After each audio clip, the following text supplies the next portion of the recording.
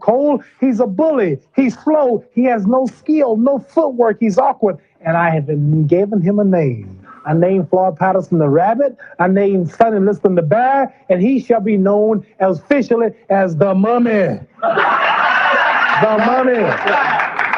And why the Mummy? Because he fights. When he's fighting, this man has never knocked nobody out cold. He's a bully. He's slow. He has no skill, no footwork. He's awkward. And I have been given him a name. I named Floyd Patterson the Rabbit. I named Sonny Liston the Bear. And he shall be known as officially as the Mummy. The Mummy. And why the Mummy? Because he fights. When he's fighting, if you ever watch him in the ring, he drags like that after his opponent.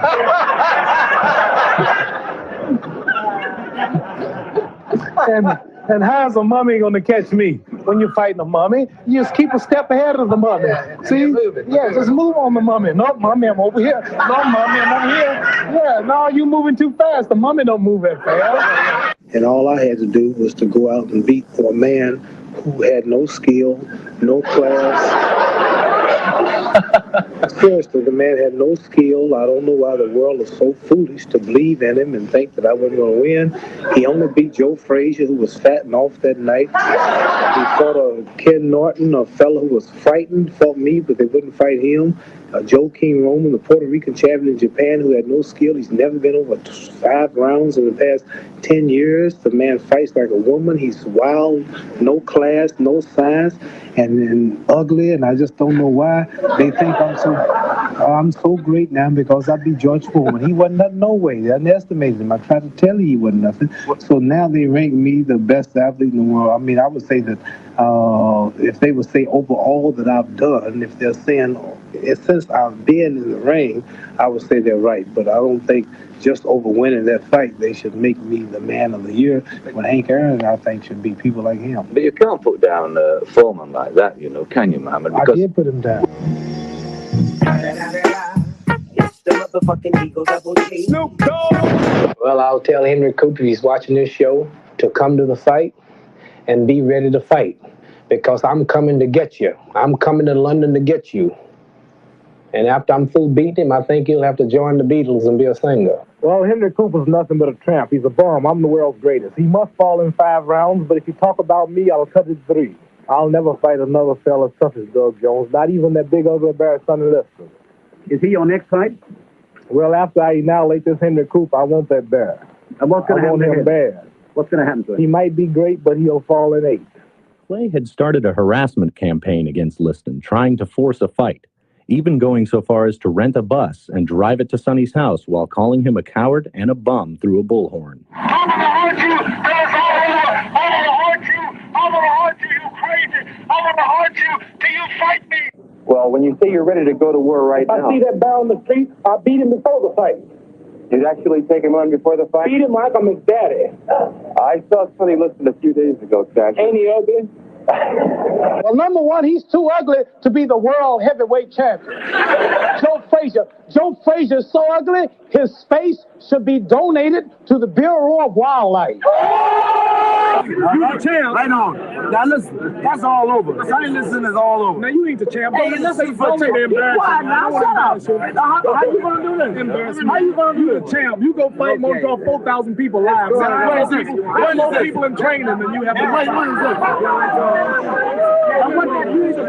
What that have You ain't following this world gate, man. You ain't nobody. They think you can whoop me. Who got the top They gun? think you can whoop me. Who got the top gun? Wait till I get you in the ring.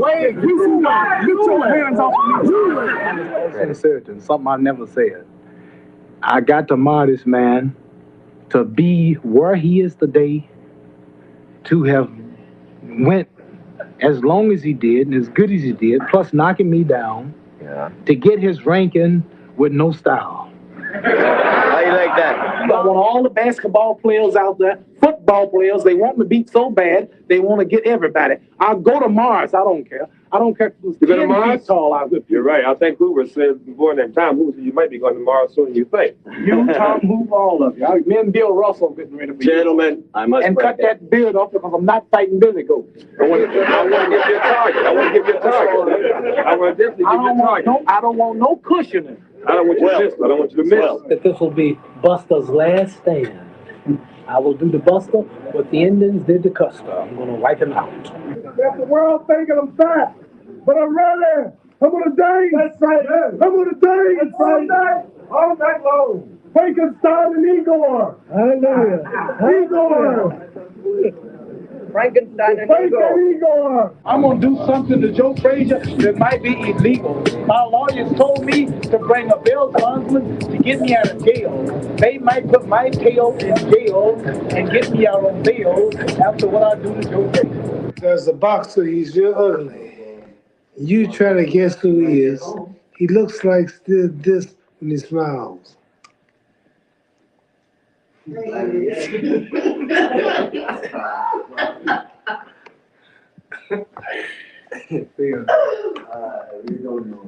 Leon Spinks. I haven't convinced these suckers yet. I destroyed George Foreman. I destroyed Joe Frazier. This man came with George Foreman. This man came with Joe Frazier. Already, excuse me, Mayor. Already he's ducking George Foreman. They said his managers just got through saying after we get the title, we're going to defend against people like Jimmy Young and Dwayne Bovick. Already they're ducking George Foreman. If that sucker's lucky enough to beat me, shouldn't he fight George Foreman? Why is he ducking George Foreman? He's already a tramp. He ain't no champ. This man has never knocked nobody out cold. He's a bully. He's slow. He has no skill, no footwork. He's awkward. And I have given him a name. I named Floyd Patterson the Rabbit. I named Sonny Liston the Bear. And he shall be known as officially as the Mummy. The Mummy. And why the Mummy? Because he fights. When he's fighting, if you ever watch him in the ring, he drags like that after his opponent.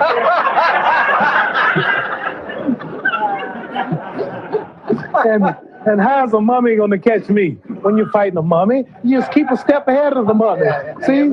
Yeah, just move on the mummy. No, mummy, I'm over here. No, mummy, I'm over here. Yeah, no, you moving too fast. The mummy don't move that fast. And all I had to do was to go out and beat a man who had no skill, no class. Seriously, the man had no skill. I don't know why the world is so foolish to believe in him and think that I wasn't going to win. He only beat Joe Frazier, who was fat and off that night. He fought a Ken Norton, a fellow who was frightened, fought me, but they wouldn't fight him. Joe King Roman, the Puerto Rican champion in Japan, who had... Yo, what is fucking going on, mate? It's your host. It's Rap Star Boxing in the building. Now do all that great stuff, hit the like button and subscribe to the channel. Look, this is a topic that I've always been interested to me. Trash talking is one of the biggest parts of boxing, but there hasn't been many people good at it. There hasn't been many boxers who can psychologically get into your fucking head, yeah, before getting into the ring. There's only been a certain kind of fighter who can talk it and walk it. And some fighters, they're just good at talking, and even if they can't fight that good. But trash talking is part of my sport. And trash talking at its best, every fan loves a trash talker. Funny enough, you don't have many trash talkers who can do it. The boxers are all warriors when it comes to the ring. But when it comes to the flamboyancy and the mind games and actually talking the talk, there ain't many fighters who can do this. There's only a certain amount of fighters who really can trash talk. And I'm going to run down a few fighters, yeah, that we're going to talk about. Even the current, future, and the past, and the history, and the fighters of today. Who does the talking and who does it at the best level? What moments do you remember when a fighter knows how to talk it?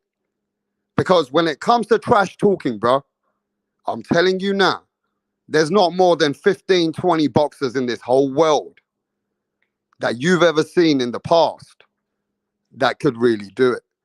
Now, we know that there's one of the greatest, and we're going to talk about Muhammad Ali. We're going to talk about him last.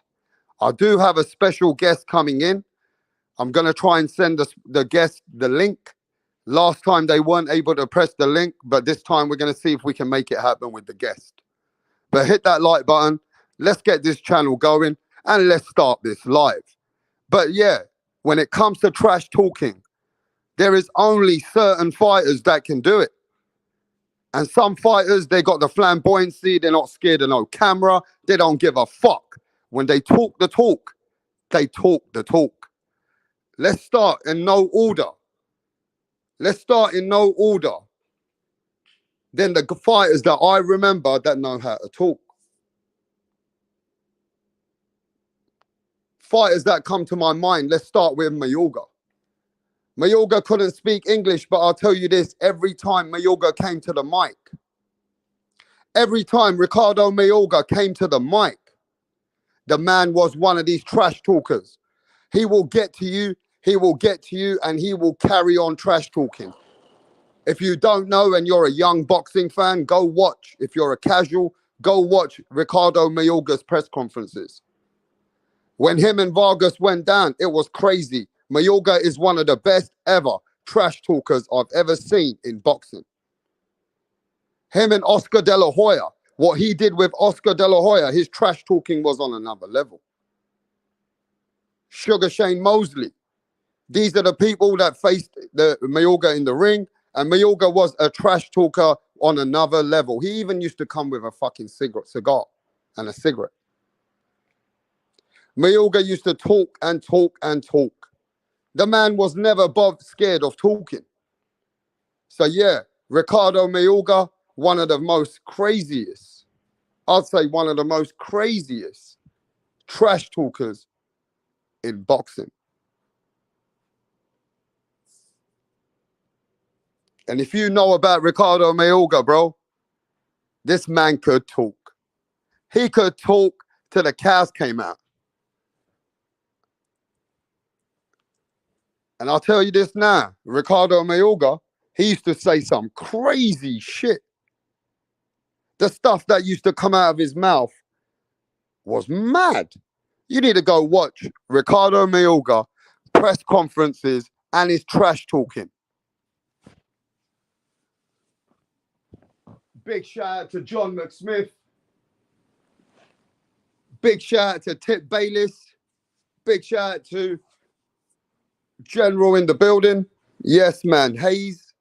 Yes, guys. Hypey in the building. What's happening, Hypey? Danny Medina. Yes, brethren. But look, guys, I'm going to keep it real with you. Everybody that you got in your brain, I've got in my brain. I already know who are the best trash talkers.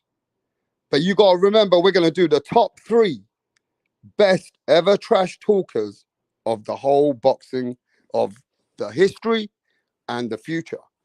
We're going to talk, yes, Benny. What's happening, Benny? But let me tell you, we're going to vote. Today, we're going to vote to say who are the best 3 trash talkers of boxing of all time. So I'm going to give you the names, and then we're going to make a vote. We're going to talk about the best ever man who ever came onto the mic and put on a pair of gloves. So yes, remember Ricardo Mayorga, because he's in the mix and he's in the countdown. AB, Adrian Broner. Anyone can get it, whether you're a Mexican, a Dominican, an African, anyone can get it. Adrian Broner was one of the best ever trash talkers in the whole boxing industry. When AB came with his fucking big comb and his dad was combing his hair, who remembers that? The can man. The can man. When I talk about AB is one of the most funniest men I've ever seen in boxing. EDP. Anyone can get it. African, the Mexican, the Korean man, the Chinese man. Any man can get it. Well, he didn't say that, but I'm saying that.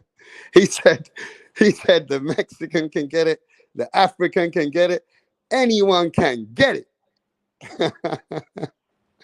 AB. Hey, AB, one of the most funniest men in boxing, bro. I gotta give it to you, man. Adrian Broner, if there's anything, I'm never gonna forget the day when you was a young man coming in with a big comb on top of your head. Yes, man, the Dominican, that's right, MFB. Any man can get it. Yeah? Hey, look, man, I'm just gonna say it as it is. Adrian Broner, he used to say anything. Who remembers what Adrian Broner said to Mayweather? Adrian Broner is one of the best trash talkers in boxing. And he's going down in the countdown. I'm going to send a link to the special guest, and I'm going to send a link to a few people if you want to come and cook it up to vote. But let me just do the nominees. This is the Oscars of trash talking. This is the Oscars of trash talking. We're going to vote today. But who remembers when Adrian Broner said Mayweather can get it? I don't care if we got a spar, we got a fight on the street, we got a fight in the ring, Mayweather can get it. Adrian Broner said Mayweather can get it. Yeah? So I don't care what anybody thinks. This is not about the best boxer. This is about the best trash talker. Yeah? I remember when AB was on Mayweather. AB don't hold back from nobody. Remember when AB got Paulie Malignaggi's girl? And he paid her to come, he looked like he paid her, but Paulie Malignaggi's ex-girlfriend. And Paulie, and AB went and brought her to the press conference. AB brought the Paulie Malignaggi's side piece. AB brought Paulie Malignaggi's side piece. That was funny, bro. That was funny, bro. Hit that like button. You're listening to Rap Star, and we're having some fun today. You know? Jessica. Who remembers that name? Jessica. Look at that. Man remembers Jessica's name, bro. Yo. Man remembers Jessica's name. You know? That was her name, innit? Jessica. Yeah. Yes, man. Jessica. Shut your soft ass up. That was funny days, man. That was funny fucking days, man. That was funny like anything, bro. All right, let's take it back somewhere. Some of the best trash talkers in the history of boxing. Don't you ever play with Naseem Hamed for all the casuals, for all the young people, the people which are under 25 years old. You guys probably don't even know. But Naseem Hamed was one of the baddest ever trash talkers, and he used to back it in the ring. Naseem Hamed had the whole of England fighters on lock. When Naseem used to come to the press conference, he already won. Psychologically, Naz, he used to get into everybody's brain. Naseem Hamed, Prince Naseem, Prince Naz. You better recognize this guy's name. One of the best ever featherweights ever to put on any gloves. But when Naseem Hamed used to come on the mic, he used to dance with, and P. Diddy used to bring him in the ring. And Naseem Hamed used to be vocal like mad. The man could talk, and the man had some fucking lyrics. And I'll tell you this now, when Naz was in the game, was nobody talking over Naz. When Naseem was in the game, there was nobody talking over Naz. But when Naz used to come out on the mic with Larry Merchant, Naz used to give it a Larry Merchant, bro. He used to tell everybody they're on notice. Naz was one of the best vocal guys in boxing. And I remember Naz used to do all those Muslim prayers. He used to do Allah Akbar and all that. And yeah, he did. Nas used to do the Allah Akbar prayers. And then he used to swear and he used to tell people, Larry, I'm just so fly. I remember Nas used to say to Larry Merchant, I'm just so fly. Such a good look at me, Larry. Look how good I look, Larry. Naseem Hamed had serious speed, Brian. Naseem Hamed was a banger. You get caught by his left fucking hook, it's good night. Naseem Hamed broke many people's jaws. You get me?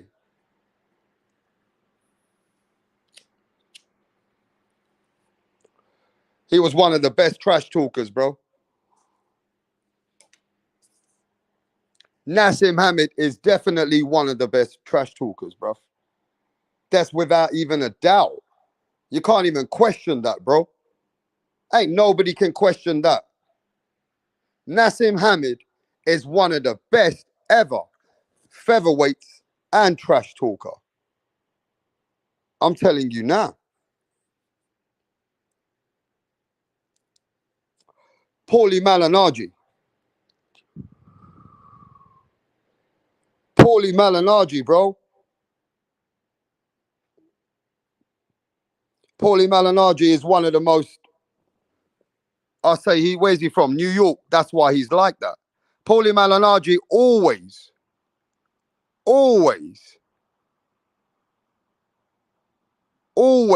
spoke a big game.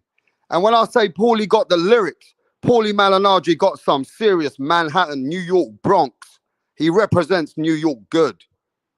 Paulie is one of the serious trash talkers out here.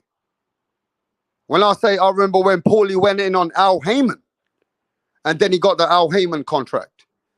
When Paulie went on I think Paulie went in on people. I remember he went in on Manny Pacquiao, said Manny Pacquiao's a steroid cheat. Paulie Malignaggi went in on Manny Pacquiao, bro. He was one of the first guys saying Manny Pacquiao cannot go from 122. Can this guy come up to 140 and beat us up? He goes, that shit is trash. He goes, if you believe Manny Pacquiao isn't taking steroids, then he said, I might as well give up boxing. Paulie Malignaggi was giving it to everyone, bro. I remember Paulie was giving it to everyone.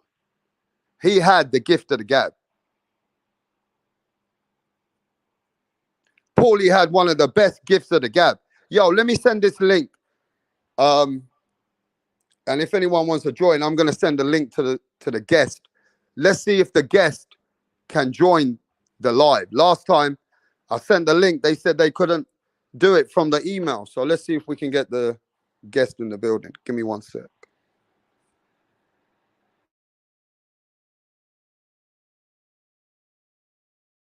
Move. 1, 2. That's it. That's it. That's it. With your arms now. That's it. That's it. What up? How are you? I'm great. Can we meet you? My name is Tunde Tupac, aka the Rap Killer. Tunde Tupac. The Rap Flexer. Kill them all. Your name is Tunde Tupac. Tunde Tupac. You can write the Rap Killer there. But Tunde is your name. Okay. Yes. Okay. Thank you. Tunde, with your dressing, I know the kind of song that you're about to present. Yes. So you want to tell us about it? Just rap game. I kill the rap game because the haters want us down, but they're not going to get us. You don't need to tell us about the haters now. Rappers, right? You're a rapper. Rapper. Good. Let's hear you. Check it. Ha ha. Check it. Ha ha. Check it. Check it. Check it. I rule everywhere. I rule. They want to take me down, but they cannot take me down. Yeah. I rule New York. I rule Lagos to Atlanta. We go to Chicago. Check me out. Check my game. My game is tight. All the haters, I shoot them in the brain. Boom, boom, boom. I've been around with my guys, 50 Cent, Tupac, Biggie, Snoop Dogg. We're all in this game together because I kill them all. I kill Tupac and I kill Biggie. I kill them all because they can't contain my rap game. Hey! It's off the hook because I kill you all now. No, calm down. You killed who?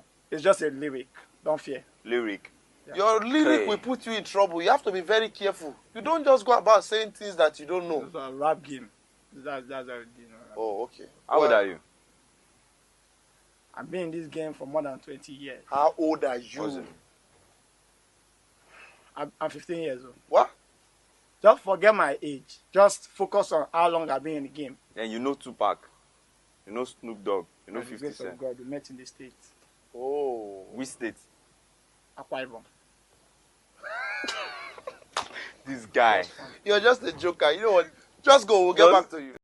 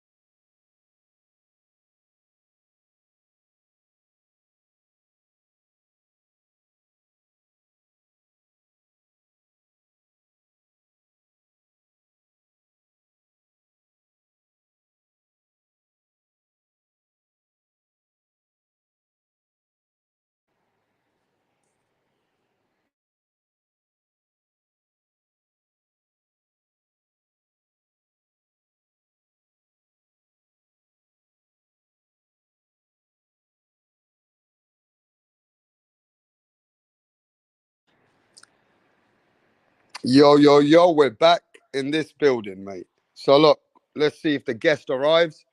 We got a mystery guest coming in. Boxing's finest, boxing's people which are in the business of boxing, you know? So let's see when they come. You know, what's up, rap star? Trash talkers don't give a shit. That's right, Benny. Talkers don't give a fuck, Benny. And when Paulie Malignaggi used to get the mic, he never gave a fuck. One thing about Paulie Malignaggi, he had some speech, you know, and he could talk. Now, he was a great talker. He was a good fighter too. Paulie was a two-time world champion. But when Paulie used to go off, I got to tell you, that man from New York, he used to go crazy. When Paulie was in it, man, he could talk it. Let's keep it moving, yeah? Let's keep it moving. You want to talk about trash talkers, yeah? I don't care what none of you guys say, but this guy had one boxing match, and there hasn't been many trash talkers I've ever seen come from Ireland and done what Conor McGregor did. Conor McGregor might go down as one of the best in the top 3 or the top 5. I've never seen a man ever come to this sport of my sport with one fight. The trash talking that Conor McGregor had was on another level. Conor McGregor took a little bit from everyone, and the man could talk. Say what you want, but Conor McGregor had some speech. I'm telling you now, Conor McGregor's got one of the best trash talking of all time is Conor McGregor. Conor McGregor earned 100 million just because of his mouth. This boy, McGregor, right? He took this whole world by storm just on his mouth. His trash talking was on such a level that it rised him up in the game and it took him to somewhere else in UFC. Conor McGregor will talk with a broken leg, like the man said. This man did trash talking on another level. I have not seen many people ever can do trash talking on that Conor McGregor level. I have not seen many fighters ever from any combat sports. He is one of the best ever trash talkers in boxing. So look, I'm going to just say, let me see if the guest can find this fucking channel, bro. Send the link over here. Give me a sec.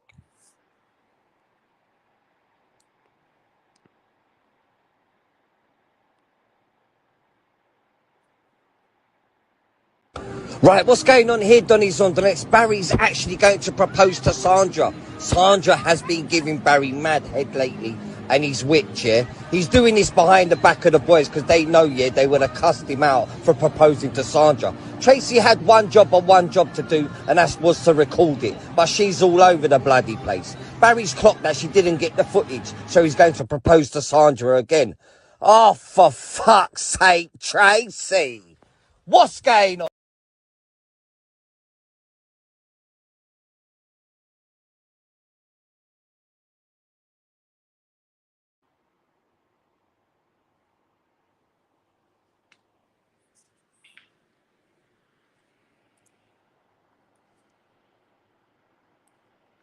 Yo, yo, yo, we're back in the building, man. Yo, hit that like button for Rapstar, you know? But yeah, Conor McGregor, one of the best ever trash talkers in the business of combat sports. Ever, ever. I've never seen a man who could talk like him, especially being a white boy from Ireland. Oh, guess who we got? Finally got the guest. We finally got the man himself, Rick Glaser. How you doing, Rick? Good, Rapstar. Pleasure to be on your show again tonight. Always look forward to spending some quality time with you here in the middle of the night. What's up? Man, I'm glad you found the link. I'm glad you did. Yep, and it worked. It's a miracle. Well, that's a miracle. But let me say this. We're just having a bit of fun, and then I'm going to ask you some boxing questions. We were just quickly running down. Who are the best trash talkers that you've ever seen, Rick? Because, you know, of course we got Muhammad Ali, but we were just running down a few names, and everybody's talking about it. Who comes to your mind when it comes to trash talkers? But before we go there, I want everybody in the chat to give a big shout out to no one else but my friend from across the pond. We got your friend here, Rick Glaser. He's in the building right now. So everybody, Rick Glaser's here right now. Go on, Rick. You know, believe it or not, Mike Tyson at times was a real trash talker. Riddick Bowe. I'm trying to think who the other ones were. There's Mike Tyson. Can you tell us some of the times, some of the times that you remember? What kind of Well, the one time when he told Lennox Lewis, "I'm going to eat your children," and Lennox Lewis didn't have any kids. Oh, shit. I mean, you remember that one? I mean, that was. I do remember that. It was brutal. Yeah. I'm going to eat your kids, and he didn't have any kids to eat.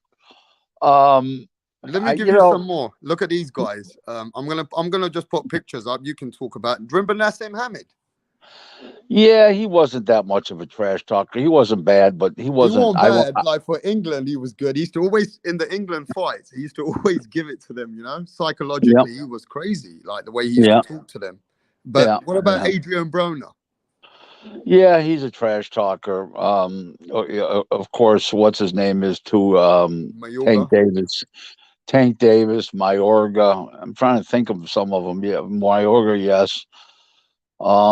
Keith Thurman. What about Keith Thurman? Used to do a lot of trash talking when he came up. Yeah, he did. Danny Garcia. Danny Garcia did a lot of trash talking too. Actually, I love when Danny Garcia got Keith Thurman in the ring, and he told the whole of those people in the stadium, and he said, "If everybody right here wants me to beat Keith Thurman up, put your hand." Goes crazy, and they went crazy. Like Danny Garcia could speak. What about this guy, Roy Jones Jr.? Nah, he wasn't a trash talker at all. More of a showman? Yeah, he wasn't a trash talker. He was actually, pretty classy. He always kept it pretty classy. I always thought so. Paulie Malignaggi? No, he's not really a trash talker. He talked a lot, but he wasn't a trash talker. There's a difference. What about James Toney? Not really. I don't consider him a trash talker. He was just a guy who, wanted to fight the best all the time. He'd fight anybody. He just had that personality, that fiery personality, and to do that, he really wasn't that much of a trash talker. A trash talker is the kind of guy what like Tyson did to Lennox Lewis, and like what Mayorga does, and what he used to do, and stuff like that. Those are trash talkers. Those other guys are meat. We were speaking about this on another channel in England, and we came to the terms that the whole of Europe, maybe in the whole of the world, that today's best trash talker today has to go to Tyson Fury. Yeah, but it's a different kind of trash talking. He just says stuff to stay in the media all the time. He doesn't say stuff to intimidate his opponent. He does it to keep his name out in the media. It's a different type of trash talking. You know, one day he's retiring, one day he's unretiring, one day he's fighting for free, one day he wants 100 million. I mean, it's talk about confusion. Yeah, You know? he don't stop confusing everyone. No, right. One day he's retiring, one day he's not retiring. Well, let's talk about the current trash talkers today. You've got another guy here in America. We see him trash talking every day, every other day on Instagram. He does it on the mic. His name's Rolly Romero. He don't Yeah, stop talking trash. he's a trash talker. Yep, he's a trash talker. No question about it. Yeah, that Rolly Romero don't stop talking trash at the moment. I mean, do you have any other fighters that you can, before we move on from trash talking? Not really. What Not about really. the Charlo? What about Jamel Charlo? He's been doing a lot of trash talking this week to Terence Crawford. No, that's more out of character than anything else. You know what I'm saying? You think that's more emotions? Yeah, it's not he's not a regular trash talker. You know, you don't, when you think of Jamel Charlo, you don't think of him as a trash talker. So, Crawford got under his skin, so whatever. You know what I'm saying? The one of the best ever that everybody learned from, should I say, it has to be Muhammad Ali. Yep, no question about it. He is the ultimate when it comes to the talking and flamboyancy. This man. I'll tell you another trash talker. Go Hector on. Camacho. Hector Camacho, when he was the late Hector Camacho, when he was fighting, he was a trash talker. Yep. Yeah, he used to do quite a bit of talking, didn't he? Yep. And he used to come out with that big shorts like a skirt. Yep. Yeah, I remember. He was very talkative, that Hector Camacho, man. Rest in peace to him. But Rick, let's take it to boxing now, where we need to be. Now you're here. Everybody hit the like button. We got Rick Glaser over here. Rick Glaser spending his time with Rapstar for you guys. So if you got any questions for the man himself, he's here. So Rick, we've been hearing certain things lately happening when fighters are getting a bit, is it insecurity, there's social media, from Daniel Dubois to another fighter, I forgot his name, and now recently Regis Prograis, that when they don't get paid on time, Regis Prograis put out today that his check did not clear. Now we're seeing on social media, though, that fighters are, when they're not getting paid that day or something goes wrong, they use Twitter to say to the world, like Regis Prograis has said today. I'm a big Regis Prograis fan. He can fight. I think he's a cool guy. He was wrong. He was 100% wrong. Okay, his bank erred and said it was insufficient funds. It was a security hold because there was so many big checks coming through, and that account hadn't ever seen that kind of activity before, and the bank put a security hold on all the checks. That's all that happened, and his bank notified him like it was insufficient funds when it wasn't. So it's getting straightened out. So okay, everybody heard it. I want everybody to know that Rick Glaser just told you exactly what happened. Regis Prograis hasn't had activity of money coming in like no. You misunderstood. The bank that the bank was drawn on, they put a security hold because that account that the check was drawn on had never seen that kind of activity, so they thought there was fraud. They call it suspicious activity, and they put a security hold on it. The owner of the company called up and said, "No, I issued those checks. Pay the motherfuckers." So that's what happened. So what's his name was getting the money wired to him, I guess half today, half tomorrow, and because I guess it's got to come out from another account, and you guys got to go down to the bank to get it, some kind of thing. But it's all getting taken care of. He jumped to conclusions because his bank gave him misinformation. It sounds like to me, because I had my banker call because I had several checks to fighters that I had broker deals for, and I wanted to make sure they were good. And I had my banker call the Wells Fargo, and they said that whatever the bank was, I don't think he said, well, I don't remember, but whatever. He called the bank, and bank to bank, they give him information they won't give to me. And in the meantime, they had a security hold on it. It's fine. Everybody I did business with got paid. Their checks cleared. If not the first time, the second time, and everything's fine. It was nothing to do with insufficient funds. The money was there. So it's just a big misunderstanding. So everybody heard it. All this stuff going on Twitter, it's all false. It was a false well, it's alarm. not false. It's not false. They didn't. No, it get wasn't paid. false, but it wasn't Right. like There was insufficient funds. It wasn't insufficient funds. There was no fraud. There was no fraud on the part of the promoter. Okay, there was but the no funds bad are intent. good. The funds are good, right? Yes, they are. Yes, they are. Now, so this goes to my second question: why are these boxers, when they don't understand business that well, they get anxiety quickly? Because Daniel Dubois got paid from Don King. He got paid. No, okay. Well, that was a different situation entirely. Okay. He didn't get paid for a month. Okay. Yeah. Okay. Yeah, okay. Now it was supposed to be wired. The fight was on a Saturday. It was supposed to be wired on a Monday, and he didn't get his fight money for a month until he sued. He actually sued to get his money, and then Don just decided to pay him. Get it over with and pay him. And he was in the right. Prograis shouldn't have said anything. He was just emotional. And when a guy fights his ass off and he's owed $1,240,000 and the check doesn't go through, he looks at it as a bounce because he doesn't think about security holds. And his bank didn't help, saying it was insufficient funds, right? Which wasn't the case. It was a security hold. So it's all, listen, no harm, no foul. Everybody's moves on. It was just it was a clusterfuck, and shit happens, Yeah. So let's move on. We got Hyphy in the building. Hyphy says, Rick, who exactly is in charge of making sure that the fighters are paid? Who is the last person? The boxing commission. Right, the state boxing commission. The boxing commission is holding the money. No. There's a bond. They have a bond. So if it goes fluey, they go to the bond, and then the bond company has to pay. So when you're a licensed promoter, you have to have a bond, or you have to have a bond to do the event to cover all the funds and stuff like that. So you buy a bond, or you put the money in escrow, or you do something. So it just doesn't, and guys like Bob Arum and Oscar De La Hoya, the bigger companies that are well known to do shows all the time, they don't really have to do that. The commission just takes them because who they are.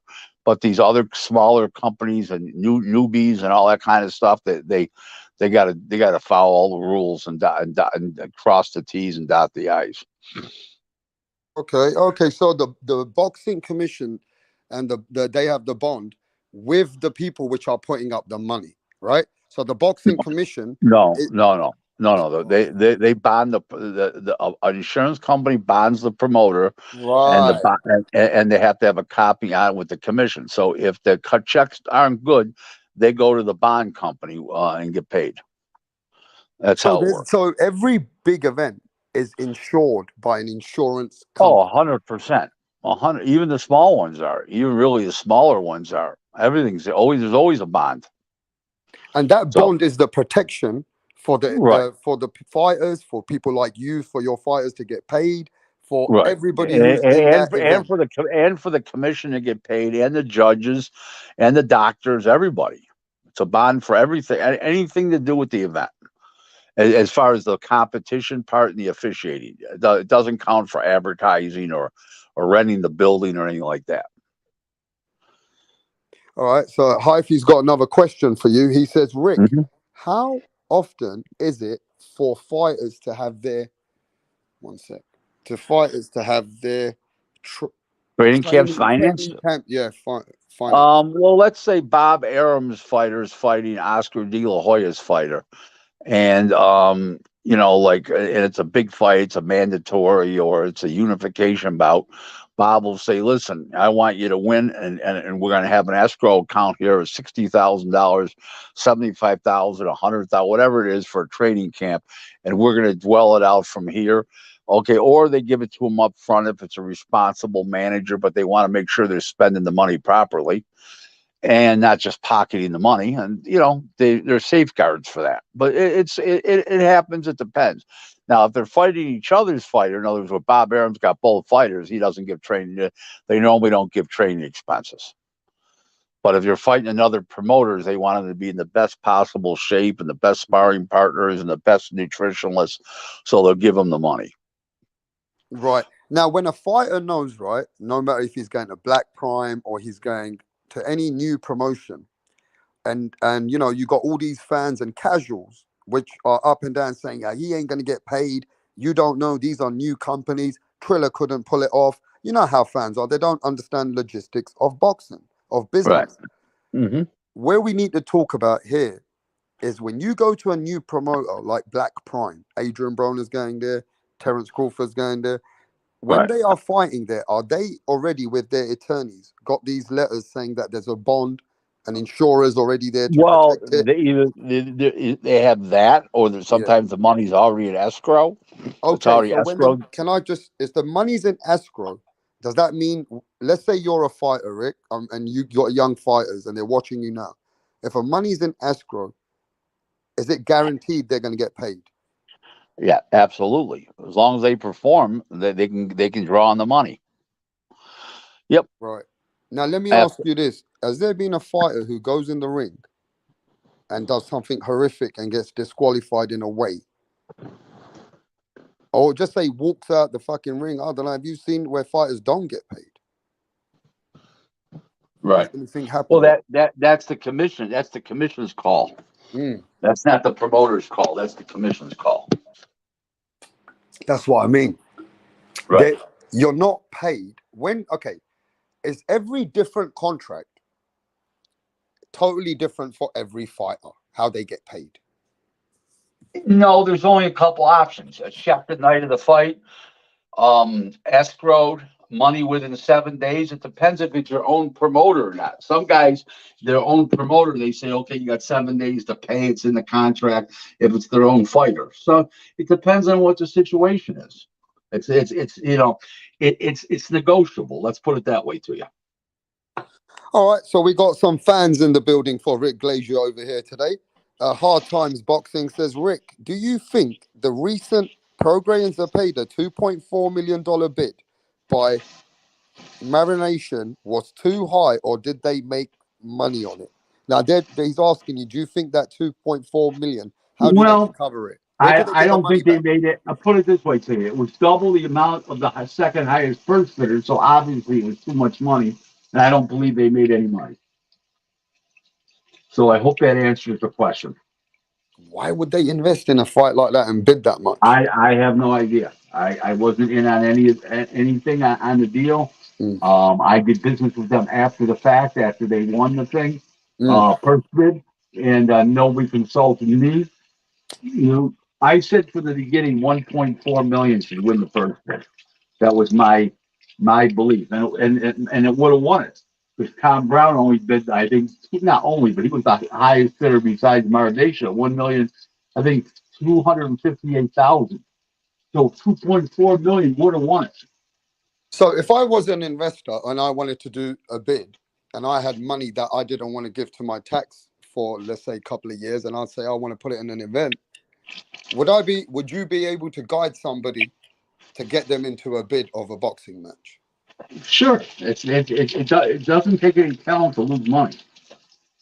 Okay. Have you ever advised or done any business in bidding for a boxing match? With what? I'm sorry? Have you ever advised a client or also had any part of bidding yourself in a boxing match? Oh, yeah. Boxing event.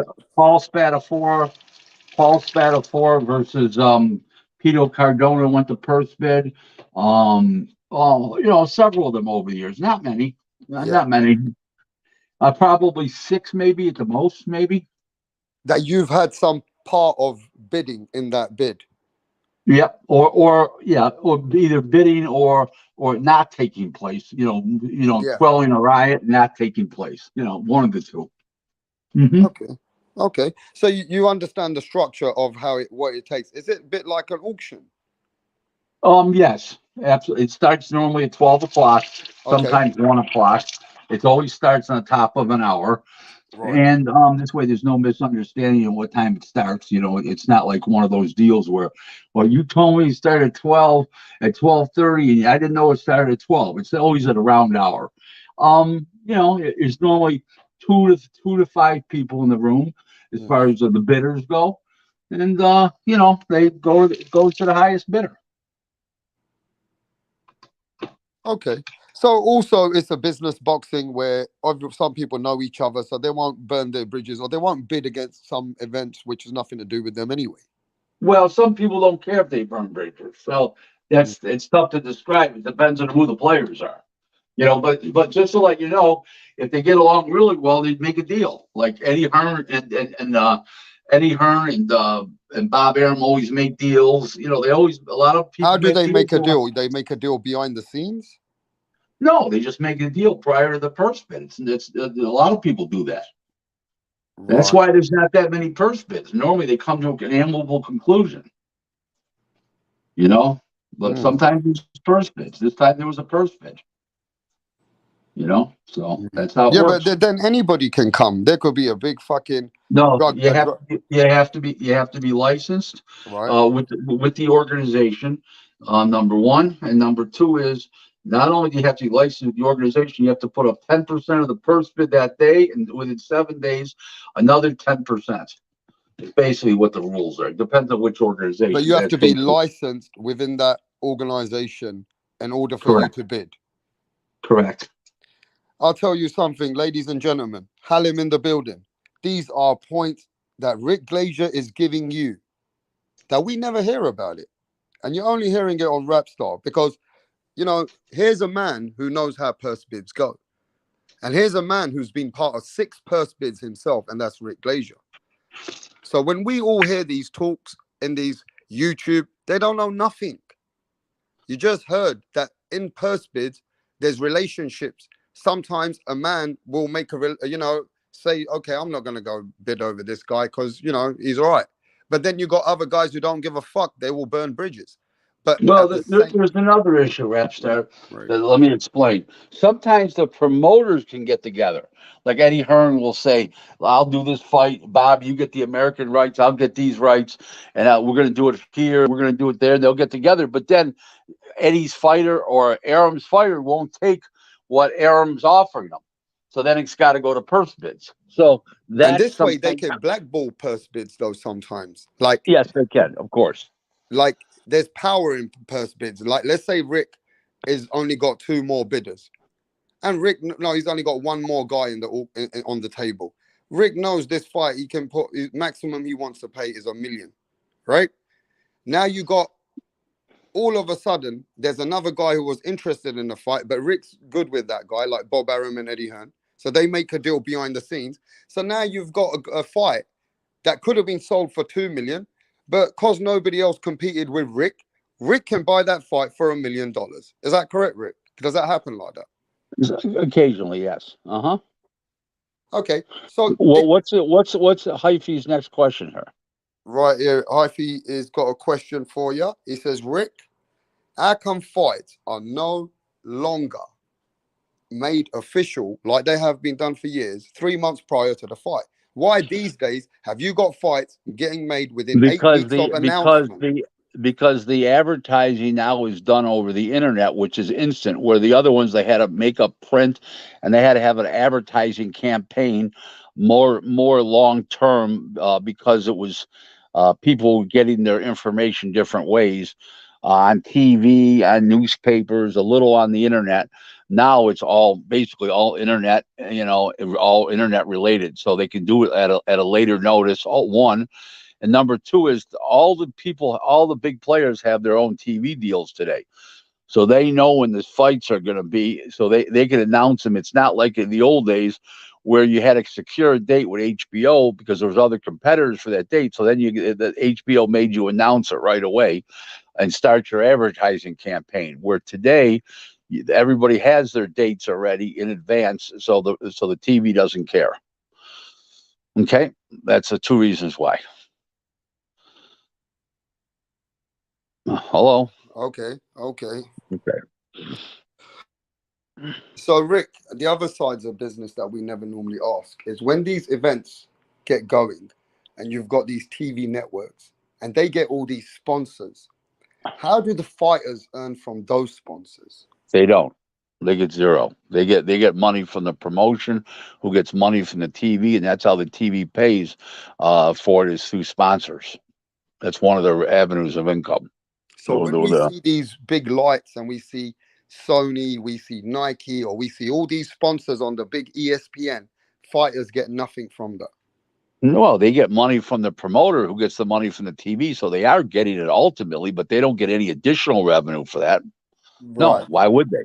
Why would they? So that's the deal that the promoters got with the sponsors on that particular event.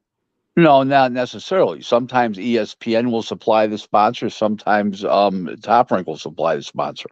Depends what their internal deal is between them and their long-term deal. Right. Now, is it true when I say every fighter has a different deal? Because we're also hearing, and we've spoke to different promoters, and we've spoke to people different, and they always speak. Some people say, well, a promoter will pay for a fighter sanctioning fees sometimes on that contract. Is that correct? Some will and some won't. It's highly unlikely. Okay, is this something that doesn't happen all the time? Sometimes it's a negotiation to close a deal. So the fighter wants 1.2 million, let's just say, and let's say he's a WBC champ. He's got to pay 3%, and the promoter will say, "Listen, you take $1 million, and I'll pay your $30,000. I'll pay your sanctioning fee, the 30,000. Oh, okay, I'll do that." So the fighter, the manager goes, the promoter saves himself 170 grand by giving him 30 grand. So that's sometimes how it works. But as a general rule, promoters do not pay for people's fighter sanctioning fees. Okay, I got that. But we have heard some fighters told us, they came on our channel, and some said that they did pay for their sanctioning fees. No, well, I just explained how that happened. It's a scam on the fighter. Oh, it's a scam, actually. They're like giving him a loan on it and say, we'll take it this way. No. What the fighter says, I want 1.2 million. I'm not taking any less. And the guy said, the promoter said, "Listen, I'll do you something. Okay. I'll not only pay the $1 million, but I'll pay your $30,000 sanction fee." So the fighter says, "Okay." Well, he just beat the fighter out of 170. Do you see my point? Yep. I see your point. All right. Okay. So we've been having a lot of this conversation lately, Rick, about how Canelo Alvarez is set up to fight our John Ryder. Now, people in England are okay with it. But what we're seeing across the pond and everywhere right now, half of these people in this chat, there's always this, oh, Canelo's taking John Ryder. This is a stupid fight. Now, this is what we're hearing, right? That Eddie Hearn at Hard Times Boxing is in the chat. He says it looks like Eddie Hearn would like to see Canelo face John Ryder at London 60K venue in the Emirates next May. What do you think of those stadium and pay-per-view sales would be? Now, I can answer, but I'm sure Rick knows the Democrat. I don't know, but let me say one thing. First of all, it's going to be a WBO mandatory because he just won the interim, the WBO interim title on Saturday. Okay, so he's going to be the mandatory, number one. Number two is he's coming back from a hand injury. He says he's going to pick and choose who he's going to fight in May carefully. And I don't see a problem with John Ryder. He's a competitive guy. It's a fun fight. John Ryder's a good fighter. He's solid. Most people thought he beat Callum Smith, and so be it. I have no problem with it. I'm looking forward to the fight. Well, it's funny you say that because there's so many people up and down and always downplaying anything that's happening, which is not to their fighter that they want. Well, not only that is they downplay anything Canelo does, so it's a little bit But of everything. Rick, let's keep it real. I like the fight because he's in my country. I'm going to go No, there, I don't. right? It's not I my like it. country. It's not my country, but I like the fight. But There I'm you going to go. be honest, and there's people from England in here right now, and I've seen them already. They already know John Ryder's going to lose, even if it comes to one arm Canelo. Yeah, but Canelo's only losing to one guy, Bivol. The rest of the guys he's beating. I mean, what are Yeah, you going to do? and those guys he's beat have already beaten John Ryder. Two of those guys. That's all right. That's all right. I get it. You get it I though, get it. right? That in business, the guy's coming off a layoff. He's going to have Right. an injury. You got to understand the logistics of it. Right. That and the fact that he's a WBO mandatory. So And that's all what that is a coupled, tune-up. all that coupled into one. You know, I don't look at it as a tune-up. There's no tune-ups at that level. Wow. Hey, listen, everybody has been calling John Ryder a tune-up on this one. Yeah. Well, What is a tune-up? Tell their people then what is a tune-up. Is a tune-up a journeyman when they're coming up? What is a tune-up? Yeah, that's what a tune-up is. A real easy fight where you guys can get knocked out in 1 or 2, maybe 3 rounds. And I don't see Ryder. I think Ryder's hanging around a long time in that fight. Ryder's a tough bastard. He's left-handed. He's good on the inside. He's sturdy. He's Is he any strong. He's better got a than good Avni chin. Yildirim? Is he any better than Avni Yildirim? Yeah, much better. Oh my God, yes, way better. Tell these guys, Rick. Tell these. Way better. Way better. So way listen, better. ladies and gentlemen, it's a good fight. John Ryder's going to get a chance to get life-changing money. Isn't that what boxing's about? A Cinderella story? Yeah, it's called prize fighting. Come on. What do you think Rick's going to do with one of his fighters who people don't ever think that should be in a ring with Canelo? It's the dream for the fighter. Right. That's John Ryder's dream. So it ain't matter what anybody else says. But Hyphy's come back and he says, Rick, what are some pros and cons of a trainer being the trainer and manager of the fighter? Too much responsibility. They're two different things entirely. And it would be like being the general manager of a football team and the coach. So there you go. Yeah, but being a manager is one status, right? That's what Terence Crawford has got, a manager and trainer in Bomac. No, he's not his manager. Not anymore, but he was. No. Yeah. But that doesn't make it right. That doesn't make it right. So what you're saying is you think a trainer should stick with training. Right. And a manager fighters fight. manager. Right. 100%. Is that so? What we're saying is essentially a trainer we're hearing gets around 10%. Can you enlighten to us that is every contract different for every fighter? There is no contract for trainers, but 10% is the standard fare. And if a guy comes in and he's already a star, like Canelo was going to switch trainers, he'll get a guy to do it for $500,000 flat. He's not giving him 10%. He gives him a flat fee. Like Lennox Lewis, I think used to pay back in the day Emmanuel $400,000 a fight, things like that.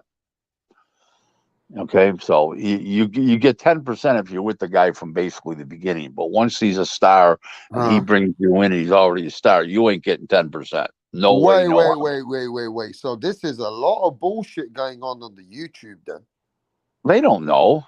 I know, but we got big channels who go to media and they're selling these stories. Rick, I want to know very carefully. Anthony Joshua earns over 60 million a fight USD. How much do you think Robert Garcia would have got a flat fee for Anthony Joshua?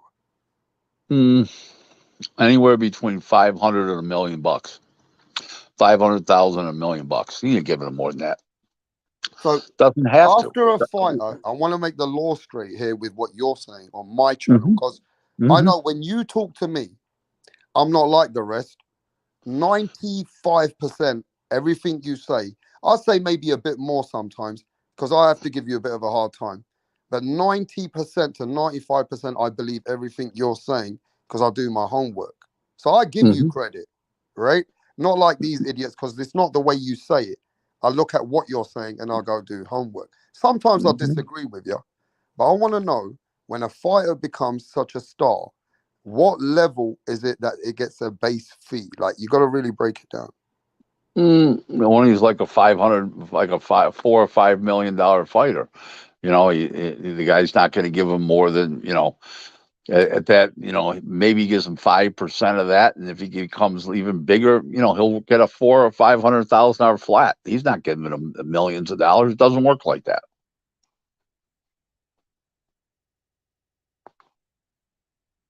So to me, you get a base rate once a fighter hits 3 to 5 million. Correct. It depends on who the fighter is, but as a general rule, yeah. Look what happened to Abel Sanchez. Yeah, sorry. Look what happened to Abel. Look what happened to Abel Sanchez in GGG. He stopped giving his 10%. He got somebody smartened the fighter up, and Abel quit. So it happened. Sometimes that happens. So if the trainer doesn't want to take less money, he'll quit. That's fine. Okay, so basically, you get your 10% until you reach a certain level. Then once you're at a certain level, you hit certain money. You now can negotiate with your trainer in what you think that you want to pay them at a straight base fee. So if you're earning 5 million, you can maybe say to the trainer, I'm going to give you 400 grand, and we're going to. Well, that's what happened with Bowie Fischer years ago, and Bernard Hopkins. Hopkins wanted to have him take less than 10% once he started making a lot of money, and he said no. He fired him, and he brought in Naseem Richardson for a song, dance, and a prayer. That's how that happened. So same thing. 10% of 60 million is like $6 million for a $60 million fighter. And I don't see Tyson Fury giving 10% to Sugar Hill. No, he's probably working on $400,000 or $500,000 flat. Yeah, but I believe fighters like Errol Spence's, Jamel Charlos, and these fighters like Crawford, which are under the 5 million, I think they're giving 10%. Yeah, they probably are. Yep. Only now Crawford probably getting 10 million. Let's say hypothetically. Do you think he's going to make a deal with Bomac and say, "Yo"? I don't know. That you're asking me something that's personal. I don't know. So I'm just trying to work it out here, because we've always been told that fighters, trainers get 10% no matter what. But that's a lie. That's a lie. It's not true. Not true. It's not true. They make a different deal once they reach a certain level. But let's move it on to this. What's the manager? Does the manager work the same way? Managers depends on what stage they're at, who they are, what time they came in. They get anywhere from 10% all the way up to 33 1/3. Depends if they invested money. Were they in on it from the beginning? Is it their second contract? So let's say their 4 or 5 years is up, and the manager says, "Okay, I'm going to keep you on, but I'm going to give you 10%." So that happens too. Right. So managers have a different deal that goes on too. Yep. So anyway, another thing that people want to ask you about, because you were very high about Zach Parker the last time you were here. So you got people saying, you know, Zach Parker like pulled out, he quit because one of his arms were fucked in the 5th round. No. I'll tell you exactly what happened. Okay, his hand got broke in the 2nd round, not the 4th. But they were going on like it was the 4th. No, it was the 2nd round. Yeah. It was the 2nd round, and it got worse, and worse. In the 2nd round, he didn't realize it was broken, but it kept getting worse, and worse. Right. The corner decided to pull him out in the 4th. He says the pain is unbearable, and the corner pulled him out in the 4th round. He did not quit. The corner pulled him out. Okay, and it happened in the 2nd round. It didn't happen in the 4th round. As far as when the hand broke, it just kept getting worse and worse. Oh, okay, it got worse and worse. I mean, hard times boxing. Okay, so let me just show you something. Yeah. Did you see this? All the black and blue on the hand. He was showing it. I couldn't see it too much that day. Well, it's on the internet. If you go to my Twitter page, I have it up. Right. So that happens when it happens earlier in a fight, and then you stop it a couple rounds later. It'll be like that. If you stop it right away when it breaks, It's not black and blue like that. It gets black and blue because you're using it more and more, and it's getting more bruised up because it's easy to bruise once it's broken. Do you understand what I'm saying? Okay. Yeah. So basically, what you're saying is his hand was just like we saw it. His hand was fucked. But then we've seen dozens of fighters who fought with that one hand, and they've Right. still managed to do great. A lot Okay, of but fighters let me I've fought explain. with. Let me explain you that. Right. Okay. Okay. Those are guys that are competing against guys that box on the outside, which is easy to do. When a guy's on top of you on the inside and is high pressure, like John Ryder, that doesn't work like that. Okay. Everybody that breaks a hand that gets through a whole fight, they're boxing guys on the outside, and the guy's not coming in. The other guy's a boxer. This guy's not a boxer. He comes in wailing in on you, and you can't survive. You can't survive another 8 rounds with that fucking broken hand against a guy that swarms all over you. Impossible. It's true. The Mayweather's done it, and so many other fighters have done it. But it's been styles Right, make but it's fights. but they're fighting guys that fight on the outside. Okay, that's how it happens. But do you not think they could have, like Mayweather could do it with Gay? Gay fought coming on the inside. Yeah, okay, but Gaddy's he's like you're talking about a C fighter compared to the one of the best 25 fighters of the last 50 years. I mean, come on, it's like night and day. Yeah, but Not a fair. John Ryder. I'm from England, and John Ryder ain't looked as one of our. He's looked as our domestic number 3 or 4 down. Yeah, but it's still he's still a good, solid world class professional. Fucking Arturo Gatti was a joke compared to Mayweather. It was like a shooting gallery. You're comparing apples and oranges. What you're saying is obviously because Zach Parker and John Ryder are more equally matched. Yeah, correct. And because the Mayweather style. was just on another level to some of the fighters he fought. Played with them. It was a shooting gallery. Mayweather did it with a broken hand. He beat fighters with broken hands. Right, but he's on the outside, and the other guy never came in. He was a boxer himself. You can do it like that. You can't do it when the guy's all over you like a cheap suit. And don't forget, a lot of hands broke in the 9th and 10th rounds, and they got through to the 12th round. This happened the second. It was only the 4th round. You know, night and day. Well, let me just say this: Hard Times Boxing on that report. It sounds like what Rick is saying is 100% facts. That a fighter makes a deal with the trainer, renegotiates a new deal once he reaches to a certain status. Right. Okay, well, he gets $2 million. He gets $2 million a fight. Eddie Reynoso. So that's a deal. That's a deal made. Right, and he's making $50 million a fight. So he would get $5 million. So he's getting $2 million. It's my point. Okay, 4%. Fine. He gets 4%. Yeah, there you go. Yeah, and it's, they're different deals.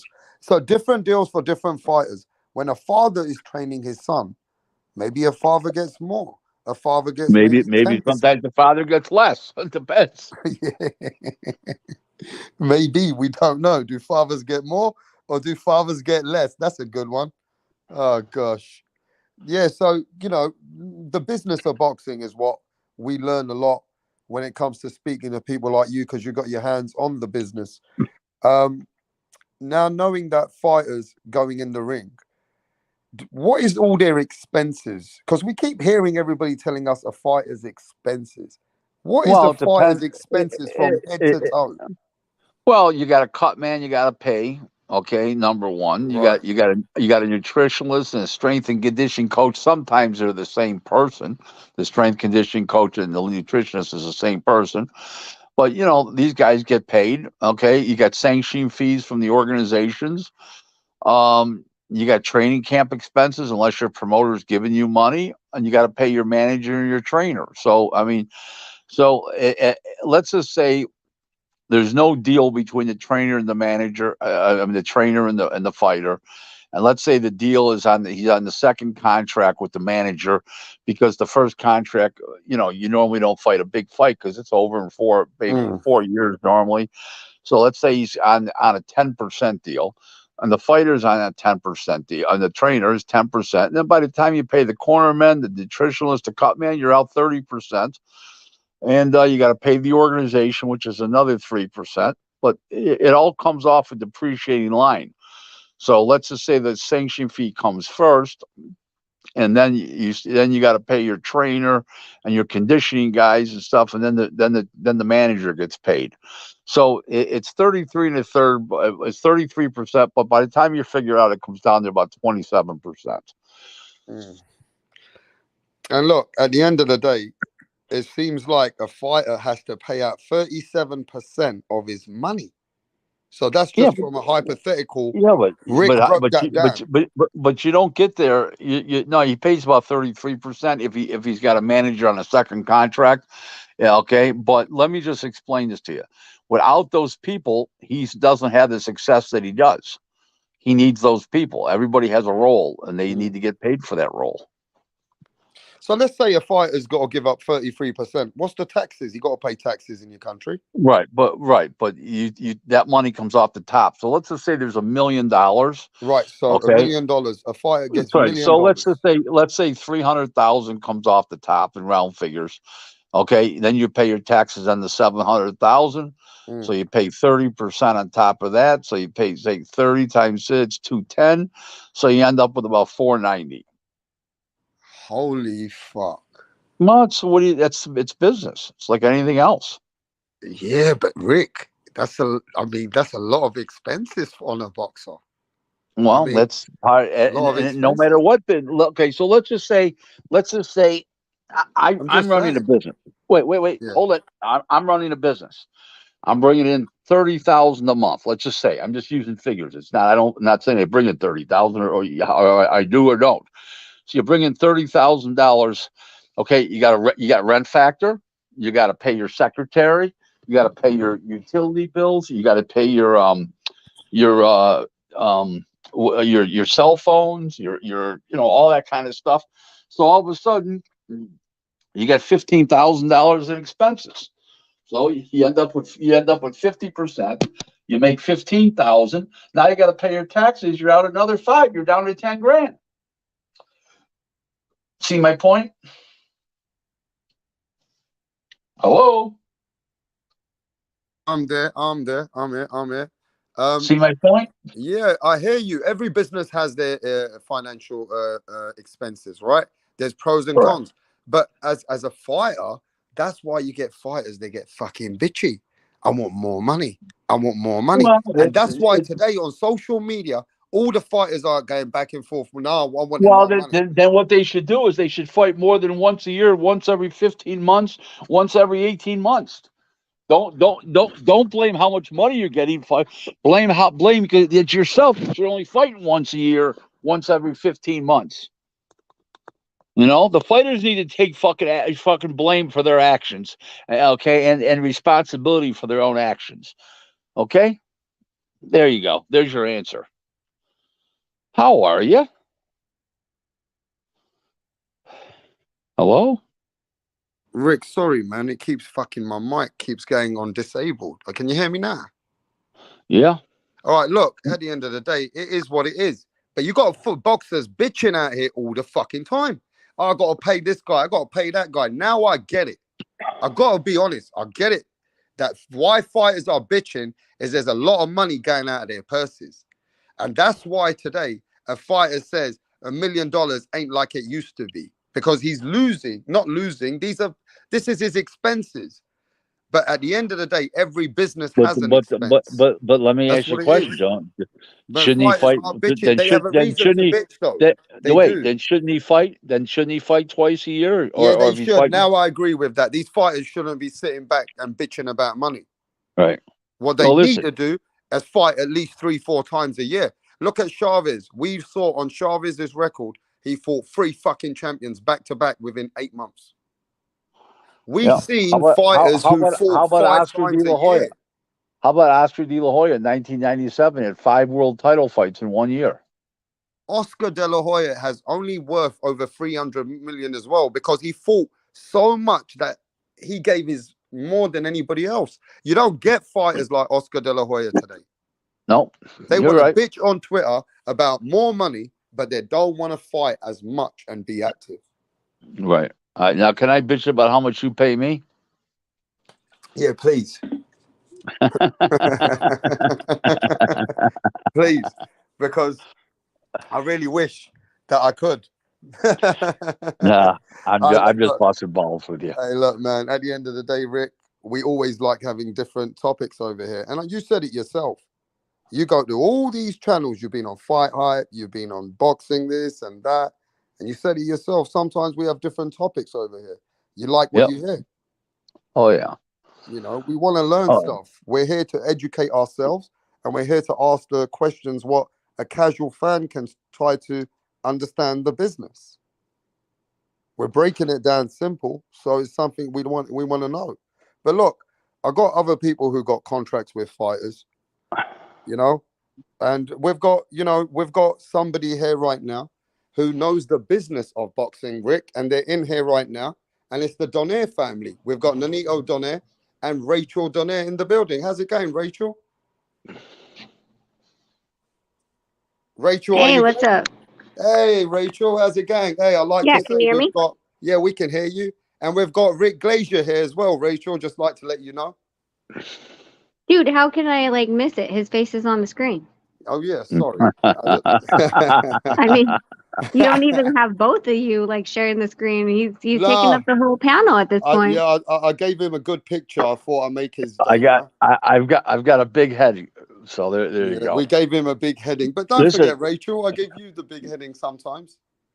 No, you always show the pictures of me and Nonito. So let's be honest, Rapstar. Okay, now you're right. Now, okay, I'm wrong. but some of the best pictures out there is as you as a couple, and they are. But you're right. I should look for pictures just of yourself. But sometimes when I put your husband there, he ends up being there on the show with you. So I don't know. Maybe I mean, he's literally next to me all the time. So there's that. Yeah. So Rachel, we were just talking, just hypothetically, certain business contracts, business deals, and I think we kind of realize fighters today, they do a lot of complaining about money. But then we also have to realize, after speaking to Rick, that there is over 33% a fighter's expense on every purse that they get. But is that different for somebody like you? Because Nanito, you're his manager, you're virtually his trainer. So for Nanito, it must be different. I mean, it's different, but we have to start from where it began, right? Where it began was with, I mean, at least when I came in, it was with Cameron Duncan. And he had a certain percentage. And eventually I was just trying to help Nonito with like the scheduling and all the fighter checkups, and he has to be here and he has to be there, because a lot of the managers, I will fucking be blatant, they make the contract, and then when it comes to fight week and it comes to like the scheduling, like, hey, you're supposed to be at HBO at this time, and you're supposed to go to this interview at this time, and you have to be at weigh-ins like at this time, and blah blah blah blah. Most of the managers aren't that actively involved, so I was doing a lot of the run work, and then I would question Cameron on some of the lines on the contract, and eventually what he did is he made me co-manager, where he would teach me on the job, right? How to do things, what to do, what to say, and things like that, and it just came to a point where he was like, you have everything, everything that I'm doing. So when we split from Top Rank, there were a number of people who had bad blood with Cameron at the time. And I had to, Cameron basically stepped aside and said, like, go for it, like, do everything that you can.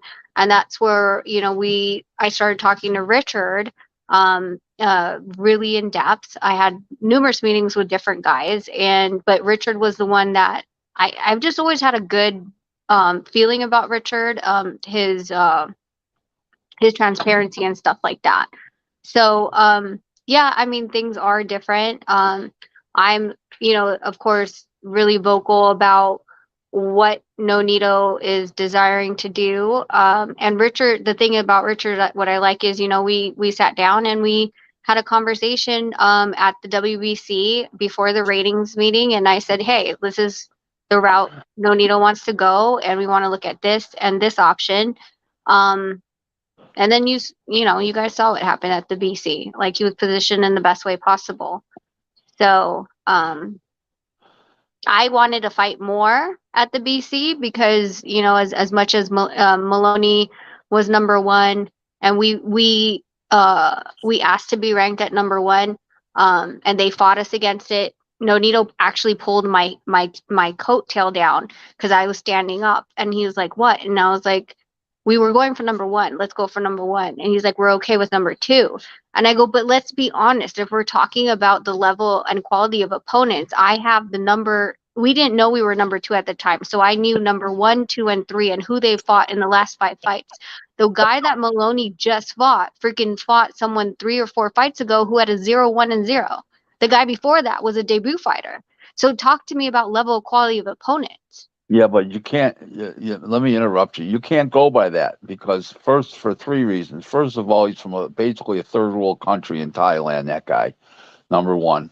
And you know, a guy falls out, and they need a visa to get in the country, and they got to go for some bum on short notice. You can't go by that. Those kind of fights are not scheduled in advance.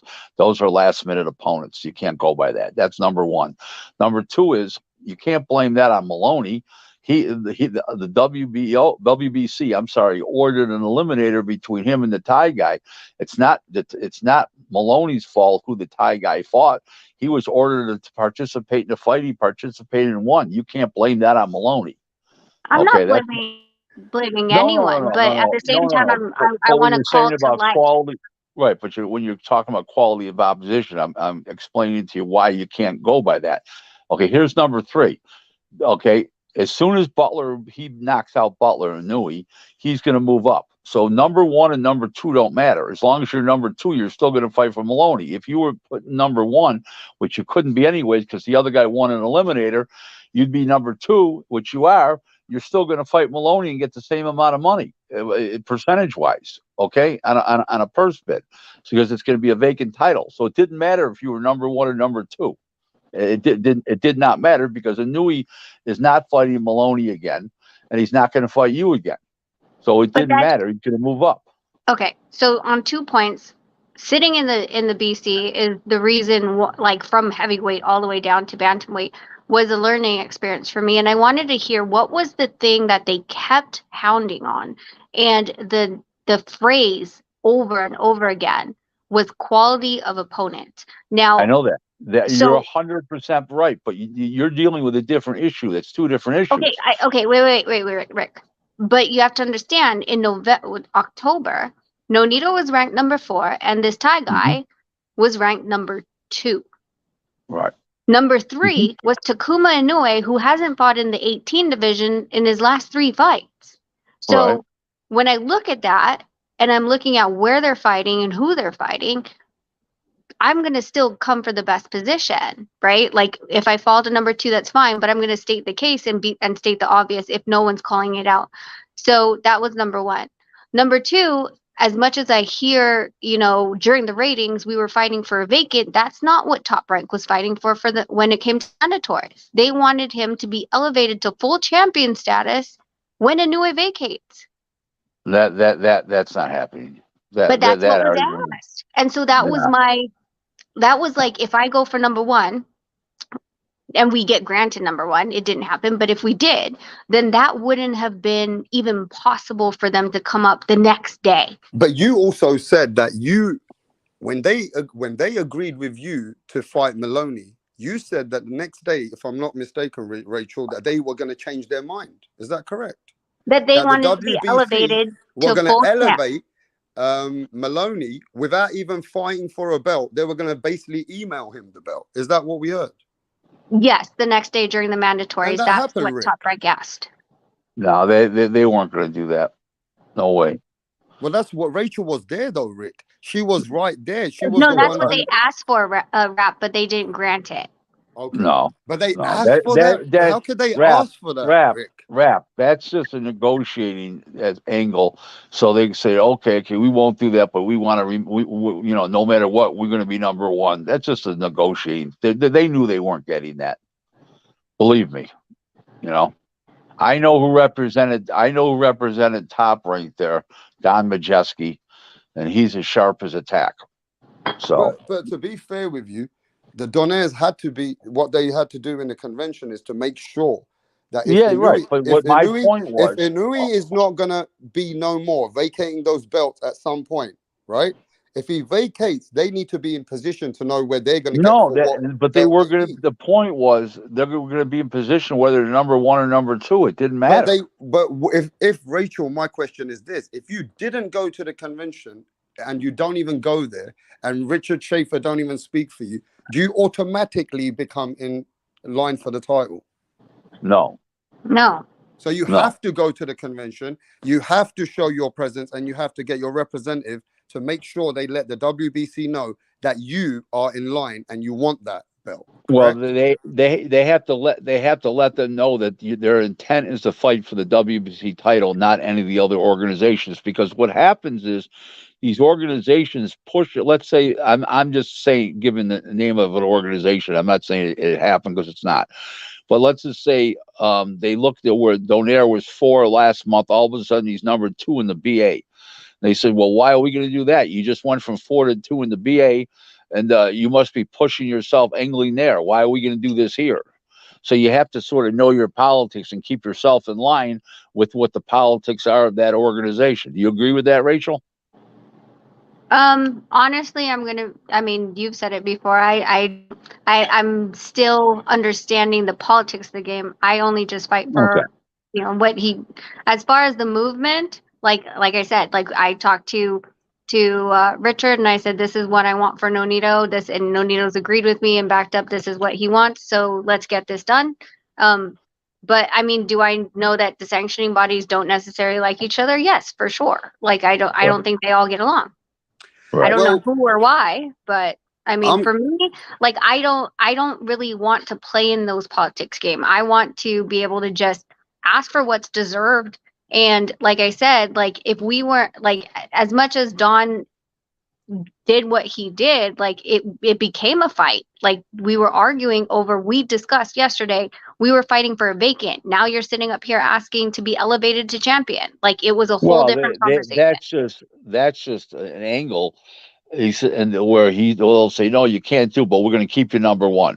That's just a play on words, just to remain number 1. Believe me, that's how that works. Yeah, but we contested, when they said it's okay, we'll fight you for the vacant title, they agreed to that. And this is why I don't trust freaking boxing, because they agreed to it at the ratings. They said, listen, we agree to fight Nonito for the vacant title. Everyone agrees. Everyone agrees. Everyone was friends. The next day, firefights started to come out, and it's like, dude, did we not talk about this yesterday? You said we're fighting for a vacant. So why are you asking to be elevated to a champion? So you're a champion. You hold on. You mean Fire Dragon? Fire Dragon, Fire Sticks, M16s, whichever your choice of. No. The guy from you're talking about, Tony from Australia. The name of his company, Fire Dragon. No. I was saying, like, basically the weapons came out, right? Like people. I'm sorry. Yeah, okay. Both sides' fangs came out because the day before we were okay with our position. Nonito said, I'm okay with number 2 as long as they agree to fight us for the vacant. They said, Maloney's team said, yes, we agree to fight you for the vacant. The next day, the story changed to them wanting to be elevated to champion without having to fight us. Just elevated once Inoue vacated. See, Rick? Politics. Well, they wouldn't have got it anyway because they didn't fight for an interim title. They fought for eliminator, so they wouldn't have got it anyway. So it wouldn't have mattered. It's not within the rules. If they would have fought for an interim title, what's that, Nonito? Oh yeah, that was Nonito. Yes. Anyway, I want to give a shout out to the champ, Nonito Donaire. Everybody, make sure you give a shout out to Nonito Donaire in the building. The man himself. Yes, Filipino flesh, I'm just in the background, right? But go ahead and say what you said. You said what? No, I'm just saying is that regardless if they get it or not, they still attempted to do it when we've already agreed that I'll take number 2, you'll take number 1, we're good to go. But then they still went in there with nothing because he already got number 1. I didn't really care to contest number 1 if we already agreed to fight and the title if it's vacated. But for them Right. to try to go around us in that way, that's exactly what we're trying to say. Well, yeah, but they knew they fought for an eliminator. If they would have fought for an interim title, then they could be declared the full champion if the other guy moves up. But when you fight for an eliminator, you don't get that opportunity. So 100%. There's other things in there that people try to fight. No, he had this whole Don had this whole speech about how it's been done in the past. Right, and exactly. So he was trying to set up a foundation for his argument to be for his request, saying that he's done it for other whatever fighters. Are they using Lennox Lewis and Razor Ruddock? I think so. Was that the fight? I don't know what it was. Yeah, but I he think said something along those lines. That's because at the time they didn't have an interim title. There was no such thing. That's the reason why, and they used that as a basis for that eliminator that Bo didn't fight him, so they gave the belt to Lennox. That was the reason, because there was no eliminator. There was no interim title. Since then, they've had interim titles, so now the eliminator no longer becomes an interim title. So there you go. So do you agree then that the way that they approached it was kind of a little sidebar to try to have people understand? No, because it does have history, but that was before the interim title. That's his argument. You see what I'm saying? Does that make sense? That was before the interim titles. No, I understand all of that stuff, but the way he prefaced his argument on that it has happened before, regardless of the fact that there was no interim in this moment, but he did try to put in evidence in the past to allow themselves to be an email champion. Yeah, like he did for Devin Haney. But that's exactly what I'm saying. What I'm saying is, Majeski pulled that off for Devin Haney. You know, that was the guy who pulled that off for Haney. But so then are you saying that it isn't possible that he would have tried to sneak this bias regardless if we had a gentleman's handshake the day before? Well, you know what? I can't say what he was trying to do, but it's feasible. Don't forget, he was there representing Top Rank. 100%. I know that, and you know, and he had. I mean, you can really tell that he is very intelligent and very experienced. That he will. He's a motherfucking shark. What he is a shark. He said he's been in boxing since he was 12 years old. He's 69. That's exactly what I'm saying. He has all the knowledge and all the data to back his claim of trying to do something. And this is why we were there the next day. I mean, give it to my queen over here who said and stated that we have to be there. We can't trust those guys, regardless what even though we've already handshaked. But the point was we were there, and she was right about it. Well, listen, you're in good hands with Richard. There's no question about that. So I wouldn't have worried about it that much if I was you. Yeah, but Rick, the question is also, Rachel is very diligent in this business. She also is the manager of Donaire. She was voted as manager of the year. But for some reason, I think a lot of people in the world saw that you didn't agree with Rachel being the manager of the year. You said on this channel that Rachel's only a manager. I will repeat. I don't need wait, Rapstar. I don't need to tell you what I said. Okay, right. I will tell you what I said. I said that she's a quality manager, but you manage your husband. One fighter does not make you manager of the year. That's what I said. Yeah, that is okay. So when Floyd Senior was managing, and he was Floyd Senior was never a manager of Floyd. Okay, he was the trainer. Keep going. But then let me see. Okay, let's look this up real quick. You look it up, because I swear we already looked this up. But I mean, either way, I mean, just because you're a manager or even trainer of the year and you have more than one boxer, but if you're moving them in the correct direction, doesn't degrade the amount of work. There's guys out there with between 6 and 25, 30 fighters that they're moving.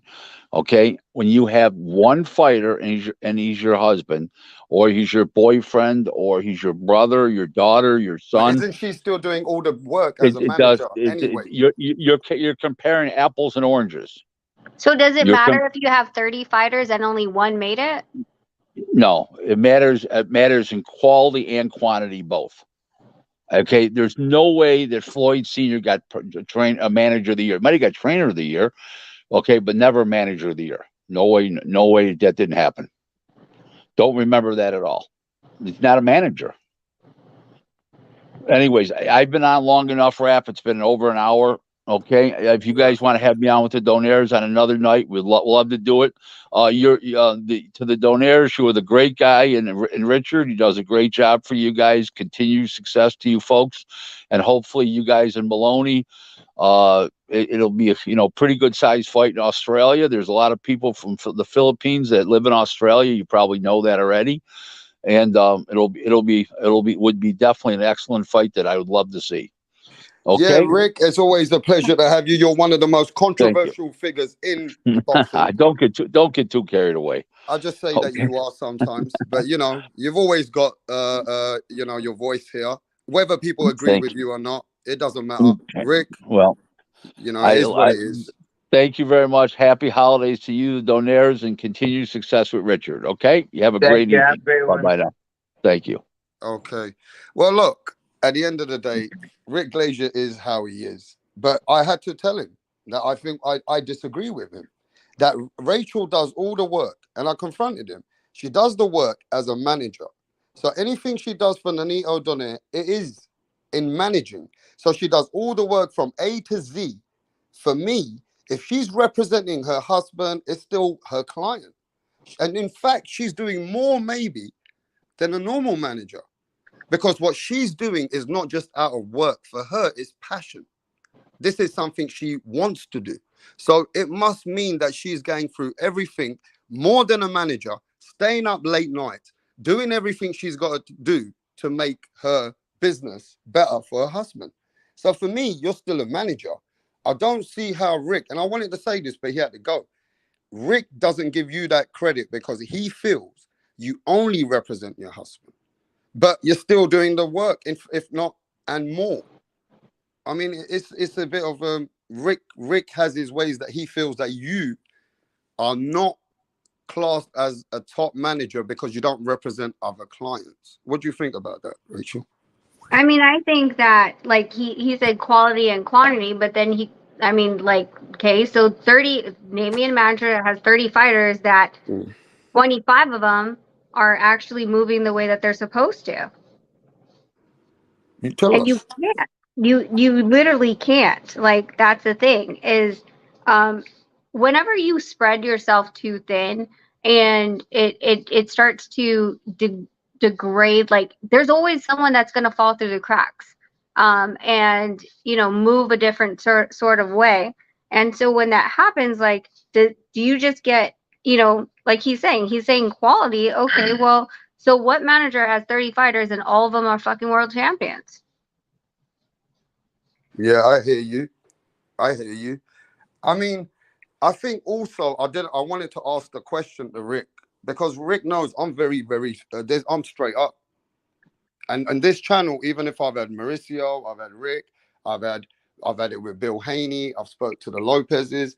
I'm saying at the end of the day, I do have my straightforward questions. I wanted to ask Rick: is it a situation that Rachel's a woman? And being a woman and a manager, does that make you feel? I don't know, but I wanted to ask him because I also think Rick is one of those men who feel like men are the top leaders of boxing. Does that make sense to you? Yeah, for sure. I mean, ultimately, listen, what I've been through, and like I could have been, we fought the best people, and because she fought for that, we when I wanted to fight somebody, we were able to do it. Wait, time out. Can I see? And this is why, like, I was typing furiously, but he didn't stay. I would like him to come back and tell me why in 1998 Floyd Mayweather Sr. was actually awarded by the BWAA Manager of the Year. Yeah, I think, at the end of the day, that's questions for each other, right? But I just felt like him saying straight to you that because you only represent your husband, you're not really classed as a boxing manager. You shouldn't be part of the manager of the year. But to say it like it's a freaking, like, I know I saw it and I just was trying to find it before he got off and say, no, he was never a manager of the year. Okay, well, this is in black and white on BWAA.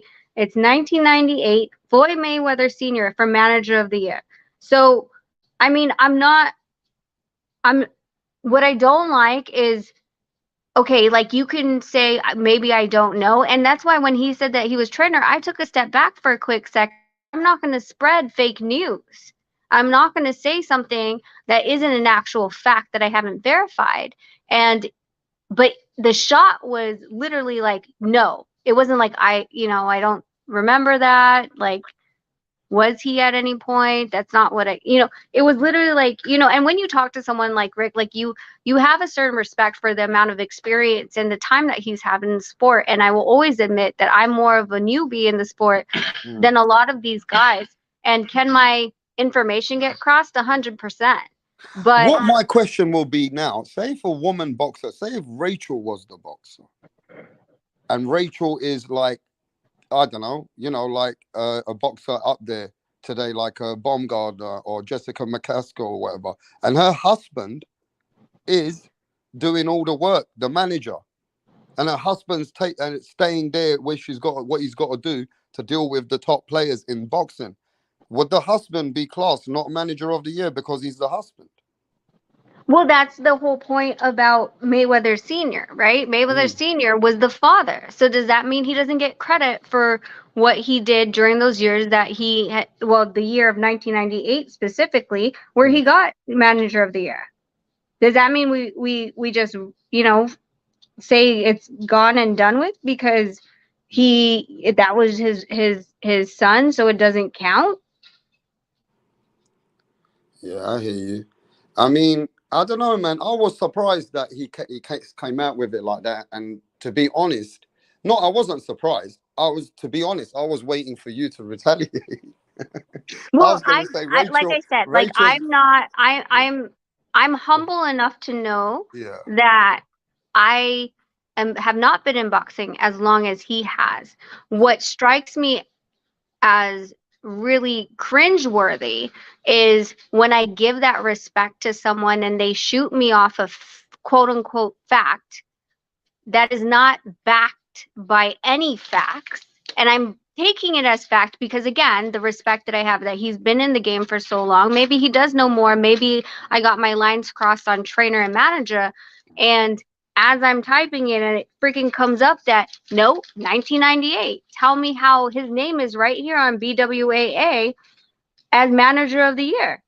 There was no, and it wasn't a co because there's other people who have gotten like co-managers of the year and stuff like that. He flat out won that year. There was nobody else that he had to share that award with. Yeah. Well, what I will say is one time I know, that Rick Glazer's very, he knows when I call it, he'll speak it as it is. Otherwise, he won't come here. He knows how I am on my channel. So I will sometimes, I remember him saying to Punch that he don't watch women's boxing. So I think I asked him. A lot of great fights in the last year.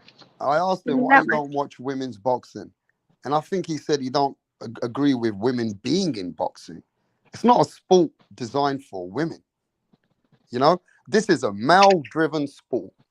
Really, that at the highest level, a man knows what it's like for a man, or if it's a man who's in the sport, of what it all takes to be in the sport. And I'm think old-fashioned men are like that, some men. And maybe it's like some people like Bob Arum. Maybe Bob Arum does prefer to do business with men because these are the old-fashioned men who only do business with men. Well, I just think didn't rap. We heard the old boys club just now. Like when he was like, I'm like, so you're saying that he tried to pull, like he's done it before, so he tried to pull it again, but it was a runaround of like, oh well, no, he was no. If you're trying to what's it called, to pull the sheets over people's eyes to spin a narrative that you want so your fighter gets a better shot at what you think he deserves. If people see it, you have to admit, like, that's exactly what he fucking did. And so, I mean, he said that he's willing to come back. Let's schedule that, because now that I just found it with Floyd Mayweather Sr. winning in 1998, I want to hear him apologize. And I also want to say, yeah, I was fucking wrong. My bad. Okay, let's move on to the next topic. But like right now, it really, like, I had a certain amount of respect for him, and making me feel like I was dumb for about 5 seconds is not okay with me. Okay? It was not. Like, because I think I'm decently smart. It's like Why did it's you like be this, so rap. quiet about it? Yeah, it's like this, rap. When fighters fight and they fight their ass off, and then the judges takes it away from them. This is pretty much like with her. She's fought for me. She's done everything So you could name up. shall we set it up? Yeah, intellectual conversation, debate. Are you saying, Rachel, that you want me to get Rick back over here? Yeah, go call his ass up. He ain't sleeping. No, but what I'm saying is, Rachel, I'm gonna ask you because I got a lot of respect for you. You know what I mean? I got your back. When it comes down to you, Rachel, look, at the end of the day, Rachel, he did not really appreciate you maybe coming straight on there like that, right? Number one, right? He maybe wants me. Maybe Rick Glaser wants Rapstar. I know what you'll say to me. Run, Forrest, run, Forrest, run. This is what Rick's gonna say, Punch. Rick's gonna say this, Nanito. He's gonna say to me, if I call him now, he's gonna say, Rapstar, you need to let me know when the Donaires are coming. All right? You can't just let people come and then you expect me to be talking when we were talking to you. He's gonna say something like that to me. So I'm gonna say to Rick that Rachel we're gonna have a nice intellectual conversation. You always say, Rick, I know you're watching maybe, that you like free smoke. So, Rachel, do you want me to set it up where the Donaires can talk intellectual versus Rick Glaser? Yes, because now I've been freaking disrespected, and for sure, because I, again, had the utmost respect for him, never had anything bad to say about him, but questioning my intelligence and what I knew, and yet I still gave him a higher regard into his own experience and what I thought he knew what he was talking about, and it's smacking me in the freaking face as I'm looking at my computer that says Floyd Mayweather Sr. was a manager of the year. So now I'm questioning. 1999. But you gotta give it to Rick. I'm gonna make him come, but he did say it, Punch. Just like Rick said it on his Twitter, he said it like that to Rachel, man. He said it. He said it. People could say it in a way that he said he don't give her credit. He did say that. I mean, if it's safe to say, if somebody says maybe you don't have much experience than me in this, maybe that could be some type of accurate. Well, she complied with that though. She complied with that. Oh, yeah. Okay. Yeah, I have no, I have less experience from you in terms of that, but what she's done, you can't deny.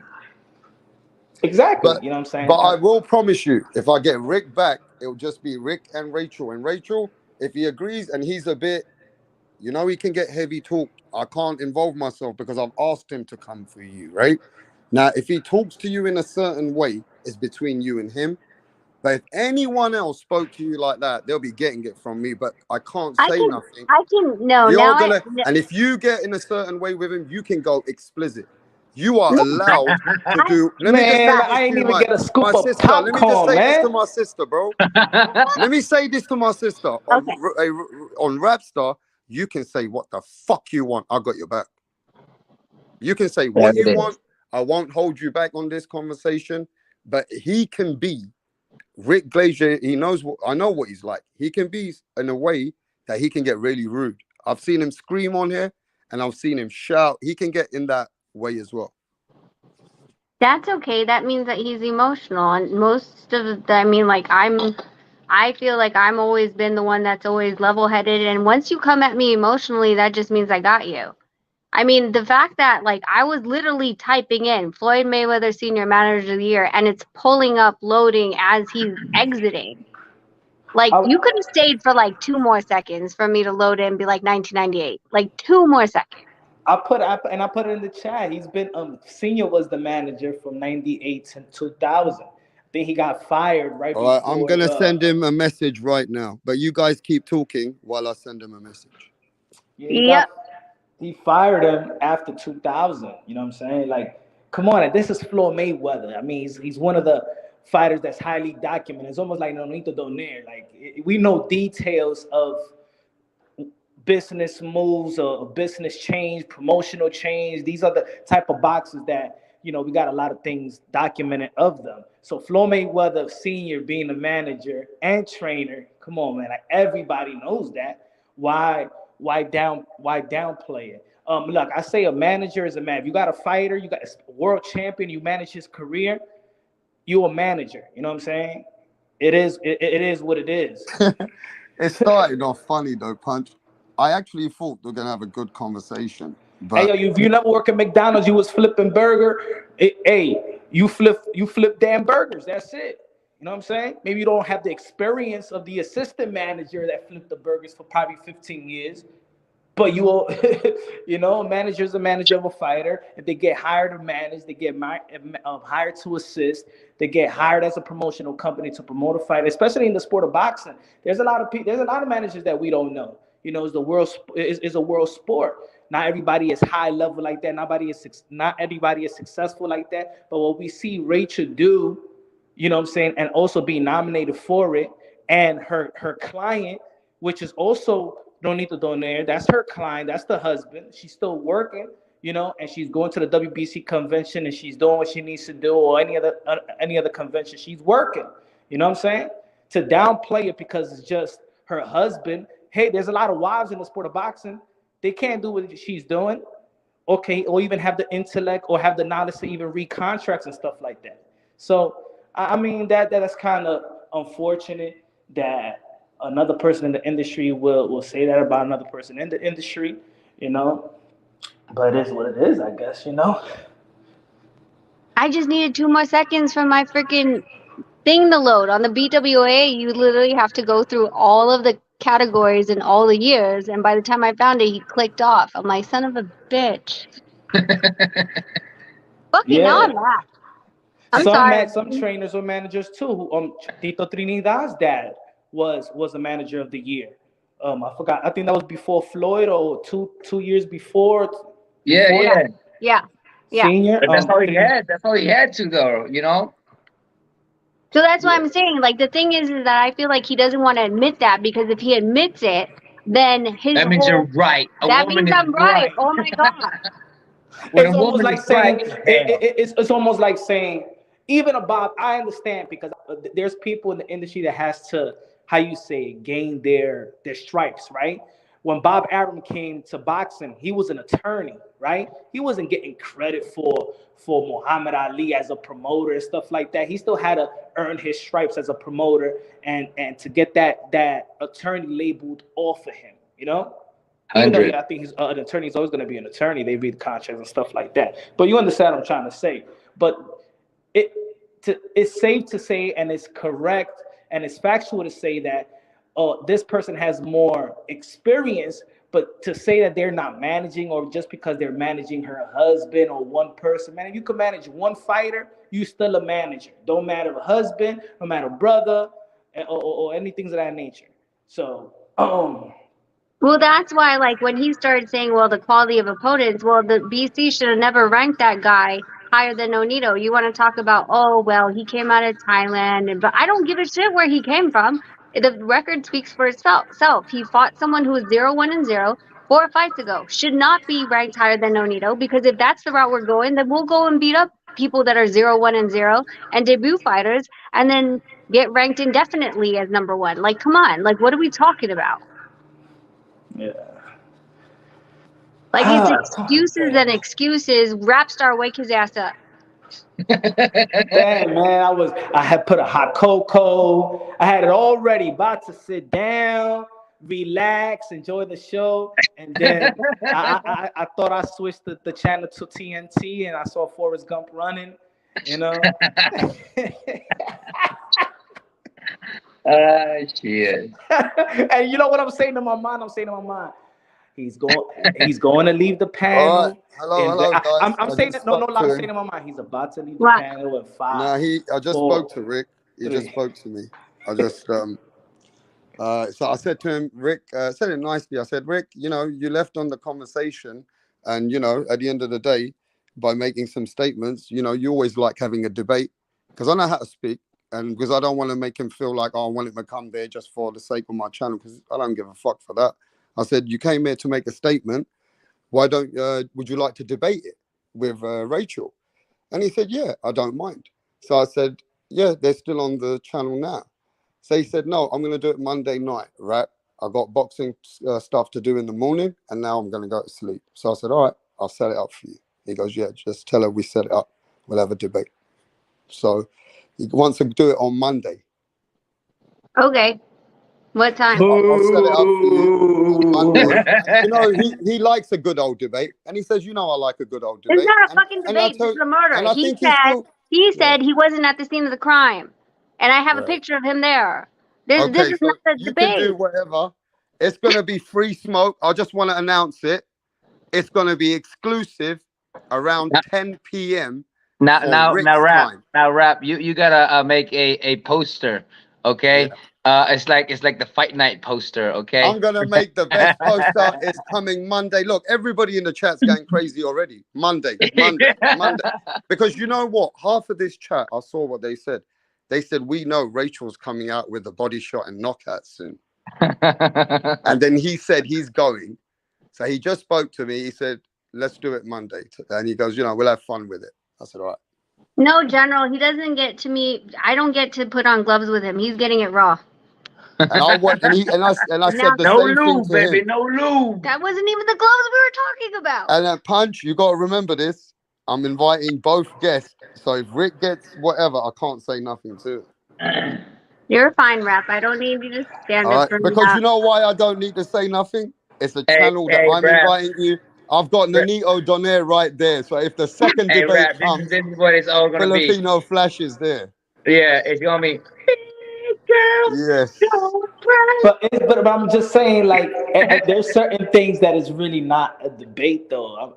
I agree with Rachel. Like, if somebody's gonna say you're not a manager, that's not factual. If somebody's gonna say that Floyd Mayweather Sr. wasn't a trainer of the year, but a lot of people agree with him. Manager of the year, that's not factual. What's really to let us know the showdown on Monday? What's really the debate?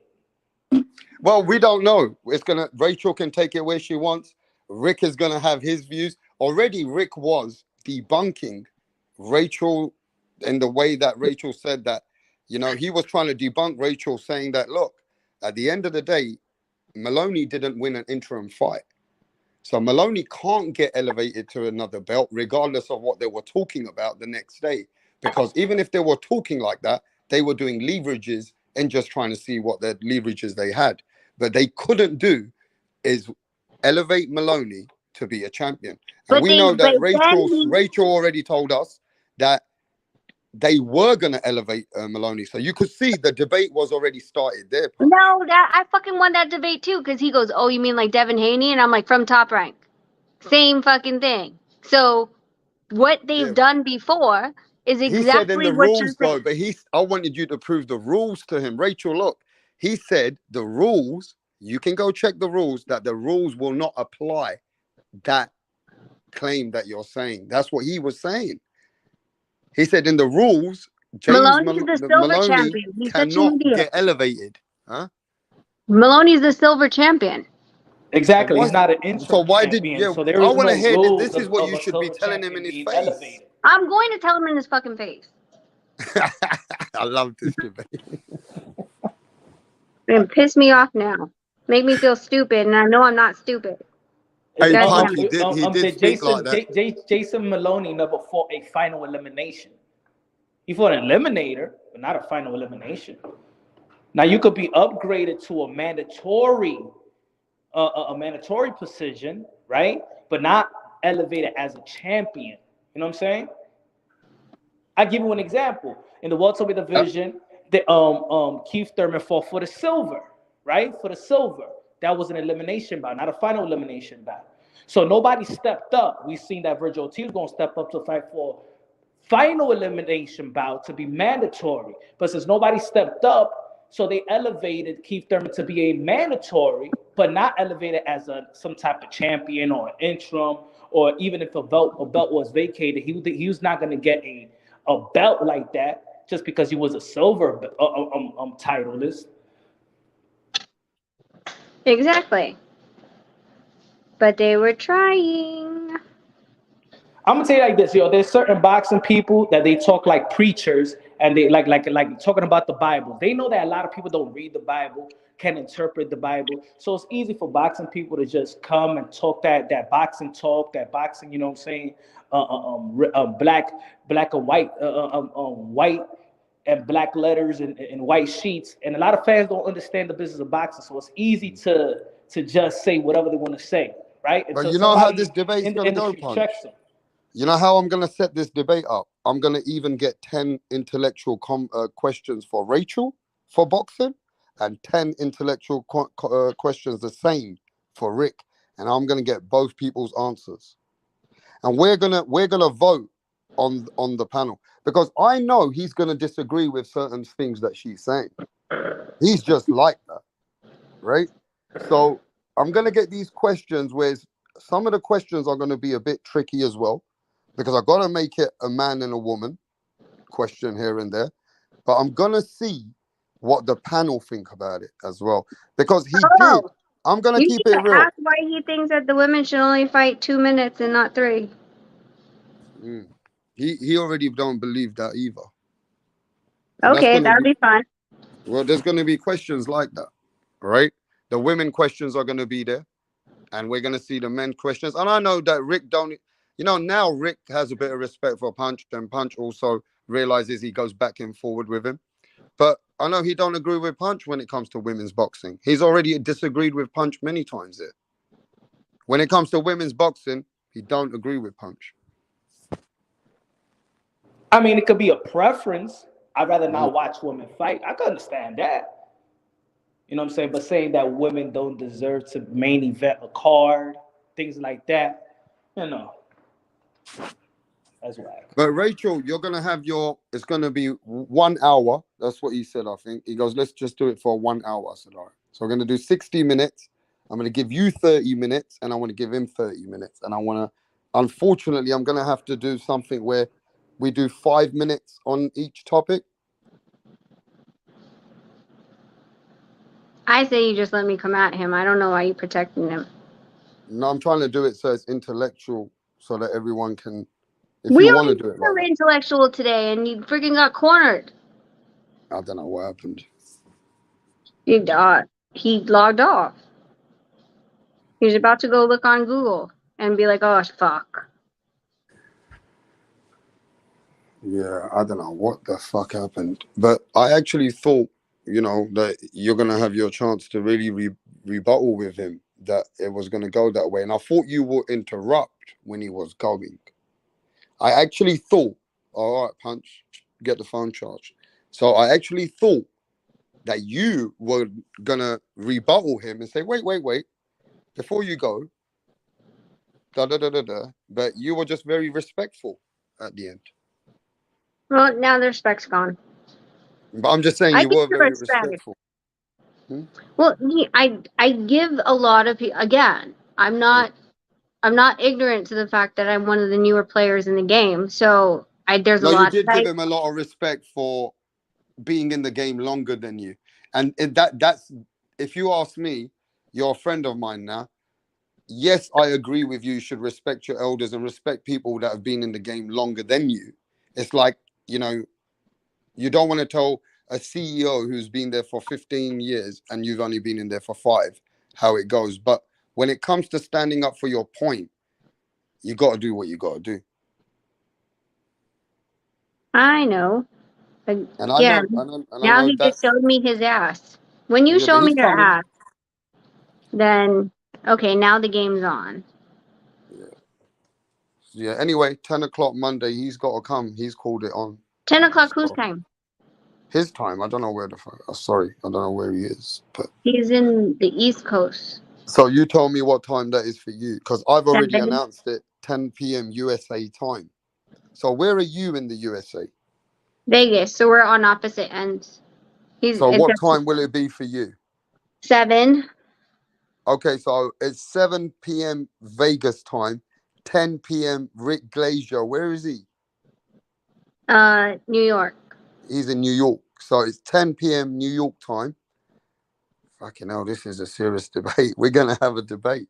But yeah, I'm even the one, when I told him, I disagreed with him. It's not like, but you know, he has his ways of saying something, and the way he said it, I was actually surprised. He said it very bluntly, the way he wanted to say it. And I said, okay, you know, you want to say it like that, it's up to you.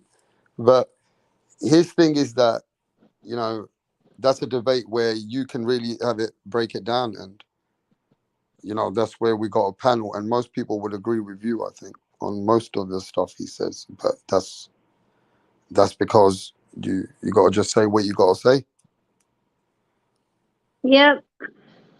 But what do you think about this Regis Prograis thing? Because Regis Prograis came out today saying that he hasn't got, his check didn't go through, and you know, people were So saying things honestly, on Twitter like I about haven't. Richard Schaefer and Probellum. I don't know what's going on. That the crazy part is I wasn't going to come on here and even talk about anything other than the LLCs for boxers, and I was going to ask him if he thought that managers are giving them good financial sound advice or recommending a financial advisor that can make the correct decisions for them, because at the top tier, after X amount of hundreds of thousands of dollars, then you're getting taxed in a different bracket, right? But an LLC can protect you from being that way if you write off, the expenses that, we were talking about, or as a business. Okay, so now let's break that down. So he says you're going to be paying 33% just after all your trainers, your nutrition, your cut man, your this. Well, he broke it down as 33%. He said a fighter has a 33% on an average expense between when he finishes the fight. Then he's got to pay 30% tax if it's over a certain bracket in the United States where he's from. So from what I'm learning, that every state must have a different tax bracket in America. Correct. Because certain guys go and fight in Texas because they pay a lower tax bracket. Certain people will go fight in a different state because they got a better tax bracket if the money stays there. So now I'm seeing that he said then there's a tax. Now what I'm learning here now, which I didn't know anyway as a business, which I'm not learning, is that an LLC will protect you from paying the full bracket in that state. Is that correct? Well, so depending on the states, like Nevada has no state income tax, okay? So that's one. Like, so we're not paying state income tax, we're paying federal. So depending on the state that you're residing in, or your state of record, is key and important. That's one. Number two, if you're doing it under an LLC, if you're doing it under yourself, right? So you take in $500,000, and then you're paying, like, so you're taking the taxes off the top. He said this, okay? He said the taxes come off the top. So that means off 100%, you're paying 30% off the top already. Then you're paying your trainer, or 10% of the net. So if you had 100 and you're paying 10%, you're paying another $10,000, okay? Instead of paying, a different way. But when it comes to a business, that becomes a write-off, and not on your personal expenses, it can't be a write-off, right? So it's these two different like brackets, and in addition to from those expenses in your LLC, it could all be sheltered within the LLC as far as the tax bracket, instead of you getting, 500, a business getting 500,000 versus you personally getting 500,000 taxed under a personal liability tax is a different threshold than when it's in a business and there's expenses. For example, when we went to the Regis Prograis fight, that was a business expense. Why? Because we own a business. We have an LLC. It's written off. And when it balances off of the taxes, our actual threshold comes lower because we had expenses that we could write off onto it. Does that make sense? Yes, it does make sense. That's So how you can do your dividends and balance it out with the taxes that you got to pay. correct, because That's it. It's just bookkeeping, really. You're bookkeeping for the correct, but CPA, a lot so the of CPA boxers can don't. prove why you do it that way. Correct, but a lot of boxers don't have an LLC set up, and when they get paid, they take it into their own Social Security. Now, when you get paid into your own Social Security, then that changes the game when it comes to income that that has been taken in on your own Social Security number in comparison to an EIN, which is your LLC. Yes. So the car you drive, the jewelry you buy if you have to, the clothes you're buying to go to an event, the event plane tickets, the event you bought drinks, whatever, all those things are written off as business expenses. And So you're you an can use it employer. against your taxes. Correct. And then your personal expenses, like, hey, I want it for food, fun, and fashion, then those things that I'm going to the theme park. Okay, well, those are your salaries, right? Like, and then when you're in camp, then when you're eating food for your training for those 12 weeks or 16 weeks, depending on, what you do, then those get written off as business expenses because your business is actually using your name and likeness. And your name and likeness, you have to train and you have to put food on the table for you to be able to perform, which is what the business was set up to be for. So all these things get written off. Now, when you see these fighters, which have got LLCs, and you got these fighters which have got big cars, like huge $300,000-400,000 dollars, right? Mm-hmm. Cars, right? Mm-hmm. Are they claiming those cars off of those LLCs? Are they able to claim luxury cars like that? Yes, you can. But it has to be in the business's name. The insurance has to be in the business's name, et cetera, et cetera. So you can't own it personally. The business owns it. Okay, so where's your Pagini? My what? Pagini, or do you have what do you have right now? Do you have yourself a Bentley? Our weekend car is the convertible M4. Oh, I like the M4. M4 is a nice car. I love it. And it drives it's got an engine of an M5, but it's well, and sportier. it's beautiful because, we live in Wait Vegas. there, So, you got an M4. What liter is that? What's your engine size? freak, I don't remember because So it it's not wasn't. like an M5 then. M5 has a different engine. But yeah, M4s are nippy though. They're fast.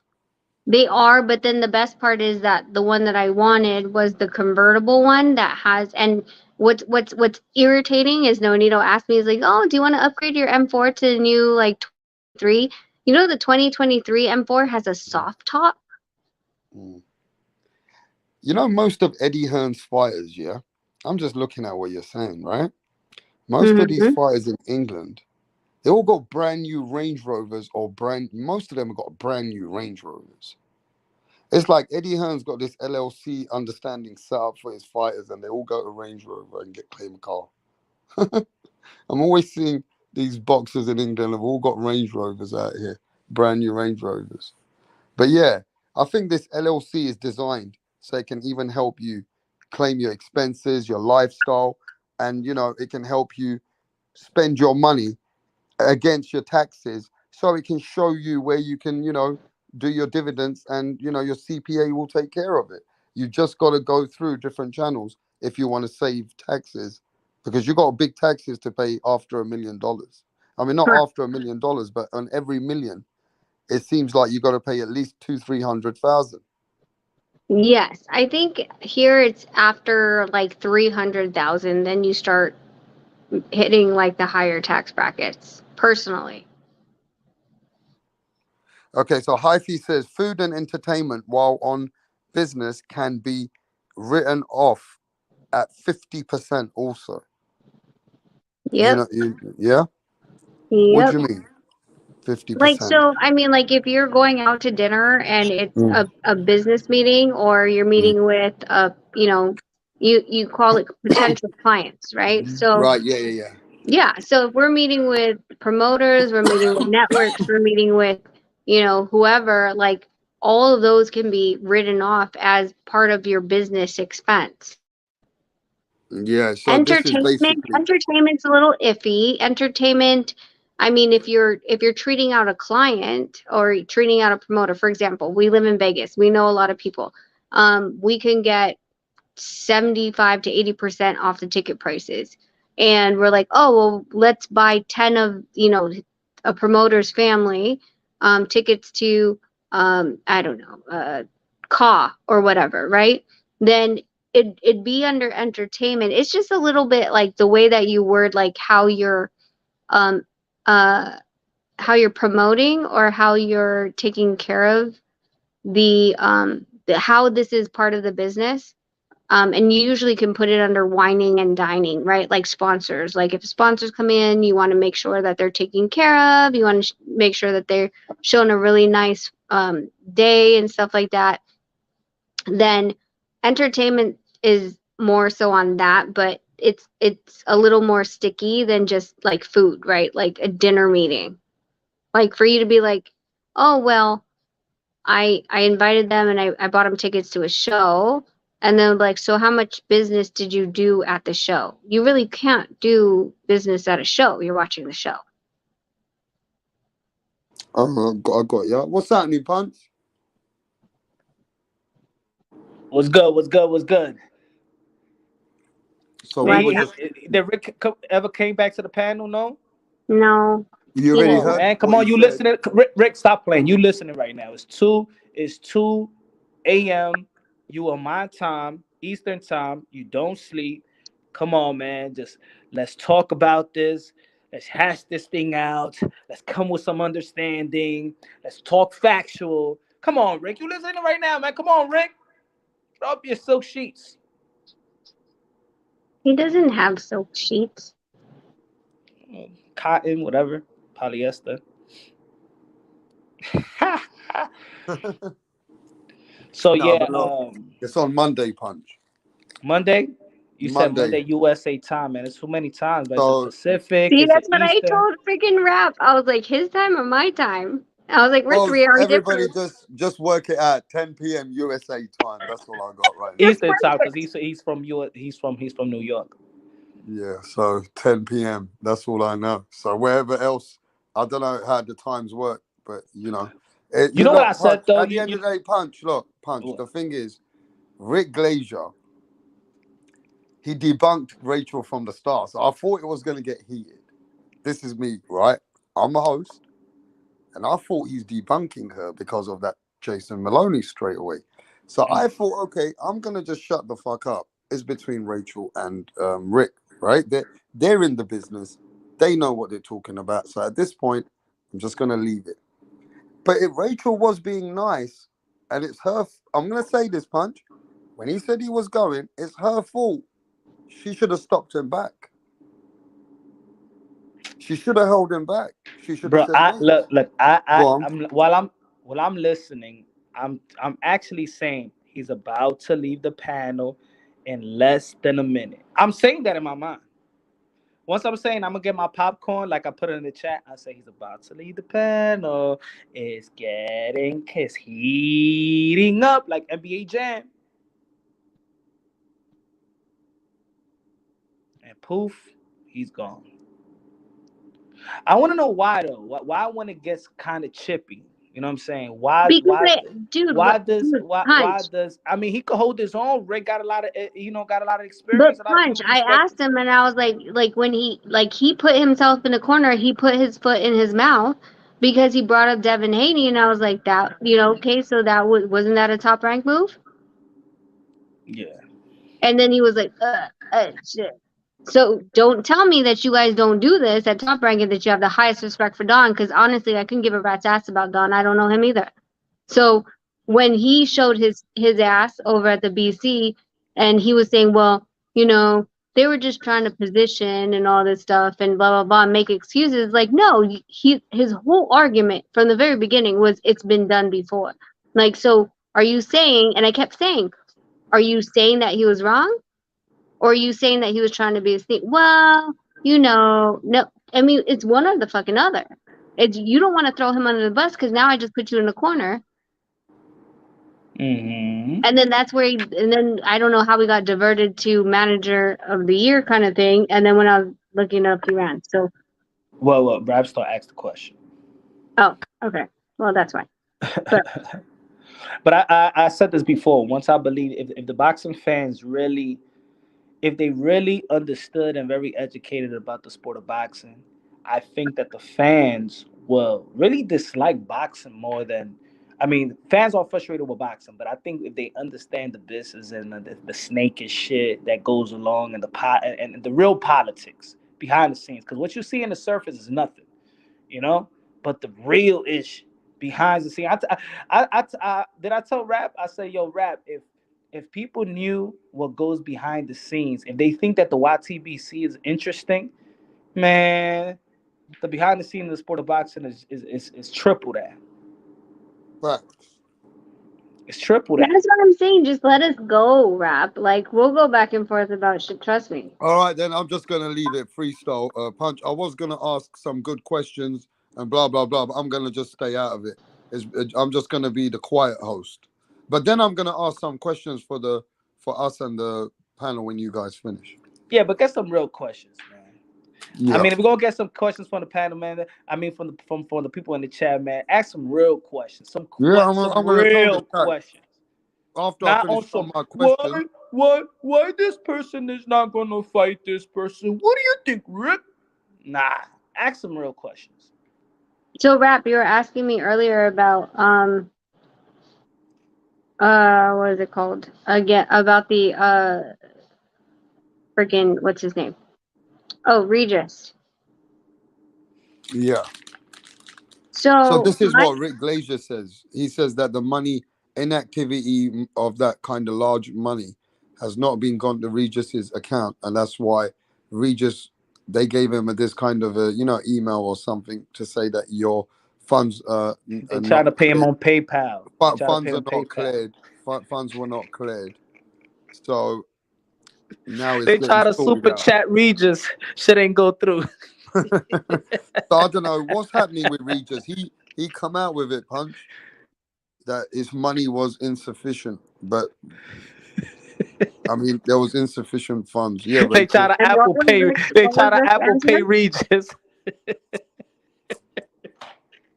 I don't know. Say again. They try to Apple Pay him. You're being funny, Punch. Trying Apple Pay him. The check fucking bounced. He said.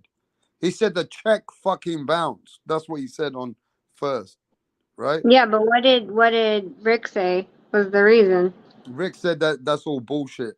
The kid didn't realize that kind of money has never been in his account. In this account that he was using, the bank withheld the check.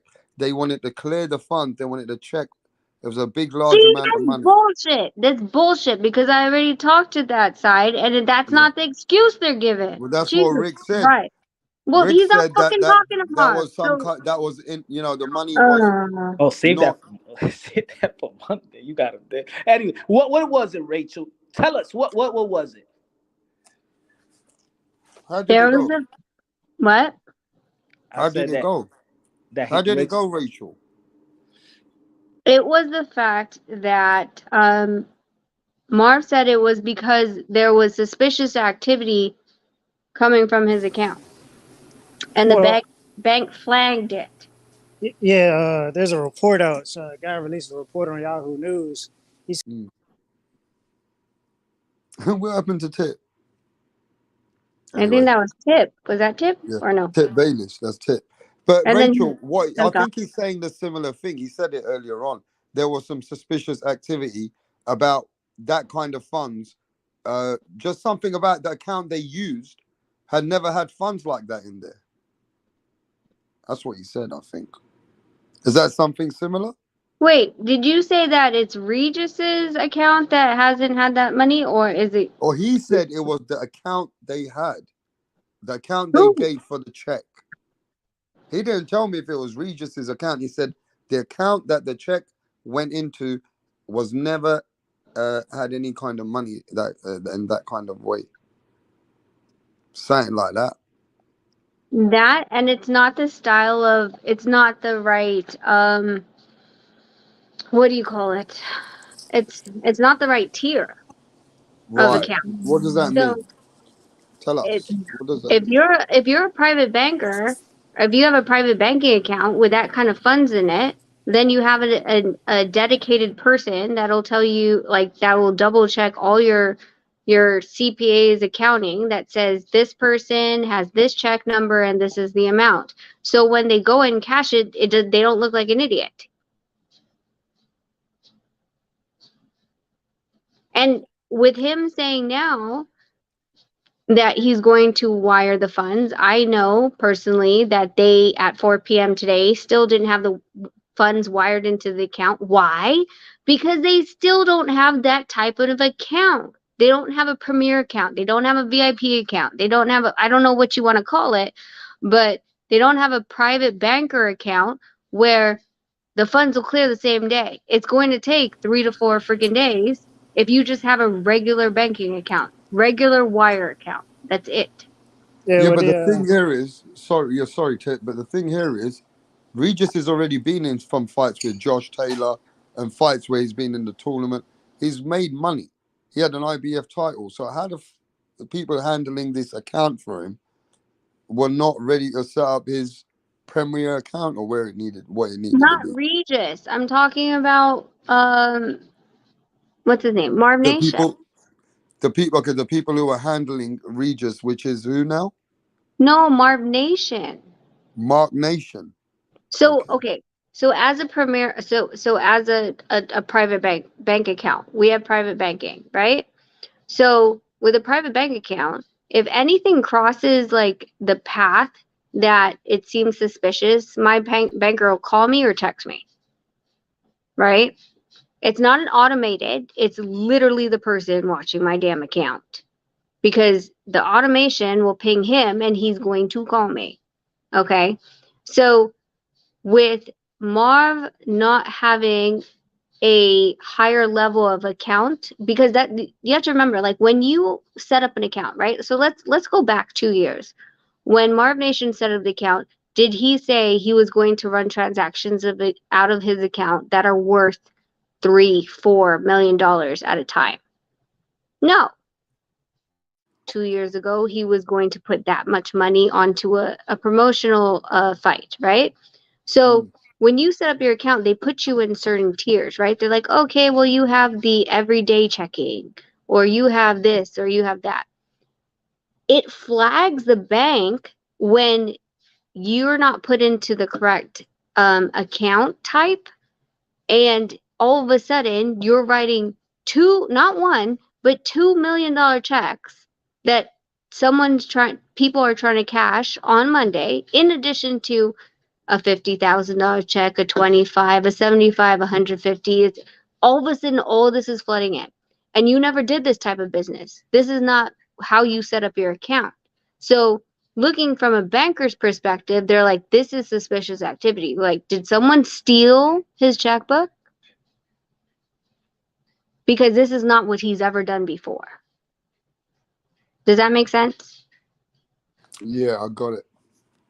No, I got it. And because the account was a different type of an account. It could be an everyday checking account. All of a sudden, 2 million, you know? Correct.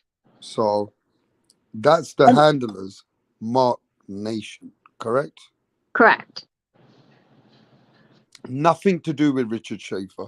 Nothing to do with Problem, because they are not handling that side of it. They are in the contract, but they know there's insurers in place. They're not in the contract, Rap. It was a freaking purse bid. Okay. No, but the contract meaning like Richard Schaefer as a manager, he represents as a promoter. as a promoter. He represents Regis, right? Correct. So he doesn't overlook the finance side for Regis, right? Is that what you're saying? No, he will. Like if something like this happened, and I know that, you know, Richard has been on the phone since early this morning, trying to clean this mess up and making sure that Regis gets paid. But when it comes to a purse bid, the promoter that won the bid is the one that disperses the funds. The promoter that you have has nothing to do with this. It's not like Probellum ran the card or even co-promoted the card because they didn't win the purse bid. So they're pretty much off hands of everything that has to do with how this promotion is ran, how it's paid out, debts, anything like that. Their hands are off of it. Chuck says Rick Glaser said that the money that came from the company paying Regis didn't pay him because the bank thought it was a fraudulent court cause. There was multiple checks withdrawn. Regis thought it was insufficient funds. Okay.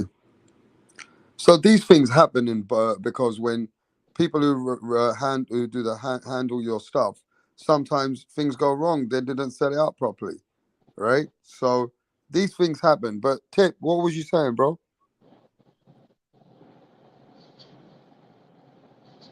Tip, are you there? I don't know where Tip went. Punch, are you there? I can't hear Punch. So Rachel, are you here? Yeah, I'm here. I don't know what happened to Punch.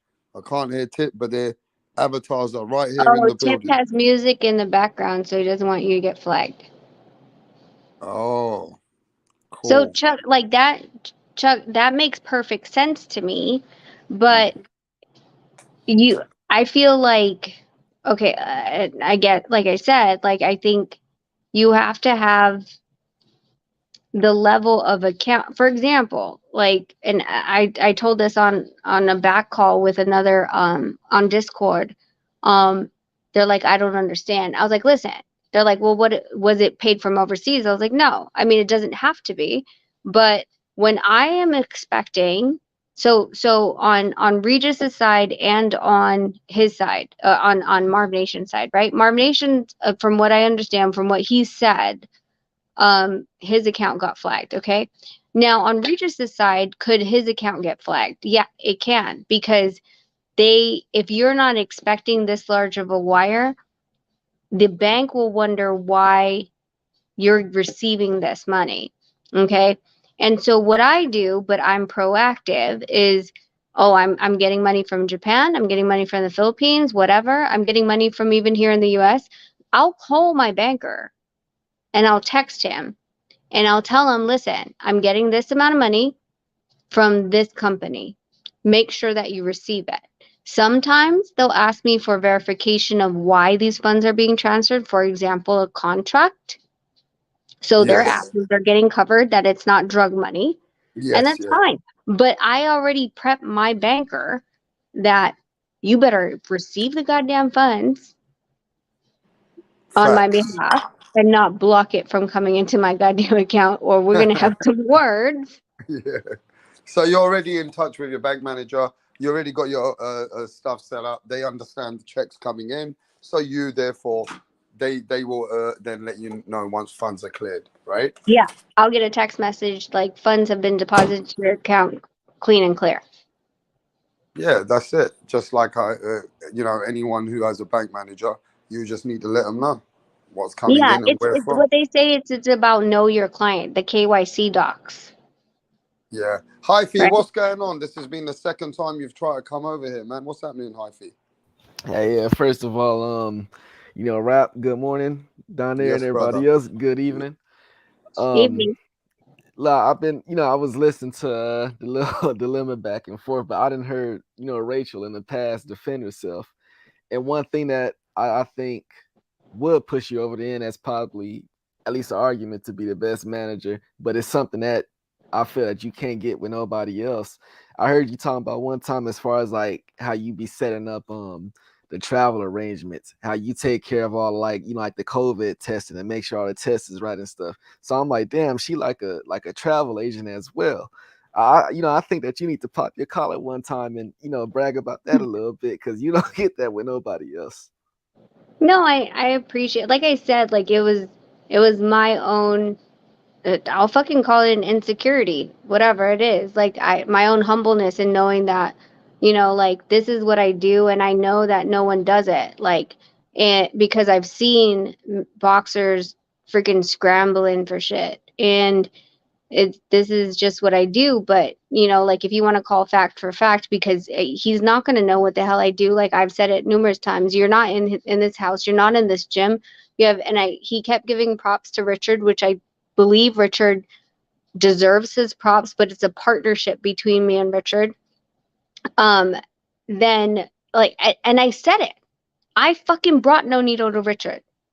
Like that would mean I managed Nonito to be able to bring him to Richard. But I again, I normally give people respect until they show me disrespect. And I think tonight now, like I've allowed it. I'm like, okay, well, like, we've been back and forth on Twitter and he's like, no, always a fan of you guys and much love from, the Rick Glaser, whatever team or whatever.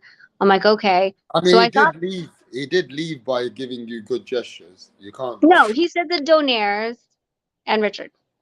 Richard's not here. And he already said that I'm not a manager. So like I get ask Nonito every single time and is like, and Richard doing a good job. He said that and I looked at Nonito, I was like, this motherfucker's not trying to give me my props. Yeah. Like he purposely kept doing it.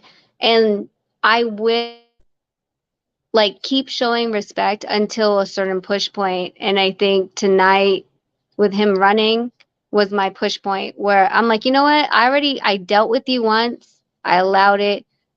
Now I'm dealing with you today and you're being disrespectful.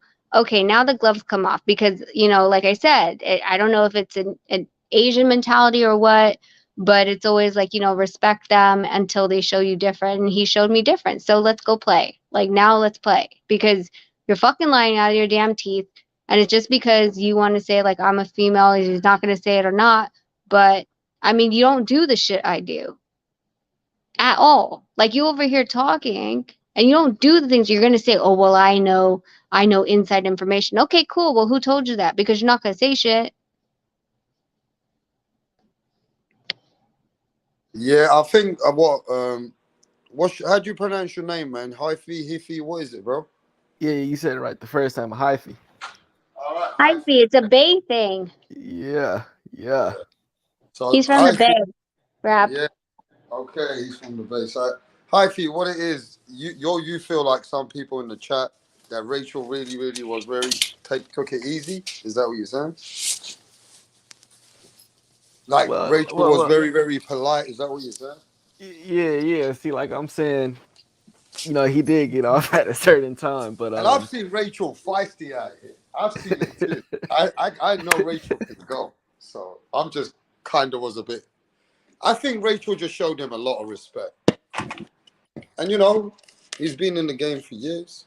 I think you should have bodied him. You had him on the ropes. You should have bodied him. I know. Again, like for me, like I'm always like, okay, I'll wait till you show me your ass.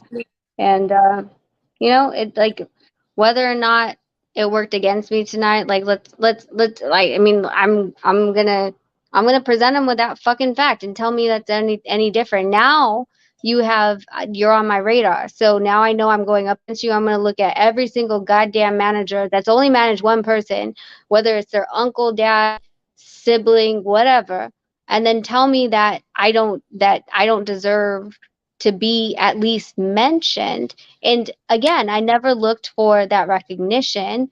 It was just there. So it is what it is. But to downplay people who have given other people like the awards in the past, like, so you're saying that all these other people are not deserving. That's what you're saying.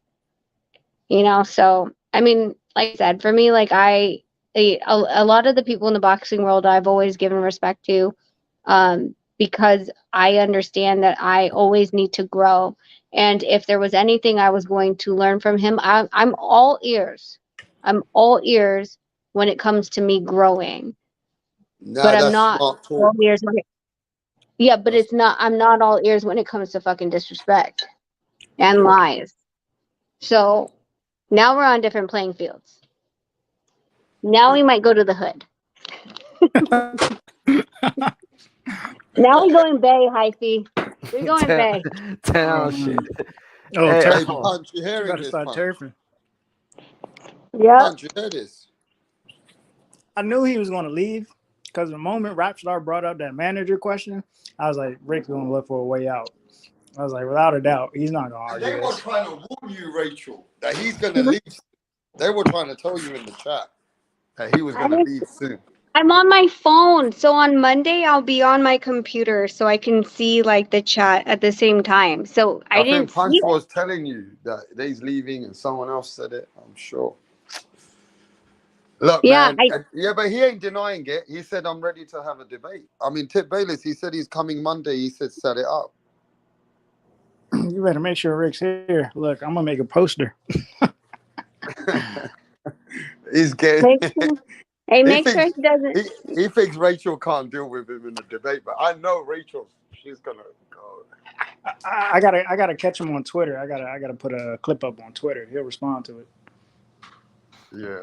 Hey, let me ask the Donaire's a question because I feel y'all more qualified with this one because y'all was actually at the event. So I was at the fights over the weekend in Carson, and I feel I'm gonna say it was about like 3,000 people in attendance, give or take some, but yeah, I just want to know like if y'all can explain how does an event like that, like how do they recoup when it seemed like like Carson, California, the tickets be kind of cheap, and it's like I said about 3,000 people on an event like that. Like how do they recoup? You don't. You take it as a loss, and you're hoping that your name is promoted out there to the extent that you will be able to attract other fighters. Like so. I think a lot of the narrative in a lot of boxing is a lot of smoke and mirrors. For example, when we were talking about the Haney versus Camboso's first fight in June, I know that a lot of people were saying like, damn, like it doesn't matter. Camboso's making 10 million. He doesn't sweat anything off his back and blah blah blah blah blah. And I'm like, 10 million from Cambosos? Like I was literally like, my head was cocked to the left. I was like, that doesn't calculate right. But I don't have any proof because I'm not in the negotiating room with them.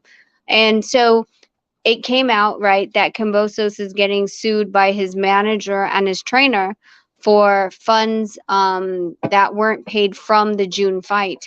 And in those court documents revealed that Cambosos was paid 3.4 million after sanctioning fees, and then 400,000 for the tickets and 200,000 for pay-per-view, or maybe it was the other way around, but still only an additional 600,000. So he made 4 million is what we're talking about. So how do we from know the what 10. fighters exactly make? How You can don't you fucking find know. out? You do not know. So when you hear somebody goes, okay, Anthony Joshua got 65 million for the Andy Ruiz fight in the second fight. You It's don't all know. documented. It's not. I mean, like, you really don't, because like there's so many clauses in the contract that have like, confidentiality, non-disclosures, blah blah blah, blah. We're really like. So how does Forbes make the top 100 richest athletes? How does a Forbes do it? I mean, with Forbes, I'm By not tax sure. tax brackets? I mean, you're also looking at different like athletes from different branches of sports, right? That are different. So Yeah, but they always involve boxers in there. yeah, and I mean, I don't know how they even verify it because of the fact that, like, okay, so they made this, like, did they have a part of the sponsorship? Is their sponsorship out of the contract? Is the pay-per-view added because the pay-per-view numbers are normally also padded to make it seem like you're bringing a lot of money. But to my point, the reason, like, these guys do it and pad the purses and pad the numbers is to promote themselves, like, hey, look, this is what we're paying the fighters, so you should come here. As far as when it comes to like prospects, That's like what they that's what Black Prime just did with Terrence Crawford. pretty much, like, it's like you have to make a big splash, and Marv Nation is in that same category. He has to make a big splash for his name to be out there. And if this played out, like, I mean, with minus the the payment to Regis, if this played out correctly, no one would really care if they lost money. But what they're going to see it as is he put on a freaking amazing card. He had the Vargas brothers on there, Cornwell on there too. There was a female fight. I don't know why I'm blanking, but it was a good card. It was a really good action-packed card. But it I was worth feel its money. But I this feel is like again. his stuff was against him though too because it was cold as shit. So you seeing the dynamics of being there, you understand the foundation, and you can probably understand how Richard Schaefer's involved in this. For the 2.4 million bid, how much you think they lose for a fight like that? 2.4 plus the undercards, 4, 6, 2, 3. Overhead. I'd say an easy 4.5 mil. Jesus. I would Wow, think. they can lose that kind of money? I mean, I don't know his business, and like, like from what I understand, he's like in real estate or whatever. I know that his personal vested interest is because his son's a boxer. His son was on the undercard. Yeah, I heard that. Right. I didn't get to catch Yeah. that. Yeah. So, I mean, the thing is that when you're trying to make a splash, when you're trying to make yourself known, like, the first 5 years of business is always you're losing money more than you're profiting. And if, so let's just say, like, right, so he lost 4.5, but then he starts to garner boxers that are just coming out of the amateurs that have a really good track record. And he's like, well, look how much I paid for Regis, right? Like, without the freaking scandal that's happening now. People will be like, oh, okay, so you can pay that type of money. Now he has, let's just say, he signed an Olympian. And now he can shop that to Showtime. Now he has a network deal. Like, it's all about perception. And losing the money in the beginning is not as much if you can sustain it going forward. Like, this was his big splash. He doubled the amount from TGB's bid. TGB bid 1.2. They bid 2.4. It's Wow. crazy. But Because again, they have to do an undisclosed bid, right? yes, it's not like you put your It's not paddle like up. you can say the bid after somebody else. Rachel can't No, say 1 million no, and Rapstar says 1.2. No, no, you have to no. write them down, put them in an envelope, and Yep, everybody gives their bids in. yep. That's it. You And can't the even highest bid wins.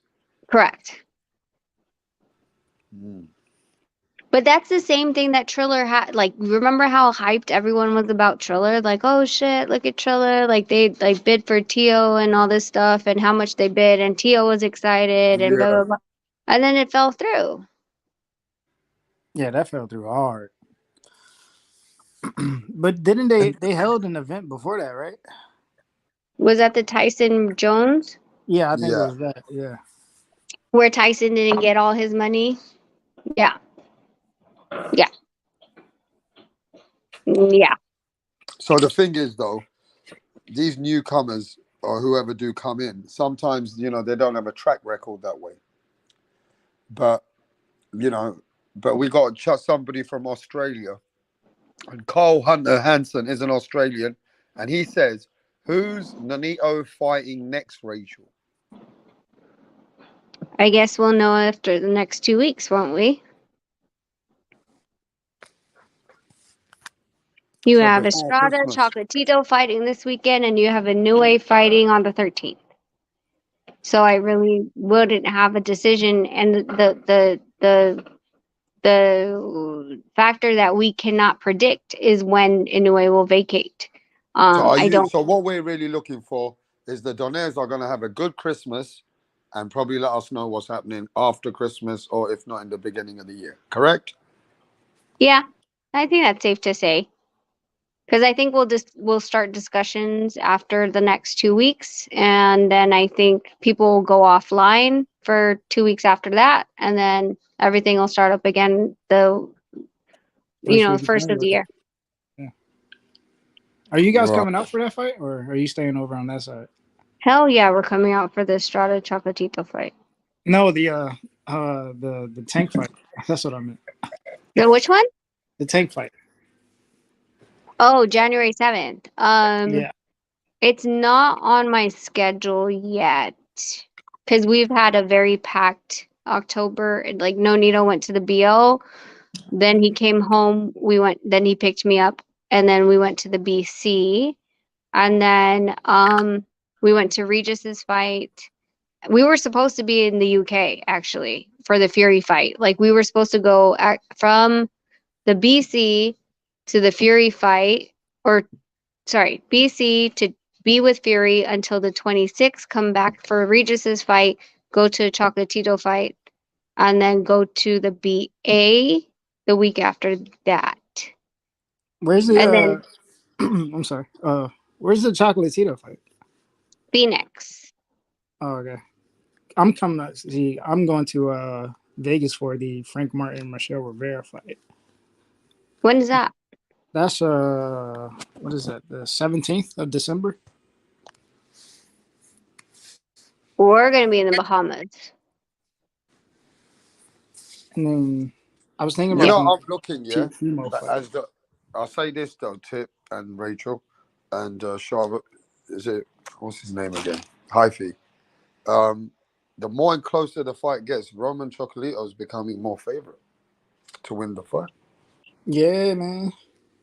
I didn't think it'd be like that, but it seems like a lot of people got Roman Chocolito winning this fight. How do you see it, Rachel? Because they're very closely matched.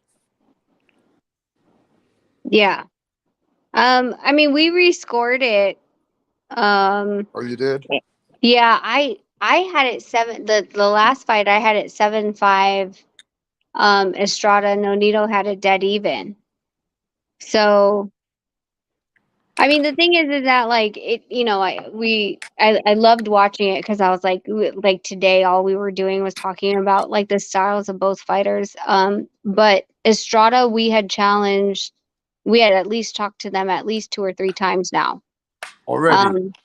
Oh yeah, like the one I So you've remember. already reached out your interest that you guys would fight him. No, like way before this though.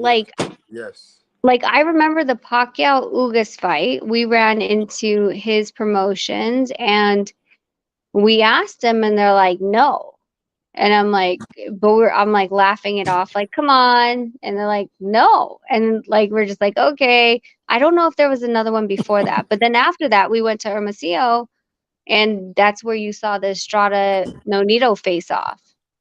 And they were like, Nonito's too big. And I'm like, he's literally wearing Christian Louboutin. So he has like another 2 inches. He's not really that tall.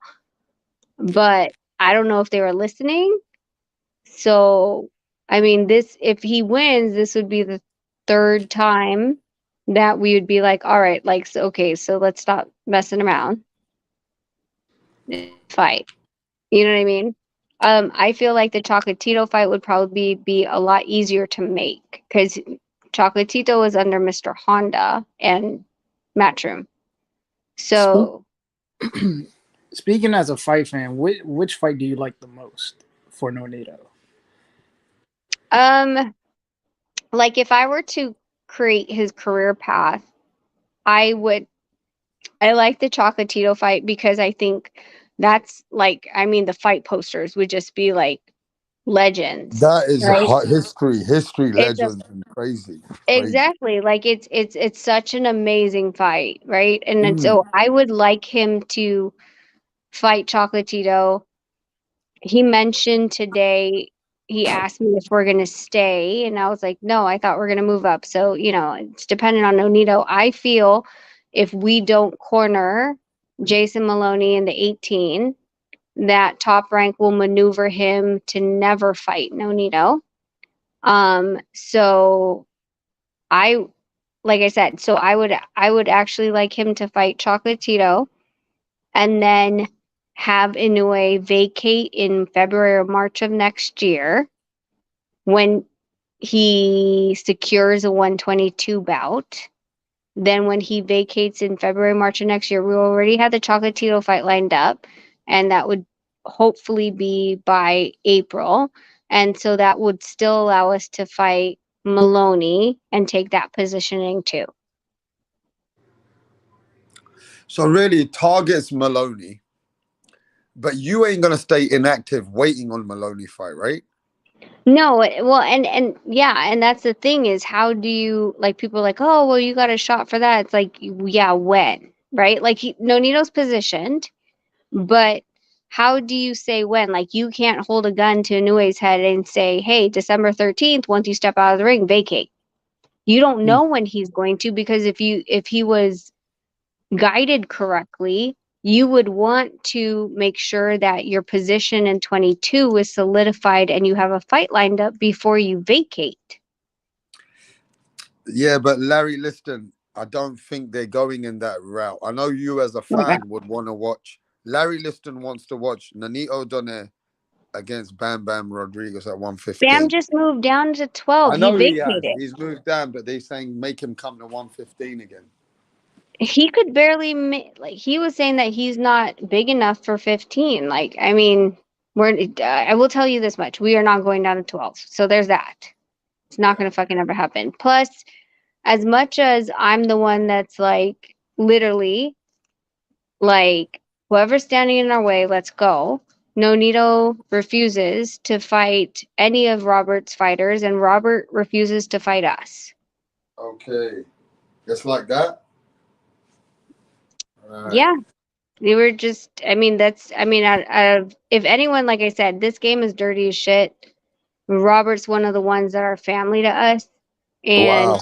Yeah. like, if we can just split the hairs and do what we need to do for Nonito, which is get a title at 15 and then move up, then that's what we'll do. There's no, like, it's almost like when we were fighting and there was like another, like when Casimiro was there, right? It was kind of like, well, why fight another Filipino? Let's just go fight somebody else until everyone's wiped out. Same with Bam and Franco. Let's fight they weren't going to fight each other. They were going to fight everyone else. And then at the last option, when they're the last two standing, then let's figure out what we're going to do. Are we going to fight each other, or is someone going to move down or up? Yeah, so let me just say this. If a big fight comes up with Chocolatito or Estrada, that route you're observing, keeping options open. If you go that route, you leave the Jason Maloney. That could happen, could it? No. Okay. No. No. Okay. No. So people from Australia are saying, would you come to Australia and fight Jason Maloney? It's Carl. Tell Carl I do not like those huntsman spiders that they have there. That motherfucker is way too big, and I don't like spiders. Oh, they're huge. And then he's gonna say, "Oh well, that's that's just nothing." And I'll be like, "Okay, well, what about the snakes you guys have that kill people? What about this that kill people?" Like, literally, Australia is like, you don't have to worry about being in the ring. It's being outside the goddamn ring in Australia that you have to worry about everything else killing you. They'll end up in people's houses. Have you seen videos where they ended up in people's houses? Look. He's saying they're very friendly, Rachel. Oh, go screw yourself, Carl. Like you have a pet, like he's walking around a huntsman spider on a leash. Stop it. Oh shit! All right, let's talk to the panel. Hyphy, who do you want to see the legend Nonito Donaire fight? He's here right now. Oh yeah, that's, to me, it's without a doubt. It got to be that Chocolatito. I mean, I look at both of Yeah, these that's dudes. epic legend, isn't it? That's epic fight. Yeah, and then you look at them. I mean, these is dudes I've been watching for well over 10 years, but also actively in boxing. To me, this is like both of these dudes got like top 3 resumes as far as active fighters right now. Both of these dudes is all time greats to me. So at the end of the day, it's like, why not? I don't even care who lose. Yeah, it's an epic fight. So for you, Roman Gonzalez versus Nonito Donaire. I think everyone's going to say that because you're looking at 2 first ballot Hall of Famers. Yes, facts. Right? Very And then good you're point. looking Oh at yeah, 2 first ballots. Yes. yeah, and you're looking at all these and you're looking at the landscape of boxing right now where everyone's doing Twitter wars and not making the best fights happen, and you're just like, okay, well, these guys are already like established what they've done in their career, and yet they still want to freaking fight each other. They don't just want a payday, they want to fight each other because of legacy. And I feel like the landscape of boxing has teeter-tottered between legacy fights, belts, and championships over like, oh, how many friends on TikTok do I have? When's the last time you fought at that weight? Nonito at 115? 20, 18, 19, 20, 18, 17, 13, 12, 11, 10 or 11? 10? What do you mean 10. 10 or 11? 2010. So you're telling me your husband at 40 years old is making that weight no problem? Most of his weight is in his lower part. No, I'm just kidding, Rap. No, but what I'm saying is, you took me off guard. That's a good one. That is. Oh, fuck. Took me off my question. Jesus. Anyway, so what we are going to say is, how the fuck does he want to make that weight? Is he gonna kill himself to make it, or can he make that No. easy? No, I mean, like, if you look at, like, so the first Inoue fight, Nonito was was he 116 or 117 the morning of the weigh-ins, and we had to hydrate him, and I think he made 17.2 or 3 or 4, I can't remember. And then the last Inoue fight, he was 120 at 12 o'clock. The weigh-ins were at 1, and I woke him up at 12, and I was like, hey, you have 2 pounds to cut, and he jumped into a hot bath and lost 2 pounds in 5 minutes. So, Right. I mean, he would just have to stay in there for like 10 minutes or 15 minutes for him to drop the remainder. In a hot But bath? in a hot bath, yeah. You mean in a steaming hot bath? I mean, I've never jumped into it, but I don't know steaming. But he's Right. like, so there's fighters that when they take a bath, they lose the weight, and then there's ones that they actually suck in the water when they get into a bath. Like, you just have to know your body type. And Nonito's the type that he gets into a bath and he just is like, okay, like, we're good. Like, Robert, like, the last fight I remember at 15 was against Tyson Marquez in Puerto Rico. And I know I had one of the boys already. Didn't I have one of the boys? I swear I had one of the boys. No, I didn't. Sorry, I was not pregnant yet. So when he fought Tyson Marquez, I remember Robert Garcia waking. So Nonito did his HBO interview, and then he went back to sleep. And Robert came like knocking lightly on the door, and I opened the door. I'm like, "What's up?" And he's like, "What's Nonito doing?" I go, "He's taking a nap." He's like, "We have 2 hours to wait," and I was like, "Yeah, okay." And this is one of the first times Robert worked with us, and he's like, "He has 4 pounds." Yeah, okay. 2 hours. We're fine. He's taking a nap, and he's like, "Rachel, I'm really nervous." And I'm like, "Okay, what do you want me to do?" And he's like, "I'm just nervous about this." So I was like, "Hold on." So I go and like nudge Nonito. I'm like, "Hey, Robert's worried about your 4 pounds." And he's like, he wants me to cut it now. And I was like, apparently. He's like, fine. So he puts on his clothes, puts on like 2 sweaters and 2 pants and whatever, and like a beanie. And he shadow boxes for 40 minutes. Shadow boxes. Just shadow. No mitts, nothing. Not on the treadmill, just shadow boxes for 40 minutes. And he looks at his clothes and he goes, I'm done. And Robert's like, don't you want to like check the scale? And Nonito's like, no, I can tell. I'm just 4. And he's like, no, Nonito, seriously, do you want to check the scale? And Nonito's like, no, I'm good. And sure enough, Nonito stripped down, went down to the official scale to test it, and he was like 114.9.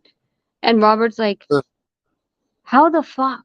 And Nonito's like, I know. Like, I know I'm already on He weight. can make. You're not worried about him making that weight. That weight ain't no issue. That's it. The weight ain't a problem, right, for him.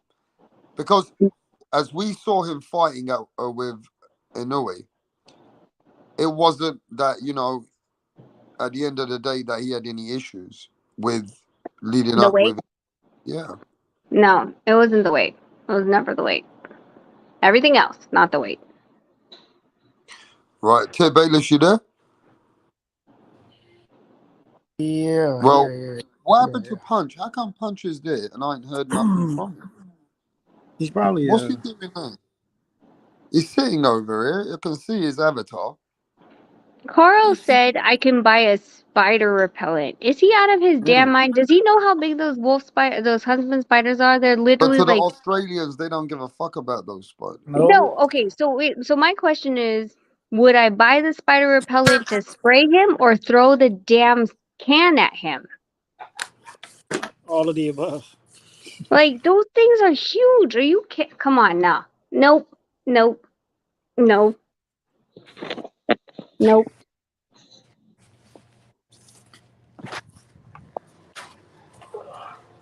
I think maybe Punch's avatar froze. Like if his phone died or something.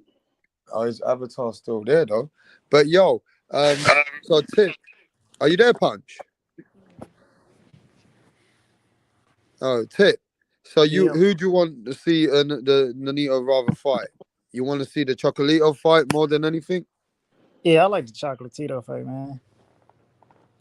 Chocolatito's like a household name. He's beaten some. Oh my God, Chocolatito, man, and versus Donaire. Wow, that's big. I think that'll be the bigger fight, honestly. Like literally, I don't think anyone is saying for us to fight Estrada. It's an exciting fight. Estrada and Donaire's big as well. You can't say it's not big, but it's not. I Not, don't think it's big as Chocolito, no. no, it's not as big. Like it's different. Like it just hits different. I think. Yeah, but you want to hope Chocolito wins then? I mean, yeah. Is he fighting on any network? Chocolatito? He's fighting. That's a DAZN fight this weekend. But, well, that's because of Estrada, right? Estrada signed to No, they're both signed with Matchroom. For real? Yep. Yep. Because when I talked to Mr. Honda about Chocolatito in June or July, he told me he's under Matchroom. So if you guys end up fighting, it'll be on DAZN. Yeah. Which we have no problem with.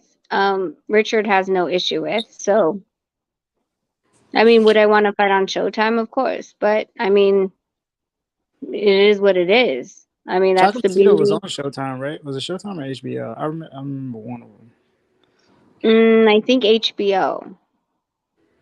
Before they shut down. But then when he signed with Matchroom, then it became a DAZN thing.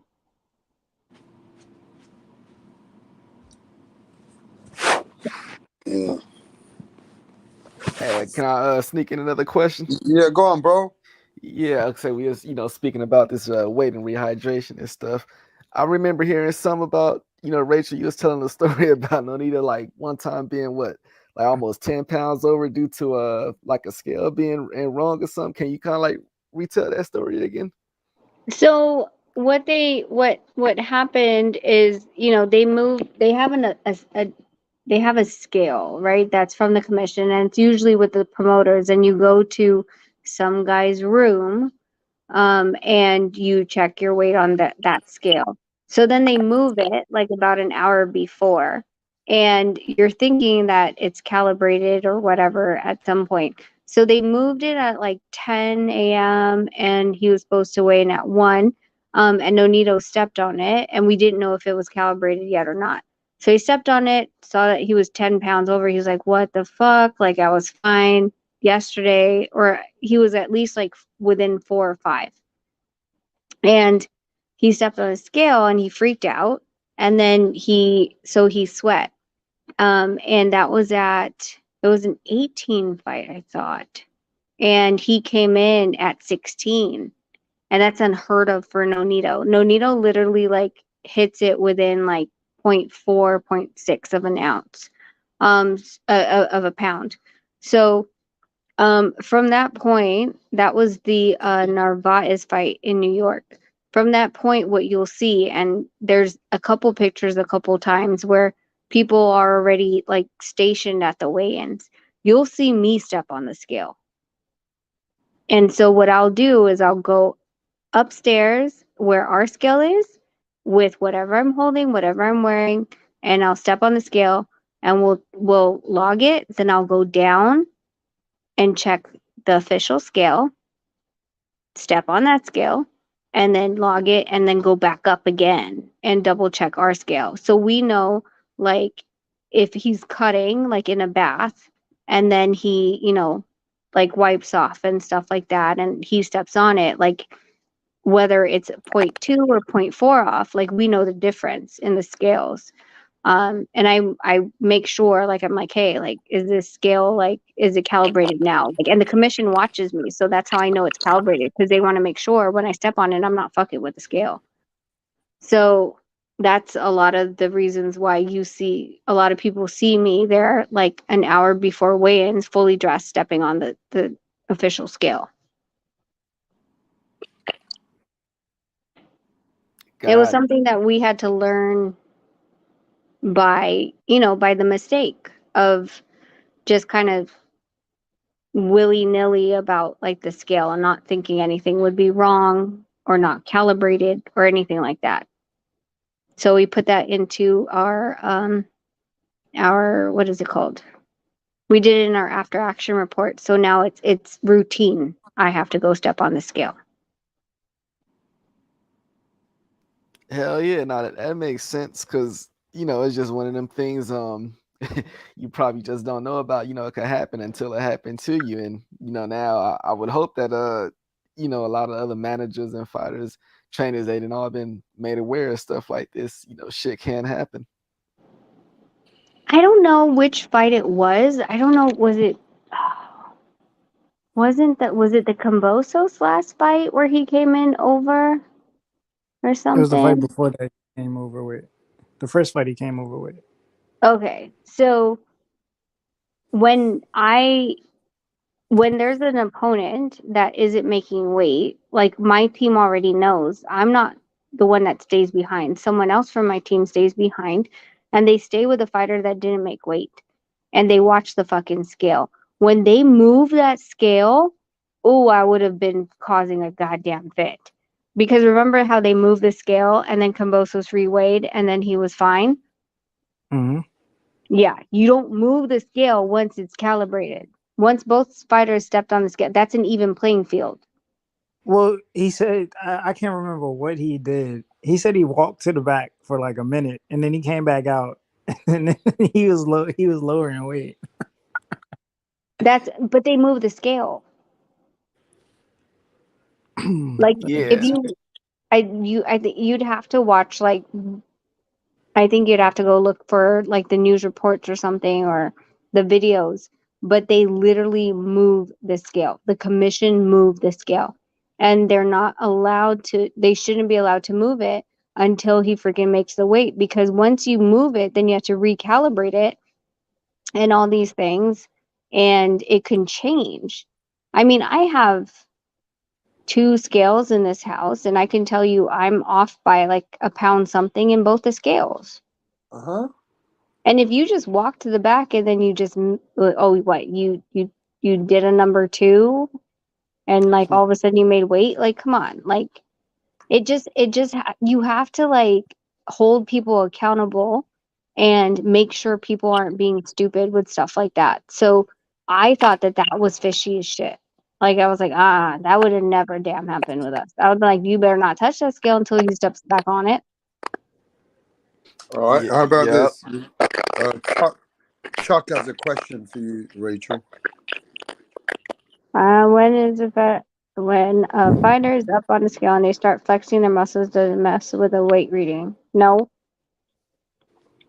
But when a fighter has a towel up and he's butt ass naked and he's holding the towel like he needs to hold it up, when Commission's holding up and his team's holding up, they're literally putting weight on the towel. They should have to keep their hands away from the damn towel.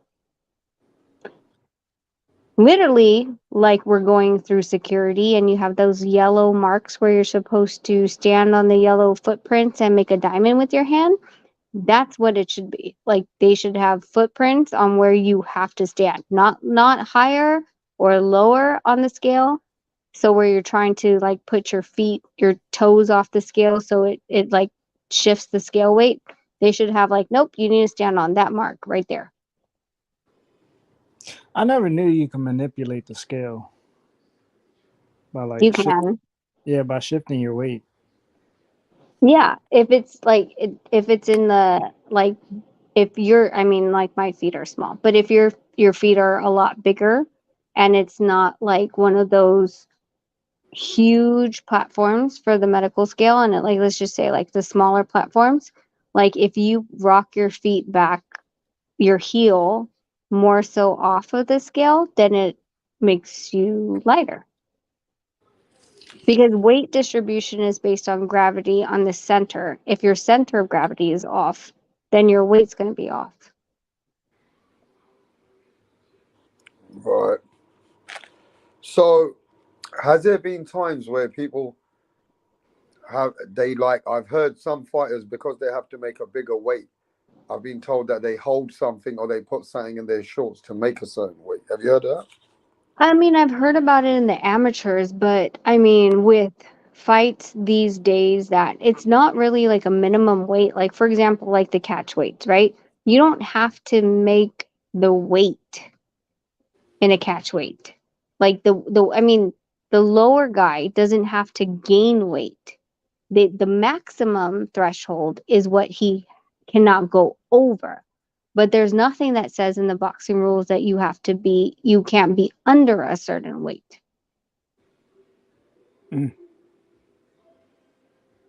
So Ryan, in this case, Ryan can't go over 136. Correct. But can Tank weigh in at 130? Yep. He can. Not saying he will, but yeah, he can. So would you say, let's just say, like what he was talking about, a fighter having weights or something in the pockets, is that more so just to convince the fans that this fighter is, more so close in weight, just to make it seem a little bit more even, or what you think? Yeah, and it changes the betting odds, especially if there's a smaller fighter and you're like, oh, he put on weight. Like, he looks good on this weight. Like, he looks cut. He doesn't look fat, right? Because a lot of fighters don't know, like, especially within a 12-week period, 8-week period, to put on like actual muscle to look bigger. It takes a process. And like, I don't believe like 8 to 12 weeks is enough to do it very, very intelligently. Yes, you can put weight on by not freaking watching what you're eating. You could eat the fattiest foods and all this stuff, right? But you're going to look like shit on the scale. Nobody wants to see that. So what they'd rather do is put weights in their pockets so then there's still definition but they're not putting on too much fat, and yet it looks like on the scales that they're closer to the weight that they're supposed to be. So when the betting odds are out, like it's not going to be shifted. Like, Yep. can you imagine? So if Ryan comes in at 36 and he looks really, really, really skinny, but you see Tank and he's coming in at 36 and he looks cut and he looks not dehydrated, but he's still not making around the 36 limit, and he comes in at, like, let's just say he comes in at 29. Wouldn't you be like, Ooh, like how much are you, like if you're walking at 29 and you didn't really have to cut and you weighed in at 29, um, how much are you, like, right? We know Ryan's going to rehydrate. How much are you going to rehydrate if you didn't need to cut that much when you're walking in at 20, you're coming in at the weigh-ins at 29? The betting odds will be off. Yeah, I heard Basic Aram used to have Pacquiao wear shoes with stilts to, make him look a little bit taller. To, just to like, influence the odds and stuff about fights. But based on what you were just saying about the whole, gaining muscle thing over an 8 to 12 week period. So I take it that you would say the approach that Wilder took to that third fight, or that second, that third fight with Fury, that was, all wrong, right? Yeah, you can't put, the thing is that like when you're training at a different weight, like first of all, if you're going to gain weight, it has to be gradual because of your bone structure and your muscles, your ligaments have to react the same way it did at your lower weight. But I mean, we've all done it with, I mean, whether it's COVID or whether it's the holidays, you gain 10 pounds and you go run on a treadmill and you're winded. Not because you're out of shape, but because your body's actually trying to account for the extra amount of weight that it's having to carry and the amount of energy it's having to expel to get you to move. So that's why they always say gradual weight loss and gradual weight gain is always the best way. So with the gradual weight gain, it's the exact same thing. So you expect, your body to perform the same way with 10 pounds of added weight on it. It's not going to effing happen. You have to gradually do it and then train your muscles and your ligaments and everything to stay the same way and react the same way with this added weight, but it's over time. It's not all of a sudden. And to do that takes a while. Like bodybuilders don't do that in 6 weeks. It, like the way that their physique looks. Now go tell a bodybuilder to go run or do the things that we do, they're not going to be able to do it. Yeah. Hey, Rachel, have you ever seen like so many fighters say that they've fainted, or you see fighters getting, they so weak that they just collapse? Is that ever happened to Nonito? No. Okay, that's good. No. Nonito, like, he's one of those weird people that, like, like I said, like, when we were dating, like, it would piss me off because he'd go run, 5 miles and then lose, like, 5 pounds or 6 pounds in that mile. And you could It, do that? no, I can't do that. I could do 1.2, and then I'd get mad at him and I'd be crying in the corner because I didn't make my weight for my tournament and I couldn't eat dinner. That was the whole thing. Let's go Oh eat shit! dinner.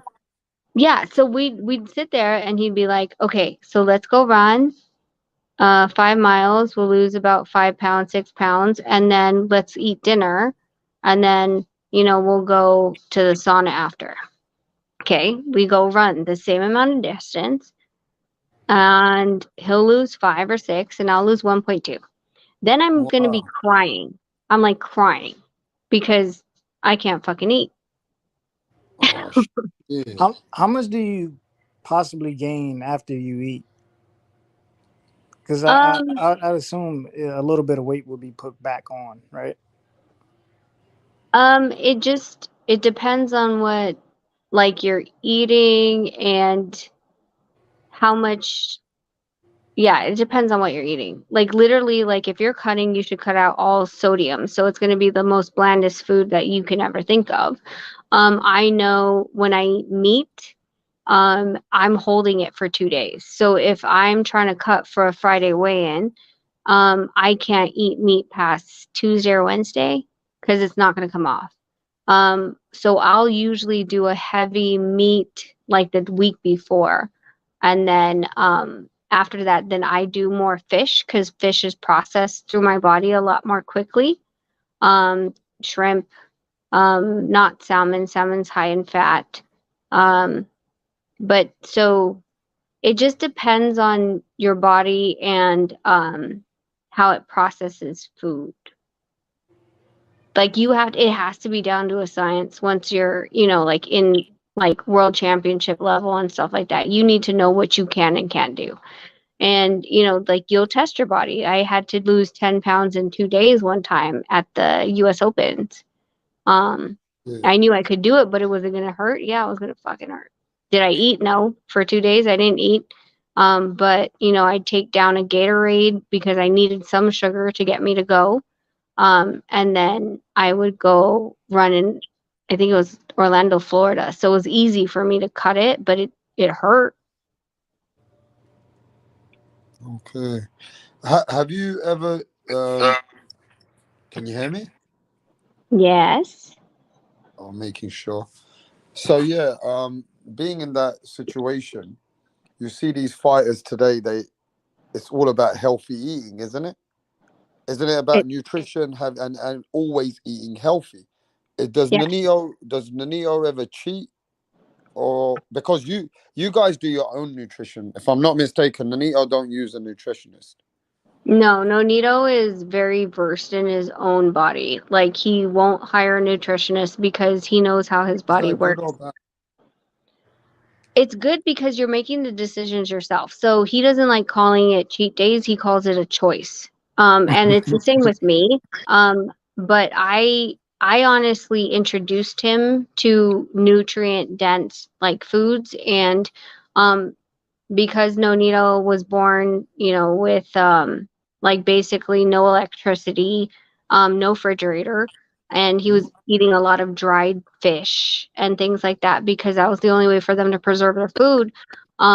When he was, competing and stuff like that, he would blow up from 112 all the way to 145. And I always was like, okay, that's disgusting. And he's like, well, I didn't get to, like, he's like, you don't waste food and he had all these like limiting beliefs on it. But I always thought food as fuel. And then he started doing like the food intolerances. So the food intolerances is what bloats him, what keeps his water on. And so he knows what foods he can or can't eat. I think he can't have peas. He can't have rabbit, which he doesn't eat rabbit. Rice. Huh? What? Rice. Rice. He Rice is can't have my favorite. rice is bad for him and I. It's causes bloat, fatigue, water retention. Oh, What? I love rice. I can't live without rice, man. So you But guys don't eat rice? we don't even have a rice sack in our house. Wow. But that's dependent That's on crazy. you, though, Rap. Like it's dependent on you. So, for example, I can't have potatoes, right? But you might be able to have it unlimited, and your body can actually digest it. Mine, I But can't. Manny Pacquiao used to eat a lot of rice before his weigh-in and everything, all that shit. But that might be on his body. Like you literally take a blood test and you see which foods are actually you're I guess quote unquote allergic to. So I'll make a decision, right? So I'll go, okay, well, I want to have rice today. This is my fucking choice. I know what rice is going to do to me. I'm going to hold water weight for 2 to 3 days. And I'm going to feel tired.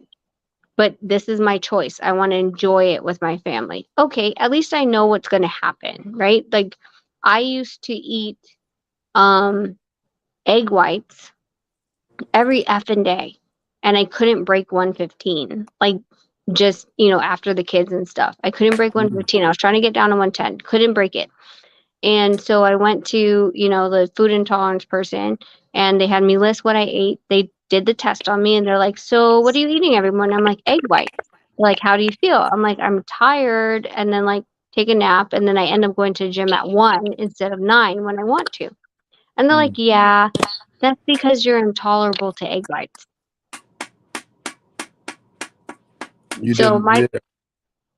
My body can't digest egg whites. Right.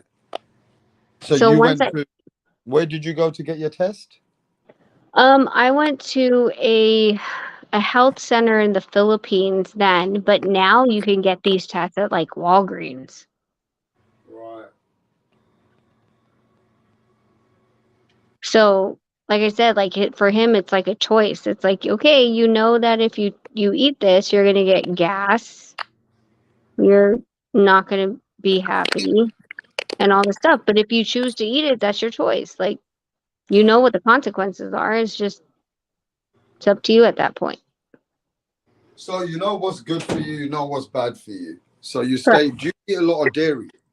Do you eat a lot of dairy? No. Does Nanito eat a lot of dairy? No, we don't. We have coconut milk. We don't have Oh, any I like calcium. coconut milk. I like coconut. Yeah, so we don't have cow's milk in this house. You know, I actually started buying. You don't do oat almond milk? We do almond milk sometimes, but my boys like they seem we tried almond milk and coconut, and they seem to like coconut milk better. Coconut's more creamy. What? Almond Yeah, milk is fire. they like coconut, and like we took the boys off coconut, like cow's milk. I think when they were like 2, because like they kept getting like post nasal drip and stuffy and all this stuff, and we're starting to. We never did the food intolerance on them because of the fact that you have to prick their finger and blood, and they're like, I don't want to. So we just decided to take away rice, and we took away cow's milk, and the ear infections went away. We never had it again.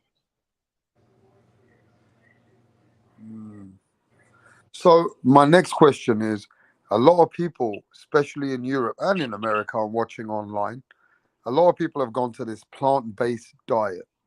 We see a lot of plant-based foods have come into many fast food chains. A lot of athletes are promoting it, and some athletes are vegan. Now we're seeing that some people say you don't need meat to be fit. You don't need meat to be strong. What do you feel about that? Um, I know Nonito did it for a little bit and he felt different. I tried it. Like there's a plant-based like it's a fast mimicking. I think it's called fuck what's my lie. Prolon. It's called Prolon. It's a plant-based like fasting program. Um they call it fasting, but it's like this it's literally all plant-based. And my body like it'll react to it for like 2 pounds, but then it doesn't like it. Like I'm like really gassy. I don't and I feel weak. You I don't feel know as strong on plant-based. no, no, especially being a female, like I need to have a certain amount of iron that's in red meat. So Nonito knows, like he knows my cycle. He knows 2 days before my cycle, like he goes and buys like ribeye, ground beef, whatever. And he has it prepped and ready. So because I get anemic during my cycle, and for me to get that same amount of iron, whether it's through a pill, pills will actually get you constipated, and through um through actual vegetables, I would have to eat like Jesus, like so much to get the same amount of iron that I would get in a half a steak. Right. Um, so I So your didn't. spinach iron, they say, is in spinach. Yeah, but like, do you know how much spinach you have to eat, like cooked or non-cooked? I Like don't a know. lot. And like I do eat spinach, but it's still not. It In the doesn't like. level. Yeah, it's not the level. Like, and I literally like I can feel the difference when I like eat a steak and it processes for the next 2 days because my body whole like it's hard to process, meat through your system, and getting that energy back from the drain that I felt. If I eat a bowl of a bowl of spinach, um, I'm still groggy. I'm still fatigued. I don't feel like I have enough energy to go still work out. Right. So you guys have tried the plant-based, but it doesn't work out for you guys. Not for us. Like Nonito literally on his green light, which is what we call it in his food restrictions. He's literally like any meat besides rabbit, I think, is all green. Like basically saying you can eat as much meat as you want and your body is going to use it for energy. It's not going to bloat it. It's not going to fight against you. You're not allergic to it. Like he's completely a freaking meat eater.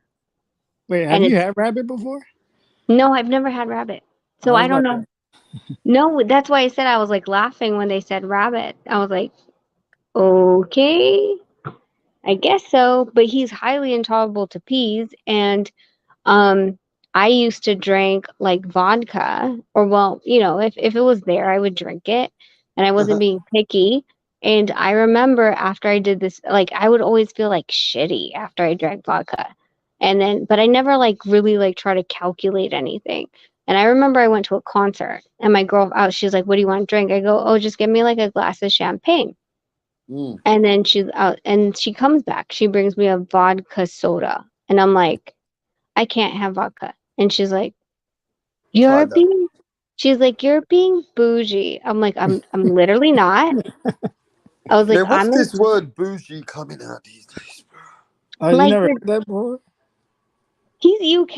He doesn't even know what hyphy means. So there's that. Yeah.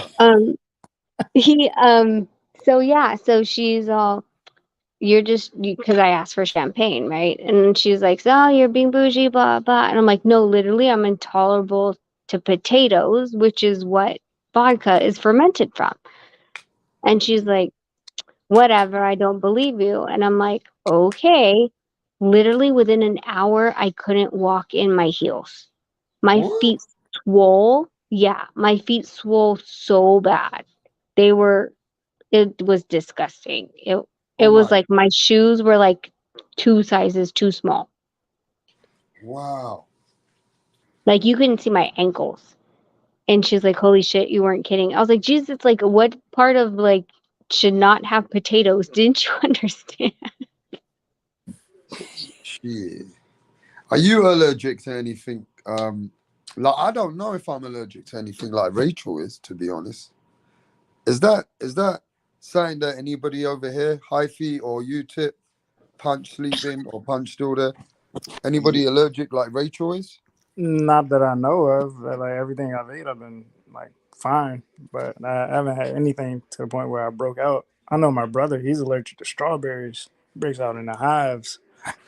See, that's the Wow! thing. It's not like alert food, I guess like that's the difference, right? Like allergic, intolerable. So intolerable means that your body cannot process it. It's not that like you're going to break out into hives. It's your body can't process the chemicals within, or not the chemicals, but the scientific, what is it called? The structure of the food. And it can be broken down into spinach, cabbage, white beans, red beans, uh, potatoes, sweet potatoes, peas, like corn, all these other things, right? So you might not notice it if you don't eat or drink a lot of it at a certain time. But if you start to figure out, like, so if you go, okay, let me eat lamb, let me see how I feel. Let me eat fish. Let me eat, well, different kinds of fish. Let me eat vegetables. Let me eat corn. Let me eat beans. Any of those things in like when you eat it and you either get gas, you're bloated, you start to like swell up. And I mean swell up, not I'm not talking about like swell up like you all of a sudden look like you need an EpiPen. Like if you have a ring and you know how it normally feels like and all of a sudden it feels a little tighter, if you feel fatigued, like those little instances is your body trying to figure out how the hell we're going to digest these foods. So it's not as like as like red flag as an allergy, but it's just your body not being able to process the foods that you're eating. I think mine does that with rice. I know with milk. with milk, I get gassy with milk.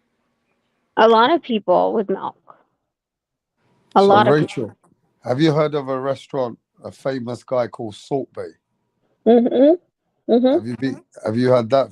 Have you had that? Have you been there? No, we were supposed to go before the Regis fight. We didn't end up getting a reservation. We ended up going to something called Soulmates off of West Hollywood. Right. Um, yeah, haven't been there. Okay. Yeah, that'd be cool. Because you like red meat, but that's just paying. You're paying for a brand like Gucci of red meat. Yeah, I mean, like I like going to what's my best red? One of the best steaks I tasted was at MGM Grand Craft Steak. Um, the other ones are like Brazilian steakhouses where like they just keep coming with different, like slices of steak. I'm good with those. Now, if you bring me to somewhere where it's like French fries, like even I mean, no need to go to In and Out every now and then, but when he goes to In and Out, I'm like, okay, yeah, protein style. Don't give me a bun. Wrap it with lettuce. When we go out to breakfast, I'm like, they're like, oh, scrambled eggs. Nope, not gonna have the eggs. I'm good. Mm. Like, Yeah, foods with a lot of grease, right? Like at some point. it's just the eggs for me. It's dairy. Eggs are considered dairy. So, for Listen, me, since I've cut out dairy in my life, yeah, more, I feel way better. Since I've stopped drinking cow's milk, I feel way better. I don't know why, man. I just feel like since I've cut out these foods that used to taste so good, but they were bad for you, I feel better. I don't eat because pizzas cow's that milk much. is for like what? How many stomachs does cows have? Yeah, Like but we that's have. not how we were born, Rachel. My mum, my aunties, and all that. They were saying you got to drink milk to have strong Yeah, bones. yeah. Yeah. No, I get it. That's the same That's thing how they that were I feeding me grew up with. milk, bro. I was drinking milk every day. I'm sure so was Hyphy and so was Tip. They had it for our school lunch. It was a milk, chocolate milk, regular milk, apple juice, grape Strawberry. juice, and orange juice. Like, Yeah. yeah. Nope. My Yeah. my boys, they're on coconut milk, sweetened coconut milk. I think what is the brand? It's the blue freaking label. It's the blue brand. Um, and they Hey, have it with their and you their. know what? I don't know if you've been taught like this, but they used to say me boiled eggs. Good for you. Protein. You training. When you're training, eat lots of eggs. My Again, grandmother used to eat boiled eggs. I don't like the smell of them. Yeah, but boiled eggs was part of the food, man. When I was, especially a lot of pasta, you know what I mean, which gives you the carbs. We're always eating the foods that we're taught that these are like good for you. again, Yeah. Rapstar. I was at 115, only eating egg whites in the morning, and I couldn't figure out why I couldn't drop the last 5. And I was training like hard, and I couldn't drop it. Once I cut out egg whites from my diet, like friggin' dropped it like it was nothing. Went down to 111.5. Easy. Yeah, so this discussion like hella up my alley because I guess you vegan, plant based, however you want to label it. I just say I Yeah. don't eat anything from animal, but I've been as we would say plant based for I got over 10 years on it, and I would say it basically come down to as far as whatever your goals is trying to be. Not everything is gonna work for everybody. You know what I mean? Yeah. So Oh yeah. yeah, it's always an experiment. Like So how Rachel long was you done saying, it for? I got over 10 years in it. All right. Well, let me tell you this. Nobody's asked me.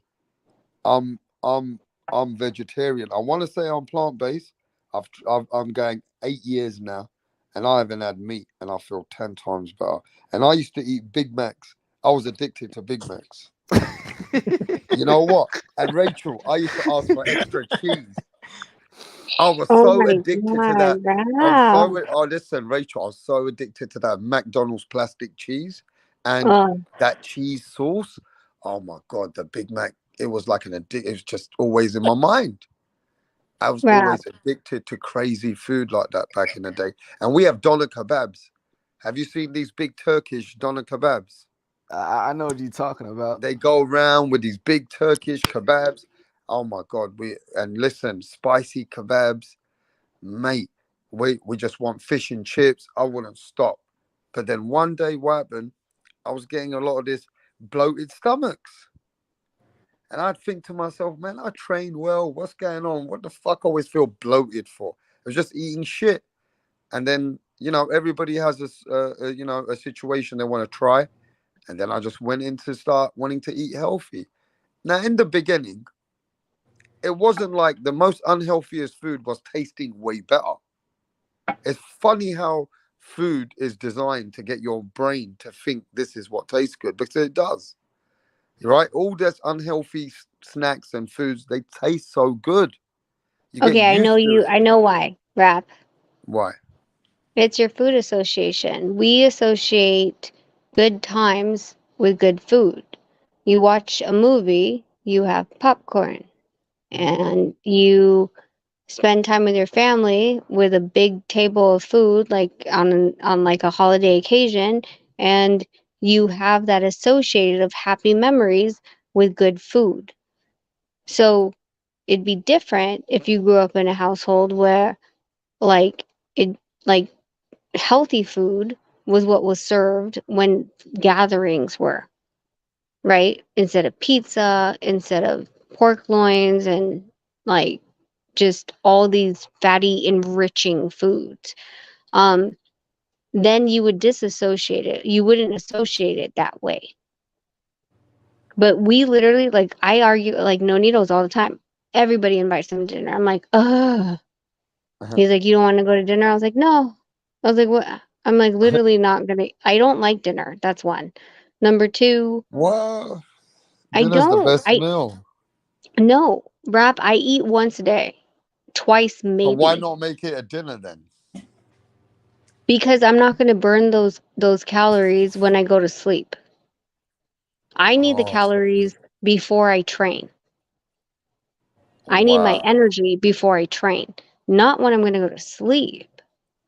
I think that's a But problem I have because go on. when I'll eat, like there's days where I'll eat one meal and I'll feel perfectly fine the next day. But if I eat two meals like in the same day and I go to sleep, I'll wake up feeling less energized.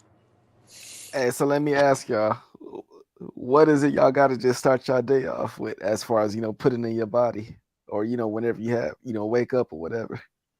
Wake up, I have a 16-ounce glass of water, and then I have, on my way out of the house to bring the boys to school, then I have a coffee. But coffee, What kind of coffee? Black coffee, black coffee, milky oh, straight black. straight black. Yeah, I don't mind And then drinking I'll go, straight black and sometimes. then on the way to the gym, I'll have like a protein bar. Most of the time, half of a protein bar, because I don't like eating in the morning, but I know I need energy to go to the gym. So I'll have a half a protein bar and then go to the gym. That's at Then by the time I'm done, it's 9:30. By then then I won't be hungry until about 1. So from 1 to 4, uh, I'm having my heaviest meal. So then that's when I'm like, I gotta okay, stop let you me. there though. I gotta Why? stop you. I've trained with level 3, um, all kinds of people I've trained with in my life, right? And I've trained with level 3 fitness coaches, right? I've understood how training goes at, and you can't starve your body if you don't want results, and you don't want results for all that hard training you've done. You do need to fuel your body after within that 1 hour after finishing. Now that's what I've been taught. Kind of logically makes sense because your body has trained and you are leaving it too empty for too long until you put in any nutrition. I No, think, after I leave the but gym at 9, I'm usually at home by 10, and then I'll do like a low, really low fat protein shake, but then my meal will be at like 1 or 2. that's still a long time until you ain't even eating though. No, but the protein shake has enough stuff to recover the muscles that I just broke down. You think so? Yeah. At least in my body, I mean, like, I'm tiny. I don't need, like, most of these protein shakes have a lot of protein for me. Like, you have to remember, I walk around 110 to 115. So after 1 o'clock, what do you eat? Then I eat, okay, this is gonna sound weird, but my favorite, the one, and Nonito hates it because he's like, God, it's so bland. It's organic chicken broth with no sodium added, and chicken drumsticks boiled with spinach, like a huge pack of spinach, sometimes 2 packs, um, mushrooms and garlic, and then just boiled and simmered. And then so I'll eat like that What for. sauces are on top? You have a creamy mushroom sauce, No, peppercorn I just told sauce, you no, just the broth. and you don't even have another sauce with it. No, and I don't put pepper or salt. Why the fuck are you living for? Don't you live to eat great? Don't No, we live? no, food is fuel. It's not Yeah, for but food like. might be fuel. But listen, Rachel, you are a multi-millionaire girl. You're living. You're not in a tournament. You're not fighting like Nanito Donaire. Why are you not living to eat the best foods? Lee, I want to eat some of the best foods. I go to Thai restaurants. I go to Indonesian restaurants. I travel. I mean, I look at some of the French restaurants in England, the Italian restaurants. I eat all cuisines, right? For me, food is an essential of life. It's an enjoyment of life. Food is an aphrodisiac for me. Man, I can get orgasms over the right food if I got the right chick with me. What am I You want talking to talk about? about That's too much. aphrodisiacs, then That's we'll too just much. go down. That's too Okay, much. so The hell I am I mean, come walking on, into? Punch. Rachel is no, eating Punch. oh my Rachel is God, Rap. eating bland food. She doesn't even put salt and pepper, Punch. She's so health conscious that she's eating and depriving herself. I'm feeling bad for her. No, Rap, if you're talking about an aphrodisiac and you want to talk about eating healthy, you know what the aphrodisiac is, the healthiest? It's the oysters. So I'll eat a raw oyster with lemon, and then I also will eat one of the Filipino delicacies that people freaking can't stand, which is balut, and it's an unborn duck egg, Oh no. and that has enough protein and calories to last you for a whole day. Hey, yo, I rather Man, look. go on, Punch. Eating oysters to me is like when I swallow my own mucus when I'm sick. No, That's what oyster is to me. no. Like literally, like my Okay, favorite tell food. Punch your main meal. It's 2 bags of spinach, chicken. Go on, tell us. Okay, Cook. so it's chicken broth, no sodium, organic, and you boil drumsticks in it with 2 bags of spinach, mushrooms, and garlic. Okay, so that is your meal, no salt and pepper. No salt and pepper. And what time do you finish that meal? I'll eat the first one at 1, and depending how hard my training was, or if I have a second training, then I'll eat another one at 4:30. Uh, and then after that, what do you eat? If I'm training again, then I'll No. have a cup of bone broth Okay, wait. You train 3 times a day? twice. Okay, so and twice, you eat this twice. You have your a little protein shake. And then you have, in the morning, you have a half a protein bar, right? Mm-hmm. This is your everyday routine? I mean, sometimes I'll switch the chicken for ground beef, lean ground beef. Okay. And then you don't eat after 6 o'clock or something anymore. Yeah. Mm-hmm. You won't eat anymore. That's it. No. Hey, Punch, you would die. You couldn't live like that. Oh man, Punch needs to eat. I'm gonna Punch get needs to eat every hour. I'm getting something to eat right now. Punch is eating. What time is it where you are, Punch? What 3:37 in the morning. Is that? And this is Punch's routine. He'll eat in the morning, in the evening, and he'll eat up to 3, 4 in the morning every day. Is that disgusting for you, Rachel? Would you be able to eat at 3 in the morning every night? No, I mean, but it depends on when you're getting up and when your most amount of activity is. So if I wasn't getting up at 6 a.m. every day, then I would shift it. And my sleep schedule would be shifted exactly how Punch is. So my breakfast would just be later in the day. It wouldn't be like, you know. So are you Pacific about food, or sometimes during the week, Nanita will say, let's stop eating this. Let's eat some different food. Let me get you something different. Or are you He'll strict? No, he'll ask me and he'll get me like he'll be like, "Oh, I'm ordering from Sushi Hero," and he knows what I want. I'm like, "Okay, so no carb roll, which is it's a sushi roll that's wrapped in soy paper instead of like with rice, No packed rice. with crab, yeah, crab, avocado, and like whatever fish, like so, salmon or tuna." Okay, so do you not treat yourself to foods like pizzas or restaurants, Thai restaurants or Filipino restaurants? Do you go out like that? So if we go to a Filipino restaurant and it's like, so I have one that's like a pork that I love and it's a sour soup, I would actually bring my cauliflower rice to the restaurant. And instead of using their rice, What a I use my disrespect cauliflower rice. to the chef. Disrespect to No. the chef. Man, that shit I used to do back in the days when I used to go to the movies. I go to the deli and get me a 50-cent popcorn, and so I won't have to buy popcorn and shit like that. Spend money on popcorn, so I get that shit at the deli. Not the same, but okay. I get a 50-cent soda and sneak it in. Let me ask you a question. I want to ask you this: who you think who's better, Shakur Stevenson or Devin Haney? Oh, fuck me. We're really gonna go on this? Are you asking this because of the Bill Haney thing that he's been on everybody's channel? Oh Jesus no. Christ. I dropped. A matter of fact, I dropped the video. No, I'm just asking because, you know, I'm asking because I think I don't know why people like to compare the styles.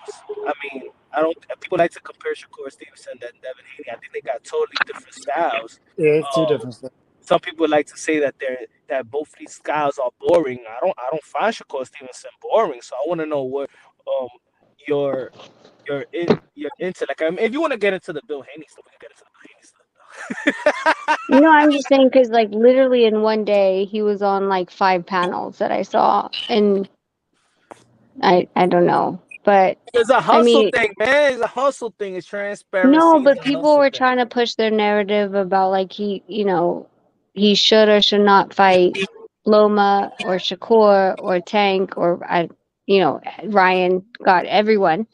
Um, I think Devin is just coming into. I think Shakur has had a little bit more experience in these fights. But when it comes to them fighting, I think it's going to be a pretty high level chess match. Shakur is just moving up to where Devin is. So, because of course he didn't make his way his last fight, which I did not like. I was a total advocate about like, motherfucker, if you're not going to step on the scale correctly, like, you should be like properly reprimanded and not just given passes. I didn't like that. Like, me and Onito had a whole discussion that what would happen with Contecal. Would you have still fought? And Onito's like, yeah. I go, well, why? And he's like, well, because the fight's on the line. And I'm like, yeah, but literally, dude didn't make weight. You would have still gotten your payday, and you could have fought an easier opponent, and you would have taught him a lesson. Like, you need to go, especially with the disrespect that he's like, nah, I'm not gonna go run. Like, take it or leave it. No, this is fucking I content. think that, but I think that also exposed the boxing fans. Like, the boxing fans pick and choose when to be moral, right? They'll shame a fighter. Oh, you need to fight for undisputed, but I ain't hear no debates on that. Shakur Stevenson needs to fight Gutierrez, needs to fight Joe Cardona. you know what I'm saying, needs to go out there and fight. I didn't hear no debates, no shaming of you need to go for undisputed so we can know that you the man. You know what I'm saying? It's like, all right, he ain't coming weight. He'll go to 135. People like the 135. They like the potential matchup, and they didn't care about the other fighters trying to fight for undisputed. You know? Well, yeah, I think everybody, like the fans, pushes a certain narrative behind their fighters, right? I think especially like Shakur, like I think if it was anyone else, I think let's just say, what if Consecow didn't make the weight? Don't you think everyone would have fucking had an uproar? They would have thrown him under the bus, and they would have set a fire on a crucifix for his ass.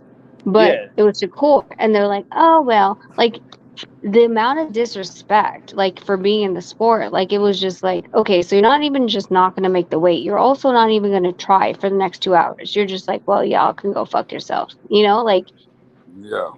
I told Nonito, I was like, I would have taught his ass a lesson, and I was like, you know what, motherfucker, bye. I'm still going to fight for the vacant. I mean, I'm in next in line, and I'm still going to get my full payday based on Jersey law. I believe it was Jersey. Is it? Then why wouldn't I thought so was Jersey? Was it Jersey Punch? Yeah, they were in Jersey. Which one? Consecow versus Shakur. Yeah. No. Yeah. Yeah, so with that being said, like I'm like, let it fucking ride, right? Like that would have been me. I would have said like, nah, like you're making a bad name for this sport. And so of course now he's going up to 35, and the route wasn't paved by Top Rank. So again, Rick Glaser's friend Dawn said, we'll fight anyone and everyone. And so they say Isaac Cruz. Don't tell me for 1 second that Top Rank did not make calls and say, hey, y'all need to say you don't want to fight us because we're not interested in fighting Isaac Cruz. And then all of a sudden, because Bob is the first one that said it, I don't think, they're interested in fighting us. And then Cruz's dad comes out and says, like, well, we want to fight Loma and not Shakur. Like, there's just way too much, like, sneaky ass shit that, I don't feel like they're getting positioned the way that they should be. I feel like Devin, he's just coming into his own. Like I said, like he's, with the first Kambosos fight, he was very hesitant or very safe. With the second one, he was starting to try to trade a little bit more. But he also hasn't been in, that like that caliber of fighters where it's like, okay, well now it's going to start to be like if you want to firefight, which I think Devin's going to try to firefight more, he's going to be susceptible to a lot of things. Now, the narrative though, which I feel like is funny that's being spun, is that Devin is ducking Shakur. I don't like that narrative because Aram already placed his eggs where they are, right? Aram already said, like, you're gonna fight Loma. Yeah. What people don't understand is if they present you with a fight and you They were don't take slandering. it. Let me tell you something. They were slandering Bill Haney on H. Bummy's channel, right? They were slandering him, saying that fuck him. We know Shakur's the better fighter. This is all wrong. They were swearing at Bill Haney, calling him this and that. They said, like, listen, fuck him and fuck, like, it's like that now sometimes. It's because of Shakur. They're talking about Bill Haney and Devin. Like, they basically kicked Bill Haney out of the channel the other day. Bill Haney is Devin's manager, correct? Mm. Okay. So I'm going to readily assume that Bill knows the contract more. So I know in a But a lot of lot of these people have boxes. lost respect. I want you to wait there. A lot of people have lost respect for Bill Haney because he was on Trill Boxing, whatever talk, and there's some girl who looks like a hippopotamus. What's her name? Cece.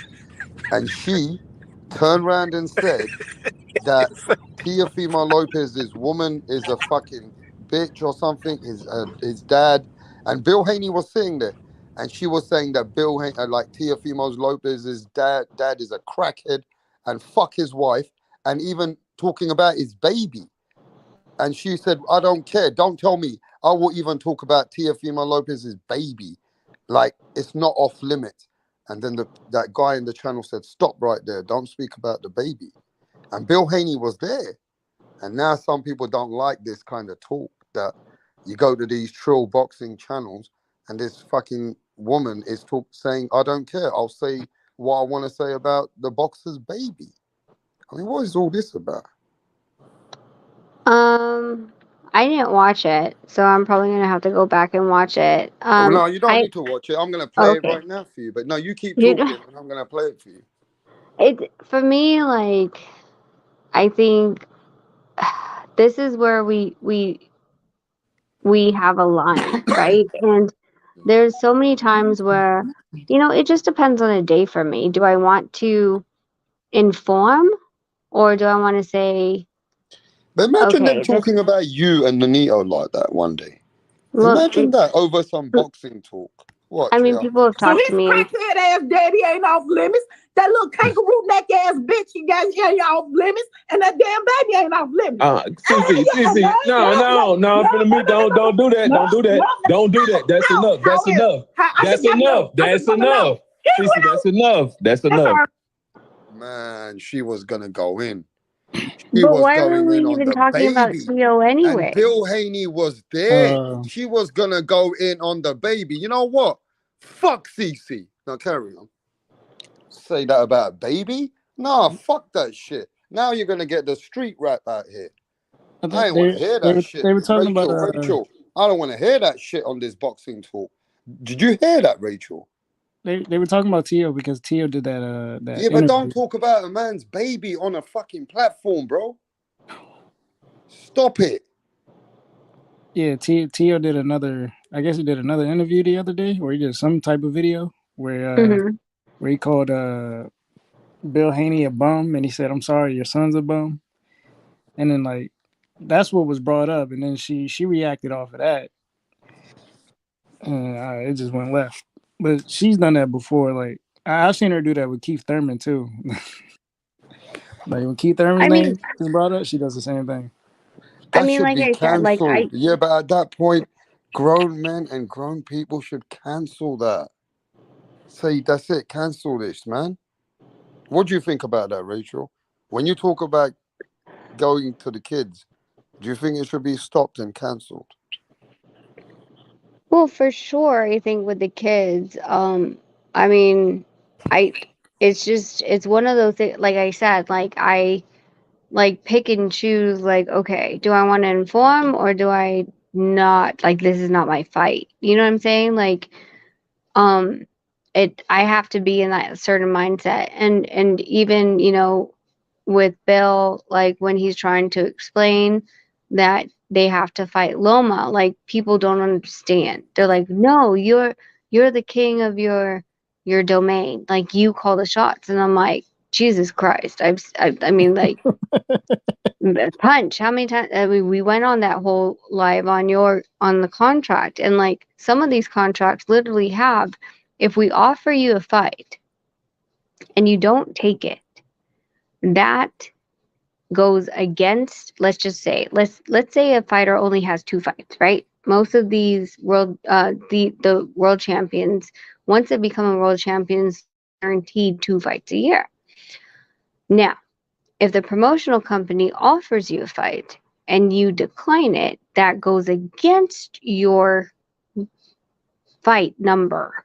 So let's say you fought once already and you're trying to fight a second time, they offered you Loma and you said no. Legally, by contract, they will say, well, we offered you a fight, so I guess we are waiting until next year. And so now you just, you lost the money that you could have been making. You're like, and it's all in the contract. And like, Don't you think? But don't you think because you're a champion, then a belt federation could take over? A belt federation could take over and say, well, he's mandated. This is how I feel. Like what you're explaining is how I feel how the Earl Spence and Keith Thurman is coming about. Earl Spence is saying that he will never fight Keith Thurman. Yeah, their manager got Al Heyman. They know that this is the most lucrative fight in PBC in that division. He built both of these guys up to that level for something for this time. Earl Spence is saying he don't want to fight. Okay, you don't want to fight? All right.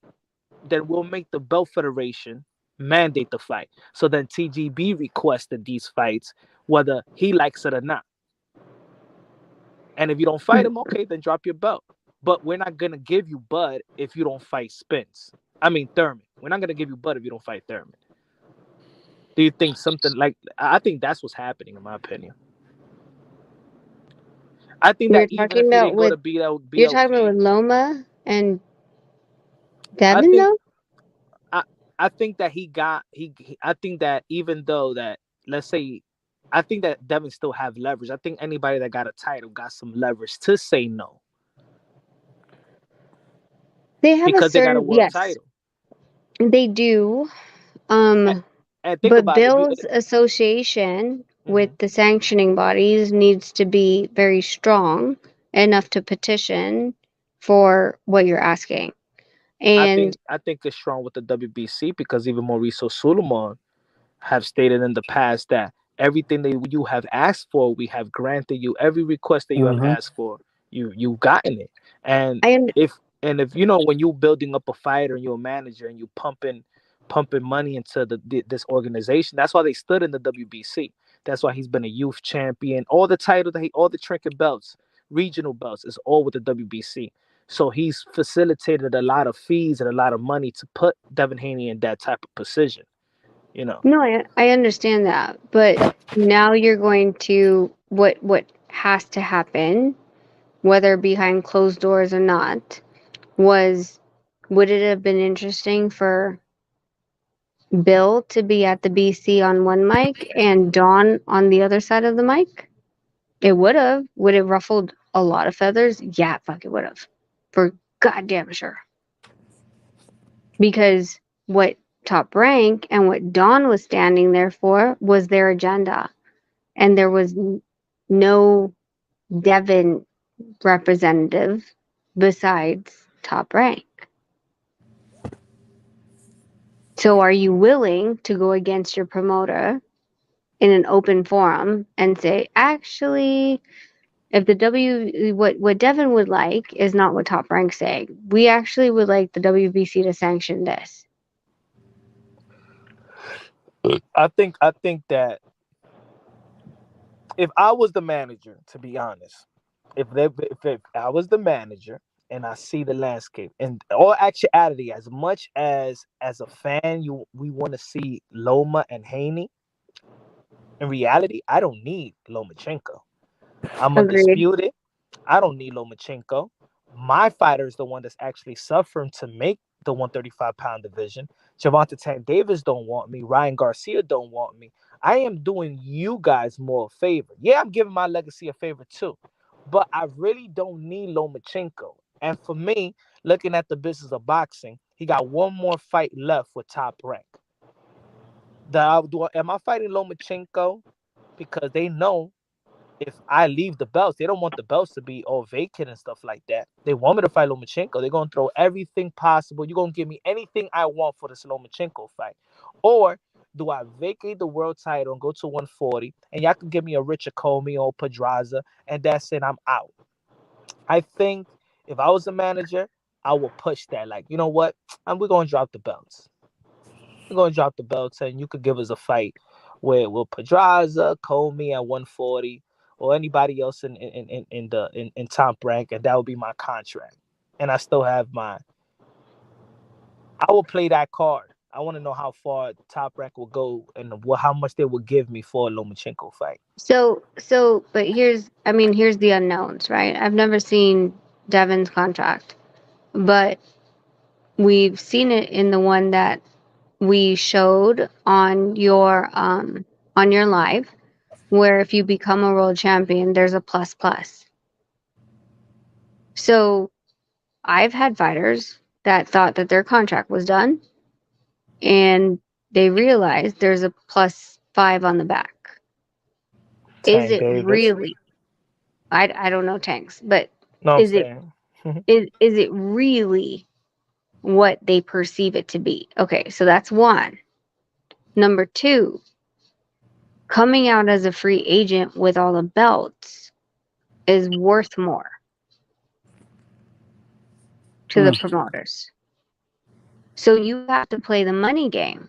Am I worth more as an undisputed champion if I'm a free agent as an undisputed champion, or as a, not to say a nobody, but the regular people in the 140s, and then have to vie my way back up without the positioning. Now, what I would do if he doesn't have let's just say he doesn't have the extensions, is if I'm going to drop the belts, I'm going to position myself with whatever sanctioning body is my strongest, and I'm going to say, hey, I'm the BC, BA, whatever champion. I want to position number 1 in the 140. Before I drop these belts, I want it in writing. Now, then at least you're positioned there. Like the weird thing about Shakur, right? When Don, Rick Glaser's best friend, went up to the mic, he said Shakur will fight anyone. He didn't have that bargaining power as the 130 champion to say, hey, he's vacating. He wants to be number 1 spot because He lost he's it on the vacating. scale. He lost it on the scale. So now you don't have any bargaining pool. You weren't a champion and you chose to move up until you have this belt on your shoulder and you say, well, I should get the shot at the next weight, number 1 or number 2 or for a vacant, whatever. You can't even use that because guess what? You lost it on the goddamn scale. What I don't like is Shakur. He's saying it too. He's like, I'll fight anybody. He's like, Pitbull doesn't want to fight me. He apparently sent the contract to William Zepeda, and Zepeda hasn't signed. But he also has the guy Edwin De Los Santos calling him out for a fight, who's probably willing to fight him right now, but he doesn't want to fight him because he's ranked, I think 11th in the sanctioning body that it's in. In the BC? I don't think it's the BC. It might be a BC. I got to look it up right quick. Right. What's the 11th going to do you? Why would you fight an 11th? So what does that mean? That if Shakur would have kept his belts, he would have had leverage and power to make a better fight at 140. He would, 135. He would have Correct. been able to put himself in position with some of the top guys. Correct. So because he lost the belts, he can't put himself in position for a fight versus Haney or any other any other interim. Is that what's going on? Correct. Like if But if he you had if you kept don't the belts, like he you would could have say like, definitely hey, been I'm an the king at interim. this. Yeah. I mean, yeah, if he had the belt, then at least he'd be like, hey, so I want to move up. I don't want to like I think I've proven myself. So and I've kept the championship, but I want to be positioned as your champion, and I need the best position. So then now he can't do that. No, that's why. Why do you think Don went up and said whoever? So He didn't now say that's anyone why. specifically. So that's why Shakur's calling everybody and their grandma out because he knows he's not in position. Correct. So he lost his position. Yeah, that was his fault. Mm-hmm. So now he has to call himself into a fight, basically. Yeah, But he's and got- and freaking Isaac Cruz is the silver. Am I right? Punch. Punch left. Punch. Oh Cruz fuck, he's is gone. Cruz is number 2 in the BC. No, but I think he's the silver champion. Yeah, I think so. I think he got a. Damn.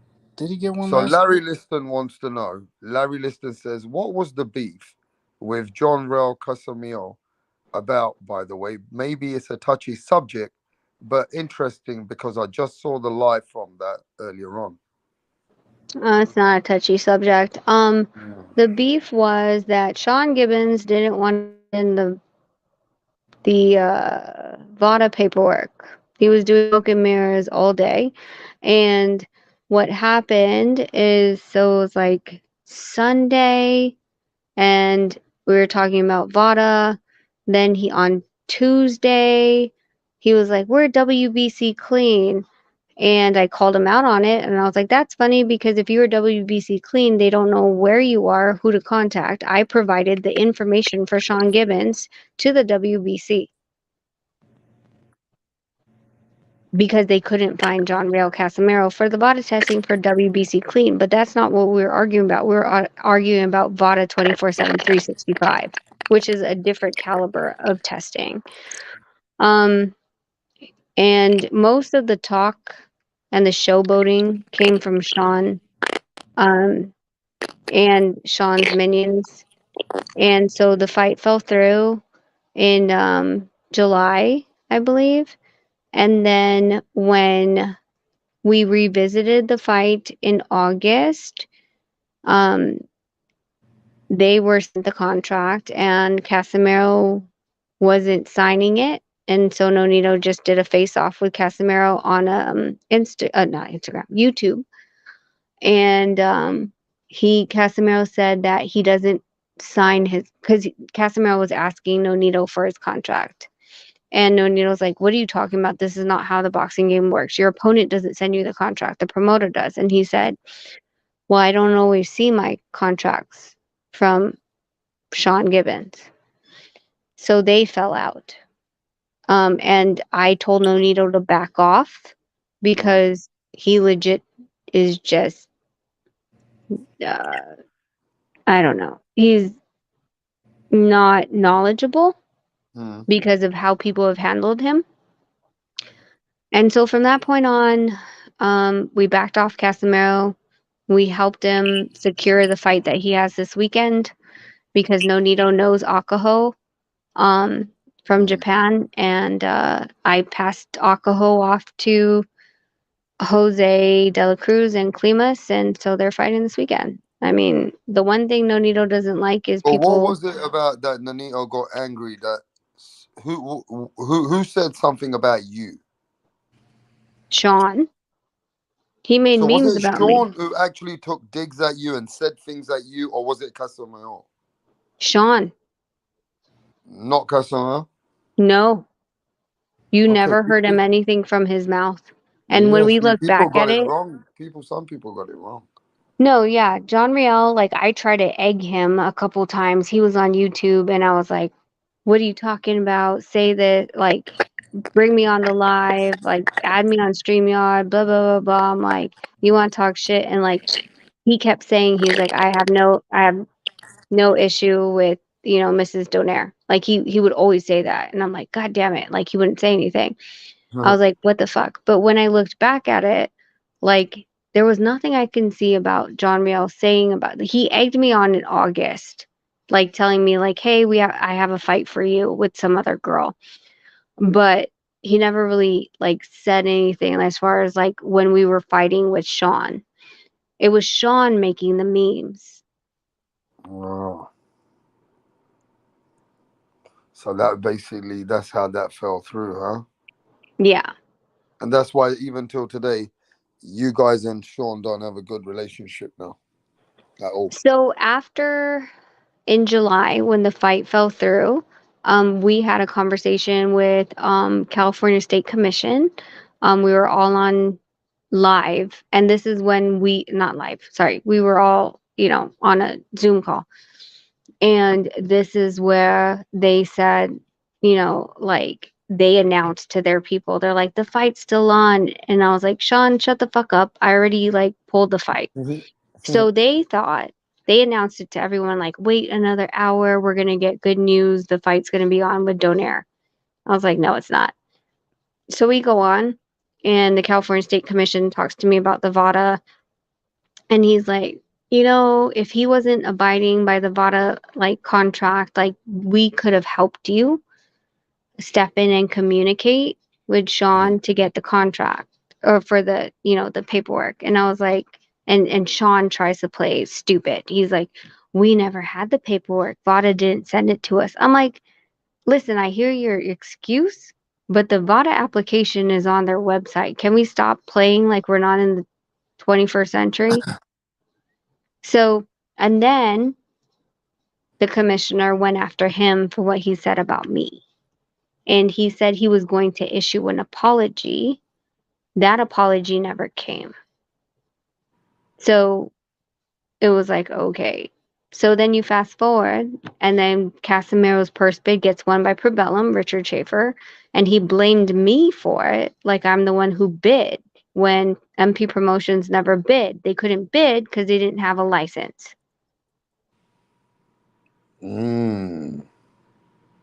You gotta have a license for that particular organization, right? You have to have a promoter's license in the state that you're operating in. He does not have a promoter. MP Promotions does not have a promoter license in the state of Nevada or California. Sean Gibbons doesn't have a promoter or manager license in the state of California or Nevada. So it starts to get murky after that. Right. I hear that. No, it makes sense. I mean, at the end of the day, you gotta have a license and promoter license in every state that you have a bid for. Of course, right? You can't just get a promoter's license for all over the United States. Mm-mm. Every Each state state. requires you to get a license. Correct. Okay, that's how that works. I get it. I get it. But yo, are you ready, Rachel, for Monday evening though? Yes. Are you Even though ready? I have no idea what the hell we're talking about, but yeah. Well, you know, it's gonna be how you both are gonna be approaching in the debate. Really, it's gonna be maybe even how you pull him up for what he said. I'm not Oh, sure. that's the first fucking thing we're going to talk about. Oh shit! Where's the champ? Is the champ gone to sleep? Yeah. So he He's like, always leaves you. Yeah, he has he a leaves me certain. around this time. Yeah, so he has a certain way that he does things, and he lives by his routine. Is that how he is? Well, he has to. He's training Wei Li, the MMA fighter, Oh, is he? tomorrow.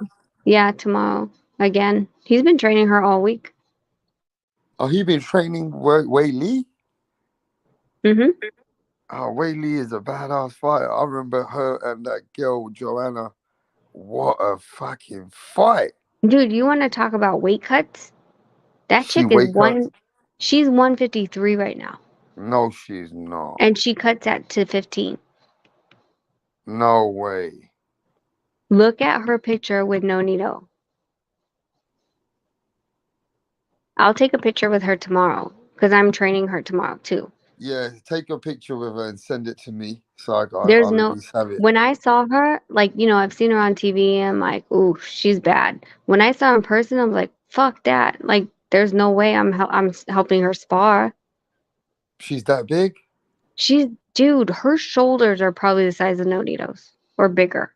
What? And she has to cut how many pounds right now?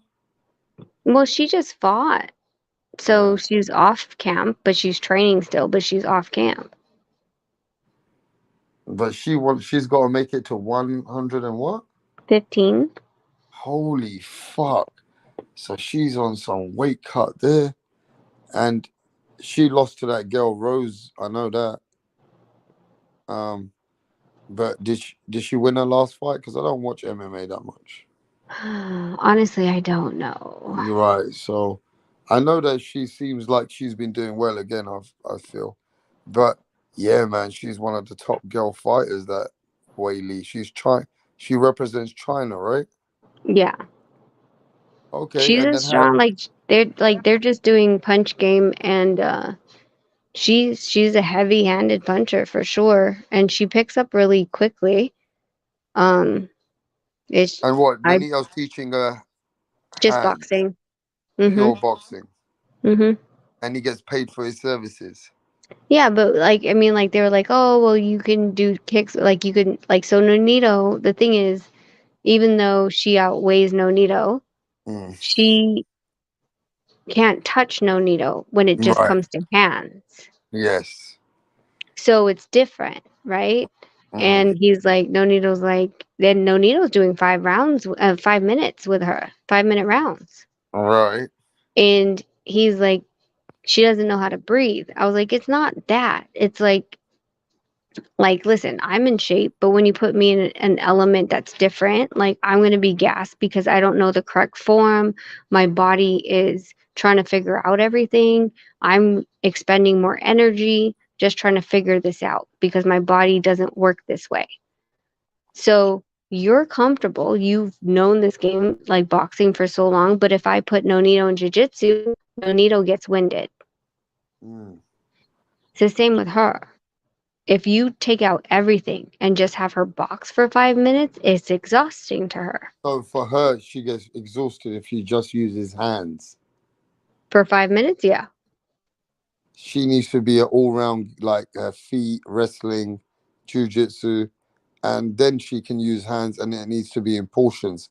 If she goes straight out as a flat hands, 5 minutes too much.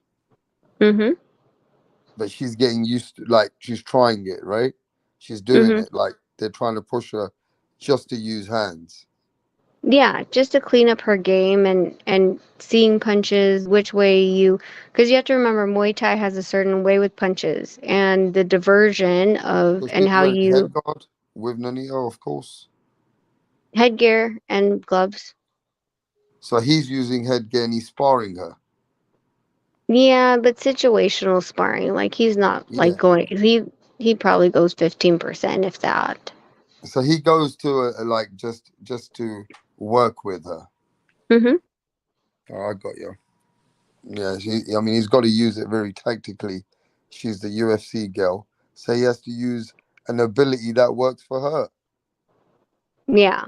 He And can't then go that's what all they out. wanted to work on. And then they were like, "Oh, you're taekwondo, like you could probably spar with her." And I'm like, "Yeah, fuck no." I was like, I walk at 110 to 115. She cuts to get to my weight and she's walking way bigger than I am. I was like, no. When's the last time you sparred? Um, for probably 3 or 4 years ago. And And the then last thing before, you want to do is spar fucking Wei Lee, who's fucking current right at the top yeah, when you ain't even see, sparred for 3-4 years. well, and that's the thing is that before 3 or 4 years ago, so that was what, 4, like 2018. Before that, I didn't spar for 10 years. Yeah, so Pat Greedy seems like he knows his MMA. He says Wei Lee just won the UFC 281. Okay. Wei Lee's a bad girl, bro. She can fight. I've seen 2 fights of that girl, and that girl is a beast for what I've seen. But that's Mm-hmm. because she does a different all-round game. Talking about wrestling and all that. She's not just throwing hands. She has She's other. more Muay Thai. The way she throws her kicks is Muay Thai. Yeah, she's in Muay Thai more. Yeah. Yeah. So when So, like so they're like, "Oh, you guys can spar." I'm like, "Fuck that." No. I so was how like, long "No." did they plan? Hmm? How long do they train in America now? They're training here at the UFC what is it called? Performance Institute. Right. But I think tomorrow will be at the Apex. So Apex is where they were doing a lot of the boxing, like the boxing training. So it's a different gym, but it's within the so you have the UFC regular gym, then you have the PI, and the PI is like invite only, like not everyone can walk in there. And then the Apex, which is where they throw shows, but they have a gym there too. But that's the one that has the boxing ring. The Apex has the boxing ring. The UFC PI only has octagons. I've heard the UFC facilities are nice though. Oh, it's amazing. Okay, talk about it. Because what do you mean amazing? Like, it looks like a college campus for fighters. Hmm. Like, you have, okay, so on one level, you have one, two, you have 3 octagons, and then you have cardio equipment, and then you go downstairs to second level, if I'm counting this right. Second level, yeah. So second level is the offices, the the steam room and the sauna and the underwater treadmill, and then the hot and cold plunge, plus the like strength and conditioning area. So treadmill, woodway treadmills, Jacob's ladder, um, the freaking the sleighs, um, and then you also have the what is that called? The recovery. So you have your physical therapist there. You have your oxygen doctor who like they'll test you and see how much oxygen intake you're taking on a certain exercise. Then you have a full blown cafeteria, um, and then locker rooms of each. Their podcast area, their like stadium seating where it looks like a college where you sit in front of like your teacher, and it has like stadium seating where like a lecture room, um where they watch fights. And then what else? They had a ping pong table the last time I just looked there. I was like, what the fuck is this random ping pong table? And then they have like a huge like quad where you can sit outside, you can grill like barbecue, you can like there's little cabanas and stuff like that. So it's like a little, like a 4-star gym or close to 5-star, big, huge gym facility, and with all these other elements. I mean, attachments where you can have, like you said, grills, and it has a nice little feeling out there. I like I said, I liken it to like a college dorm for fighters. Okay. Like it literally looks like a college Do campus you for see fighters. boxers using that facility quite a lot? No, because you have to be invited. So, like you see a lot of the MMA fighters, but not like street boxing guys. Not at the That- PI. The PI How is did you closed. guys get in touch with the Whaley camp and the UFC, or how did they get in touch with you? How did it happen?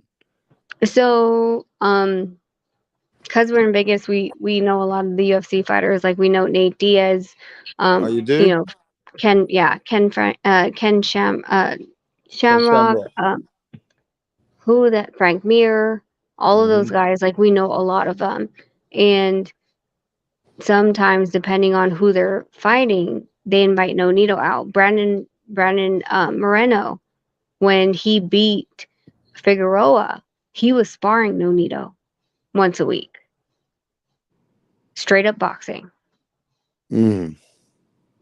So we would, we go over there over a lot. And so yeah, so the PI, like we walk in there, everyone knows us at the PI, but it's like they have double freaking gates, pin code, security guard at the like front desk. Like you can't just walk into the PI. The PI is like it's closed. Okay, so you're connected to the UFC people, some of the UFC people, so you have a relationship with the UFC within the people in there. So there's ways that they can contact you, and you get to know if there's a network through the people you know in there. Yeah. Right, and then they can network through you because they know that you're around. Mhm. Like somebody said, Cole the Hunter from Australia said, "Is Frank Mir a cool dude or a weirdo?" No, he's cool. Frank's cool. I've actually been to his house. He's cool. Okay. Him and his wife, they're cool.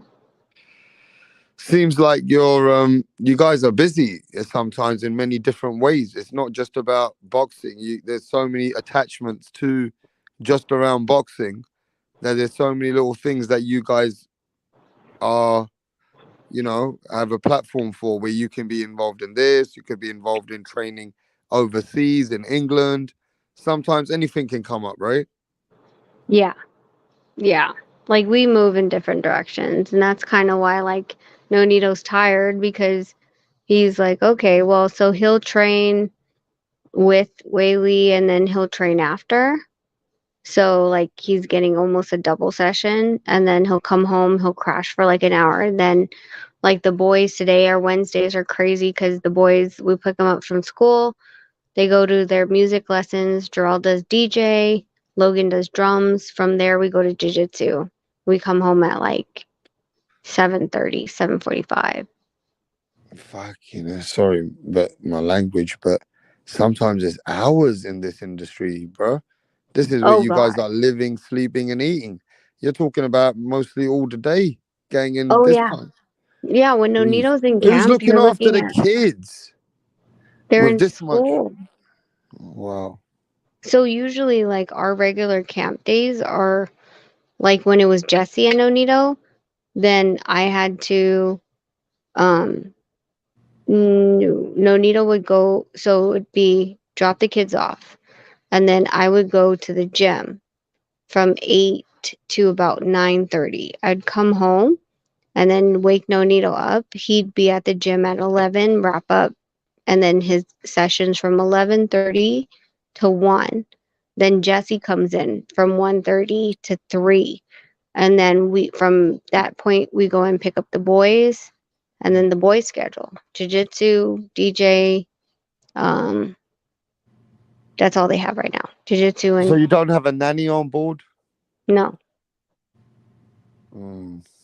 Okay. So basically, you guys just work it around with the time that you have, but sometimes you don't even have the time by the time you finish. Yeah. Jeez. Yes, there's a lot of work in this game, huh?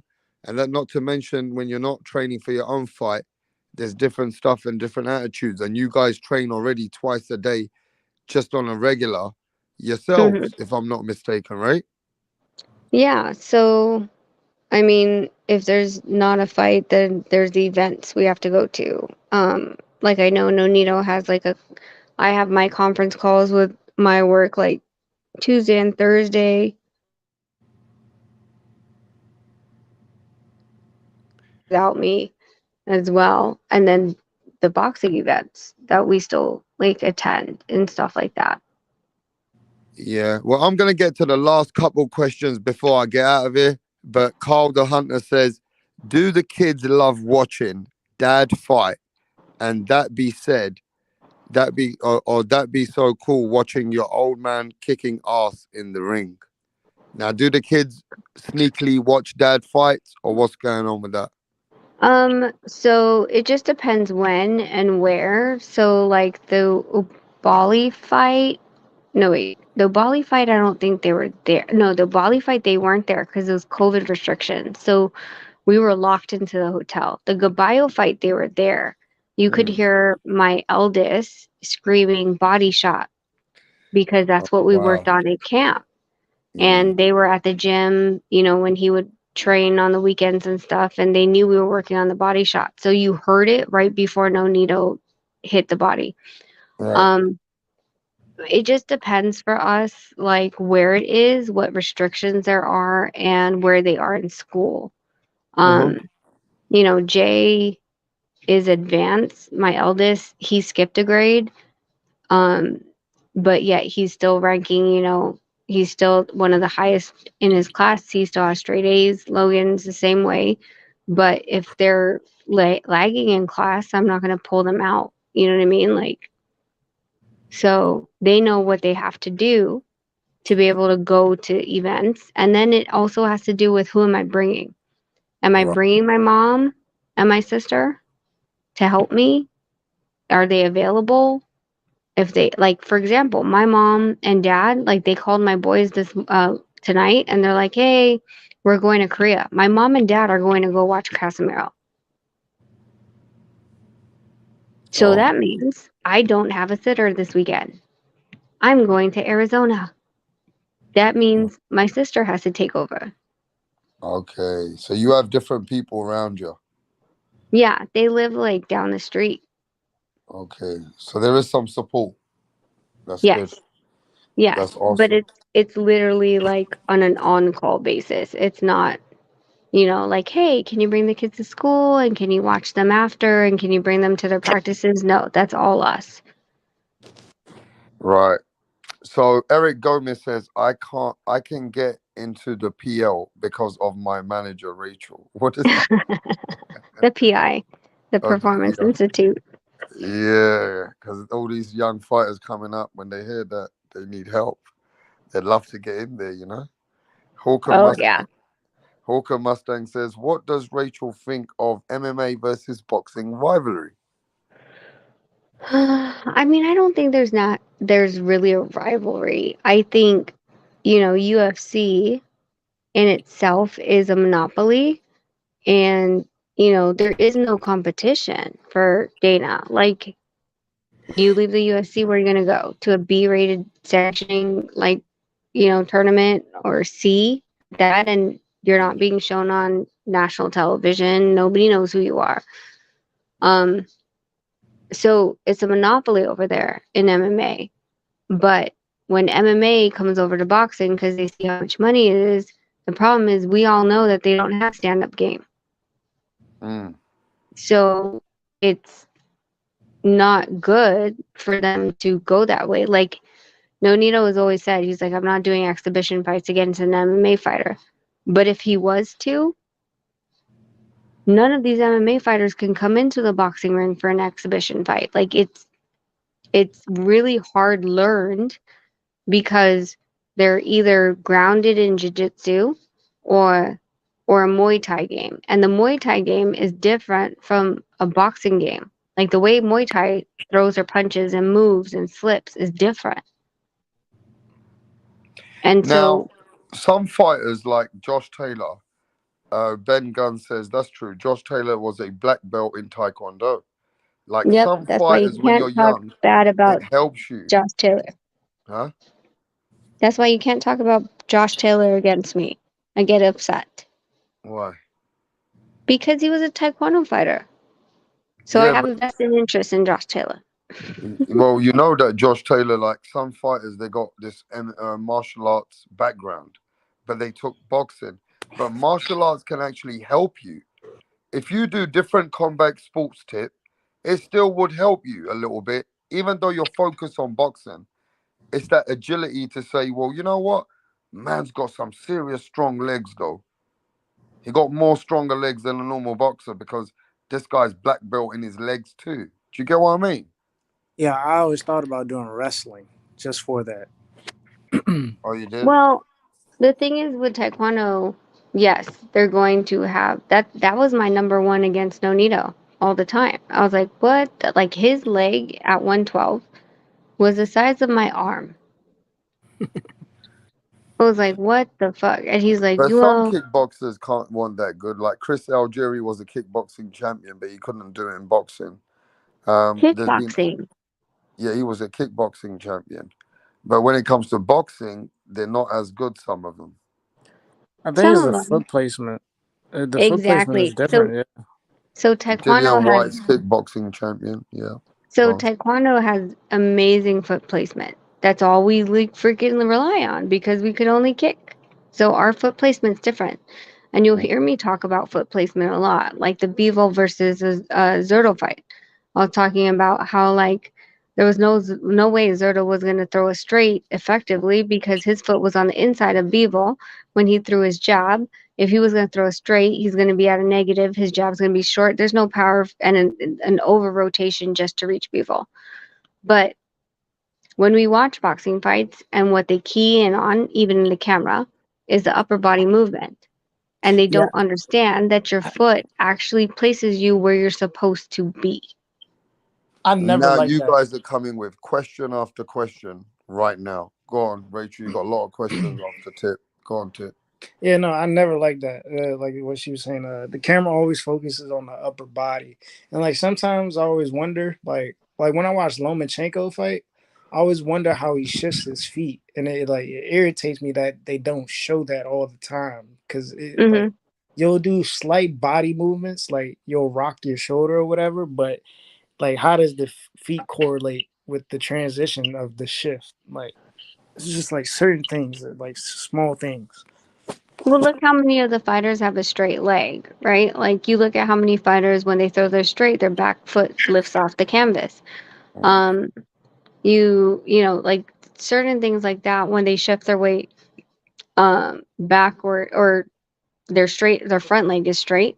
Their mobility is lost, right? And a lot of fighters don't understand the load of the leg and the foot game. And I don't know if it's just because it's a lost art or like Nonito's whole thing was it's because of this. We beat Ubali because I fucking studied his feet. I knew when he was gonna punch where. If you, it's the exact same as Bevo as Zerto. He was gonna throw. Well, at least like Zerto tried to throw it, but unsuccessfully. But Ubali threw his jab. He was gonna throw a straight when his foot was on the outside of your lead leg. He would throw a jab, but he's setting up for the straight because his foot was outside your lead leg. Right. But no one gets it. No one understands it. And it's because it's been lost. Like, I don't know. But I can tell you where their weight's going to be, I was breaking down the Estrada Chocolatito fight Nonito and I were talking about it. And I was like, so he does this. His weight's here. He leans this way. He can't move. I was like, when he does this combination, he's on this side. When he does this combination, he's on this side. You know, when he's just going to like jab you out because his lead shoulder is more linear and his back foot is in line with his front foot. You know, when he's trying to set you up for an uppercut or a straight when he's more square. So the chief says, what does Rachel think of Jake Paul's boxing skills right now? He needs to clean it up. 100%. I think he's a little over anxious because of, he's supposed to show up. I don't think he's fought the level of competition that, Even he ain't fought even a top 40 guy in boxing yet. No. So, I mean, we're talking about a prospect at this point. A prospect that makes a lot of money. That doesn't mean any different. Like, he's still a prospect. Yeah. Okay, Hawker Mustang says Klitschko was into kickboxing too. I forgot that. Kickboxing is different, though. Is Clarissa still doing MMA? Yes. She lost one fight already. Yeah, I've seen that fight. But that's the thing about MMA. You literally have to work on your stand-up game and your ground She game. should rematch that girl. That's what she needs. She was struggling wrestling. Like she had her She pin. needs to rematch the girl she lost to. The whole I fight she had mean- her pin against the cage. Well, that's what I'm saying. Like jiu-jitsu, like ground game is one of the hardest things to learn. Takes forever for you to learn and understand a lot of the, the different strategies and be patient. And like I said, like they lose gas. A stand-up boxer loses gas on the ground.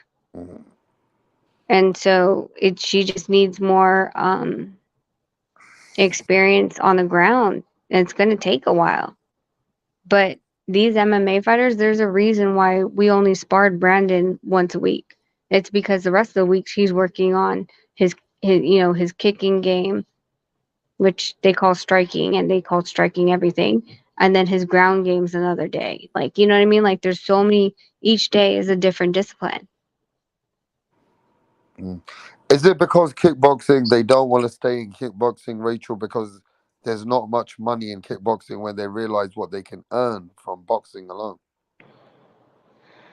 I really don't know the landscape of kickboxing amateur and professional, but I do know the way that they kick and the way that they set up a lot of stuff is a lot more square.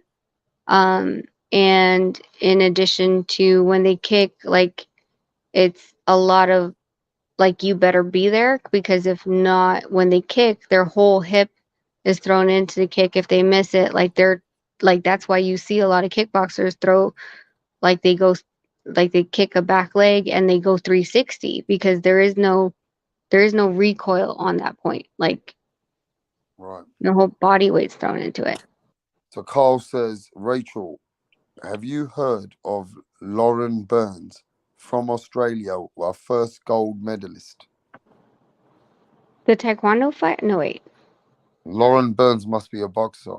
A girl, I'm not sure. We had a taekwondo fighter named Lauren Burns too, but I don't know if that was a BY. She's Australian, huh? I don't. Sounds familiar. I'd have to see her. And then I'd tell you if I've seen her fight. What belt was you in Taekwondo? Black? You can't be anything else if you were on national team. Yeah, but is there a level to black, like first dan, second dan, third dan, Oh, fourth yeah. dan? I was fourth. And what The does it go up master. to? 8. Okay, so the master, grandmaster's at 8. You're at Yeah, 4. but they're like 90. Yeah. Why does it You have have to be an age? You have to age to be in one of them, or what? There's time in a belt. Like you can't advance. So juniors, like a junior black, like you can get your belt before 13 if you started early, but you'll be considered a junior black. You're not going to be considered a full like black belt. And then each stripe after that takes X amount of years before you can even test to go up. Are you going to test to go more up? No. That's, I mean, you're at the highest anyway. You're number 4th Dan. 4th Dan, baddest bitch in the land. Rachel Donaire, you don't want to fuck with her. 4th Dan. But 8th is the top guys. Mm-hmm. 8. What's the difference from what you understand from 4th to 5th?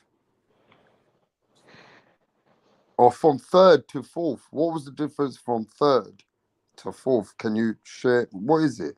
What is Dan? What is the big name Dan from 1st Dan to 4th Dan? Or what is this Dan? You have to like learn a certain number of forms between the dans, but it's time in, it's your patience, it's like some of it is also like your like society level. And what I mean by that is like how are you giving back? So like are you teaching seminars? Are you reffing? Lauren was a Taekwondo fighter. She won at the 2000 Olympics. See, Right? told you. So you remember that lady? Yes.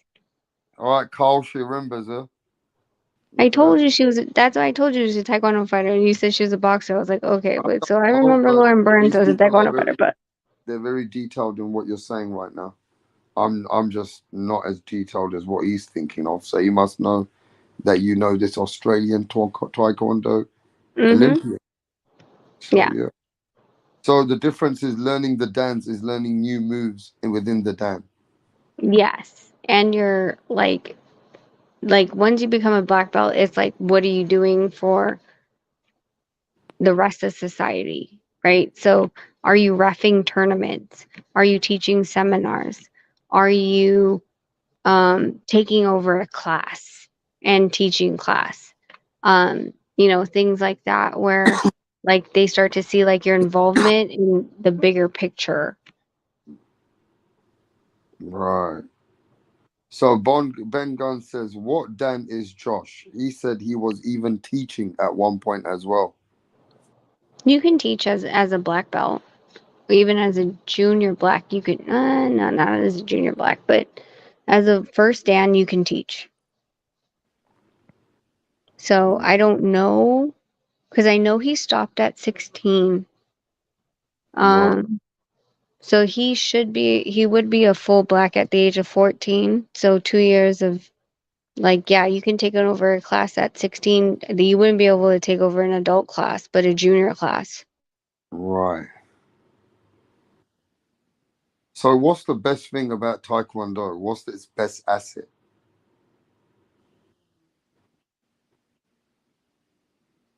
Are you there? I think, well, I mean, I think all martial arts has, Is they're it all, no, but it depends on it. Some are offensive, some are self-defense, some are some have different kind of attributes. What is Taekwondo's best attributes?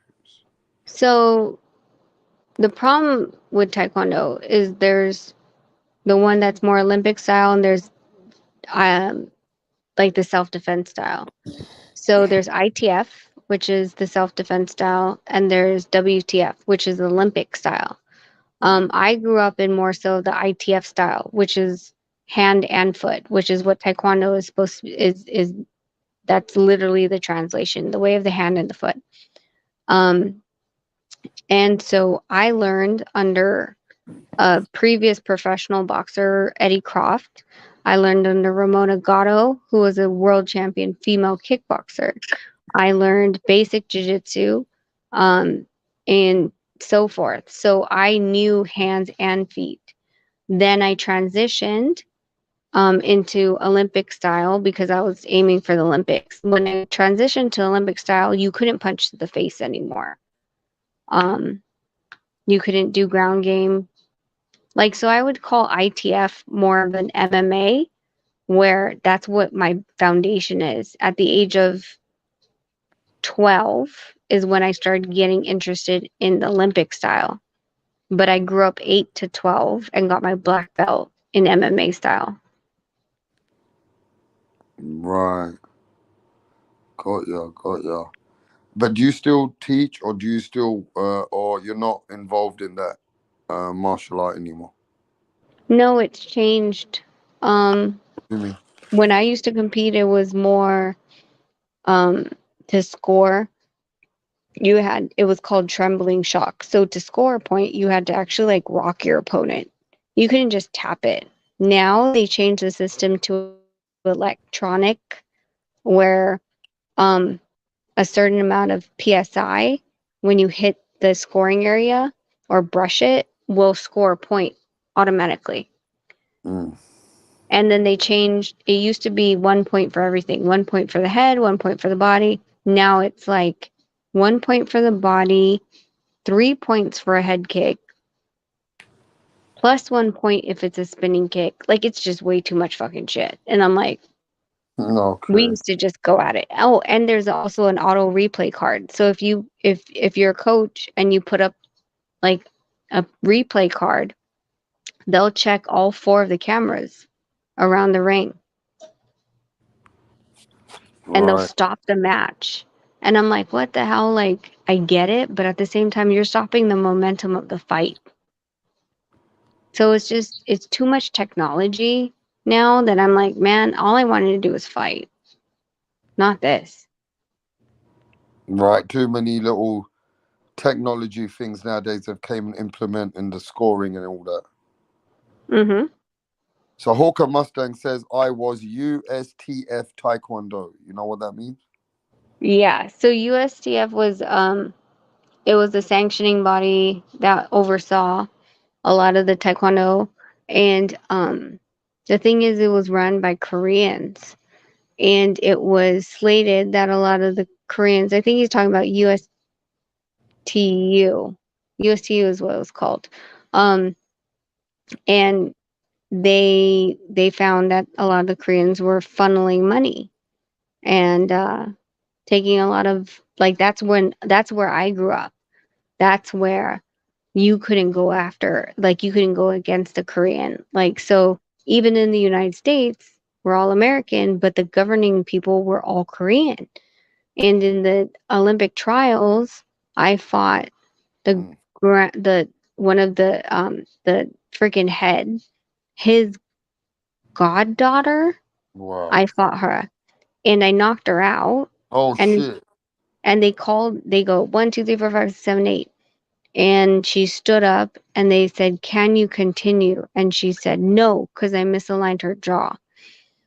And they, instead of saying 9-10 knockout, they said medical timeout. And I So lost the match. you lost. Yep. Why would you lose if you hurt the girl and knocked her down? She was winning on the cards. Oh. The only way I was going to win was by knockout. But since they called a medical timeout, she got to recover, and then she ran. Oh, so they let her stay and she ran through it. Yep. Okay, so they let her run, so she was able to just keep herself on the feet and keep moving away. Yep.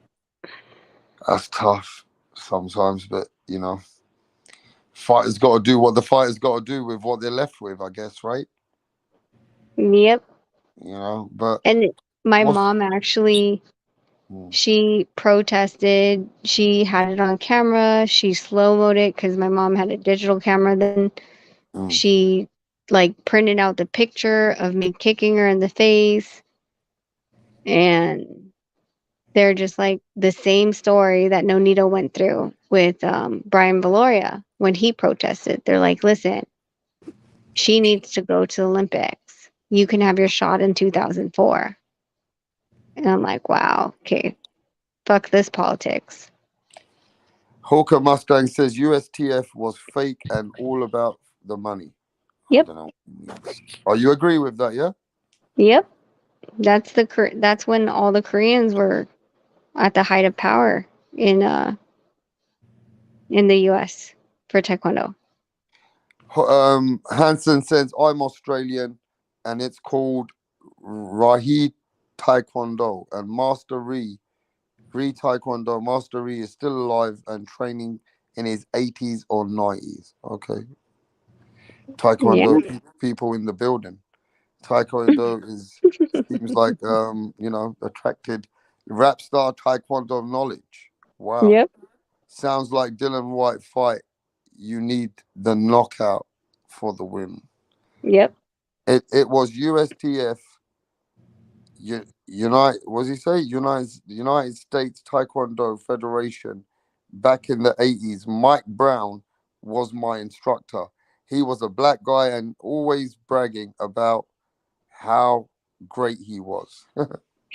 Yeah, okay, so USTF became the USTU as far as I remember, and now it's the I think it's the USTA. So USTU when I walked in the 90s was Korean. Like it was freaking everybody was Korean. Like they would just walk up to you. Like I remember do you remember those pants where you had like it was like a rubber band pants? Like to tighten the bottom of your pants, there was like a plastic thingy that you would like tighten so then the bottom of your pants was tight. I never used that. Okay. So there was a plastic thingy on windbreakers at the bottom and it was elastic.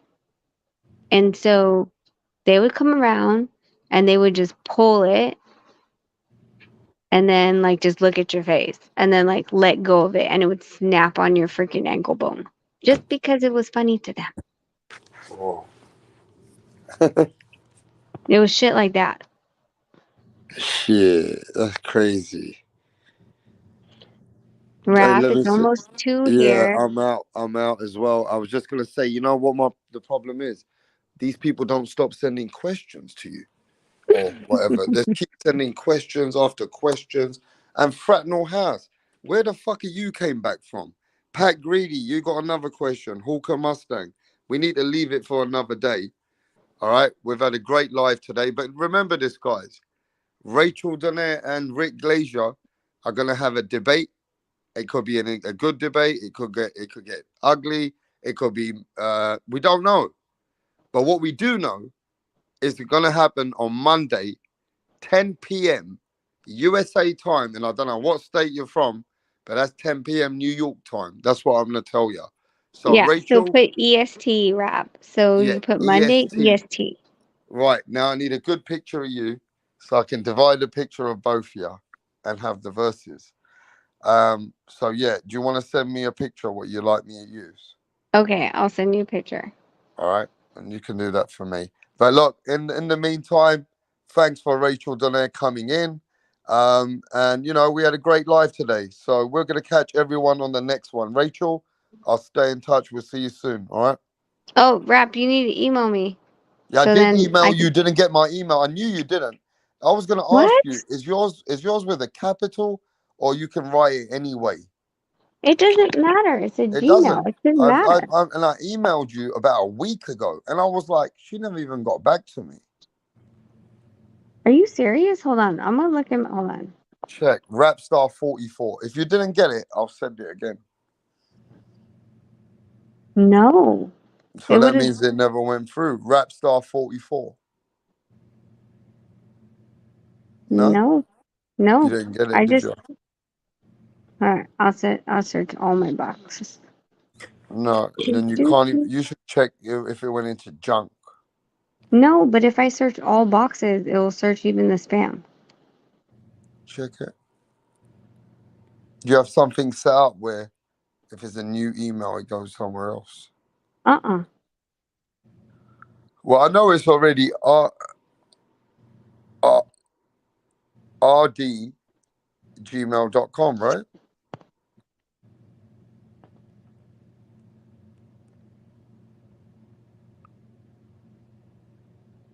Hello? Well, I'm going to have to send it to you again.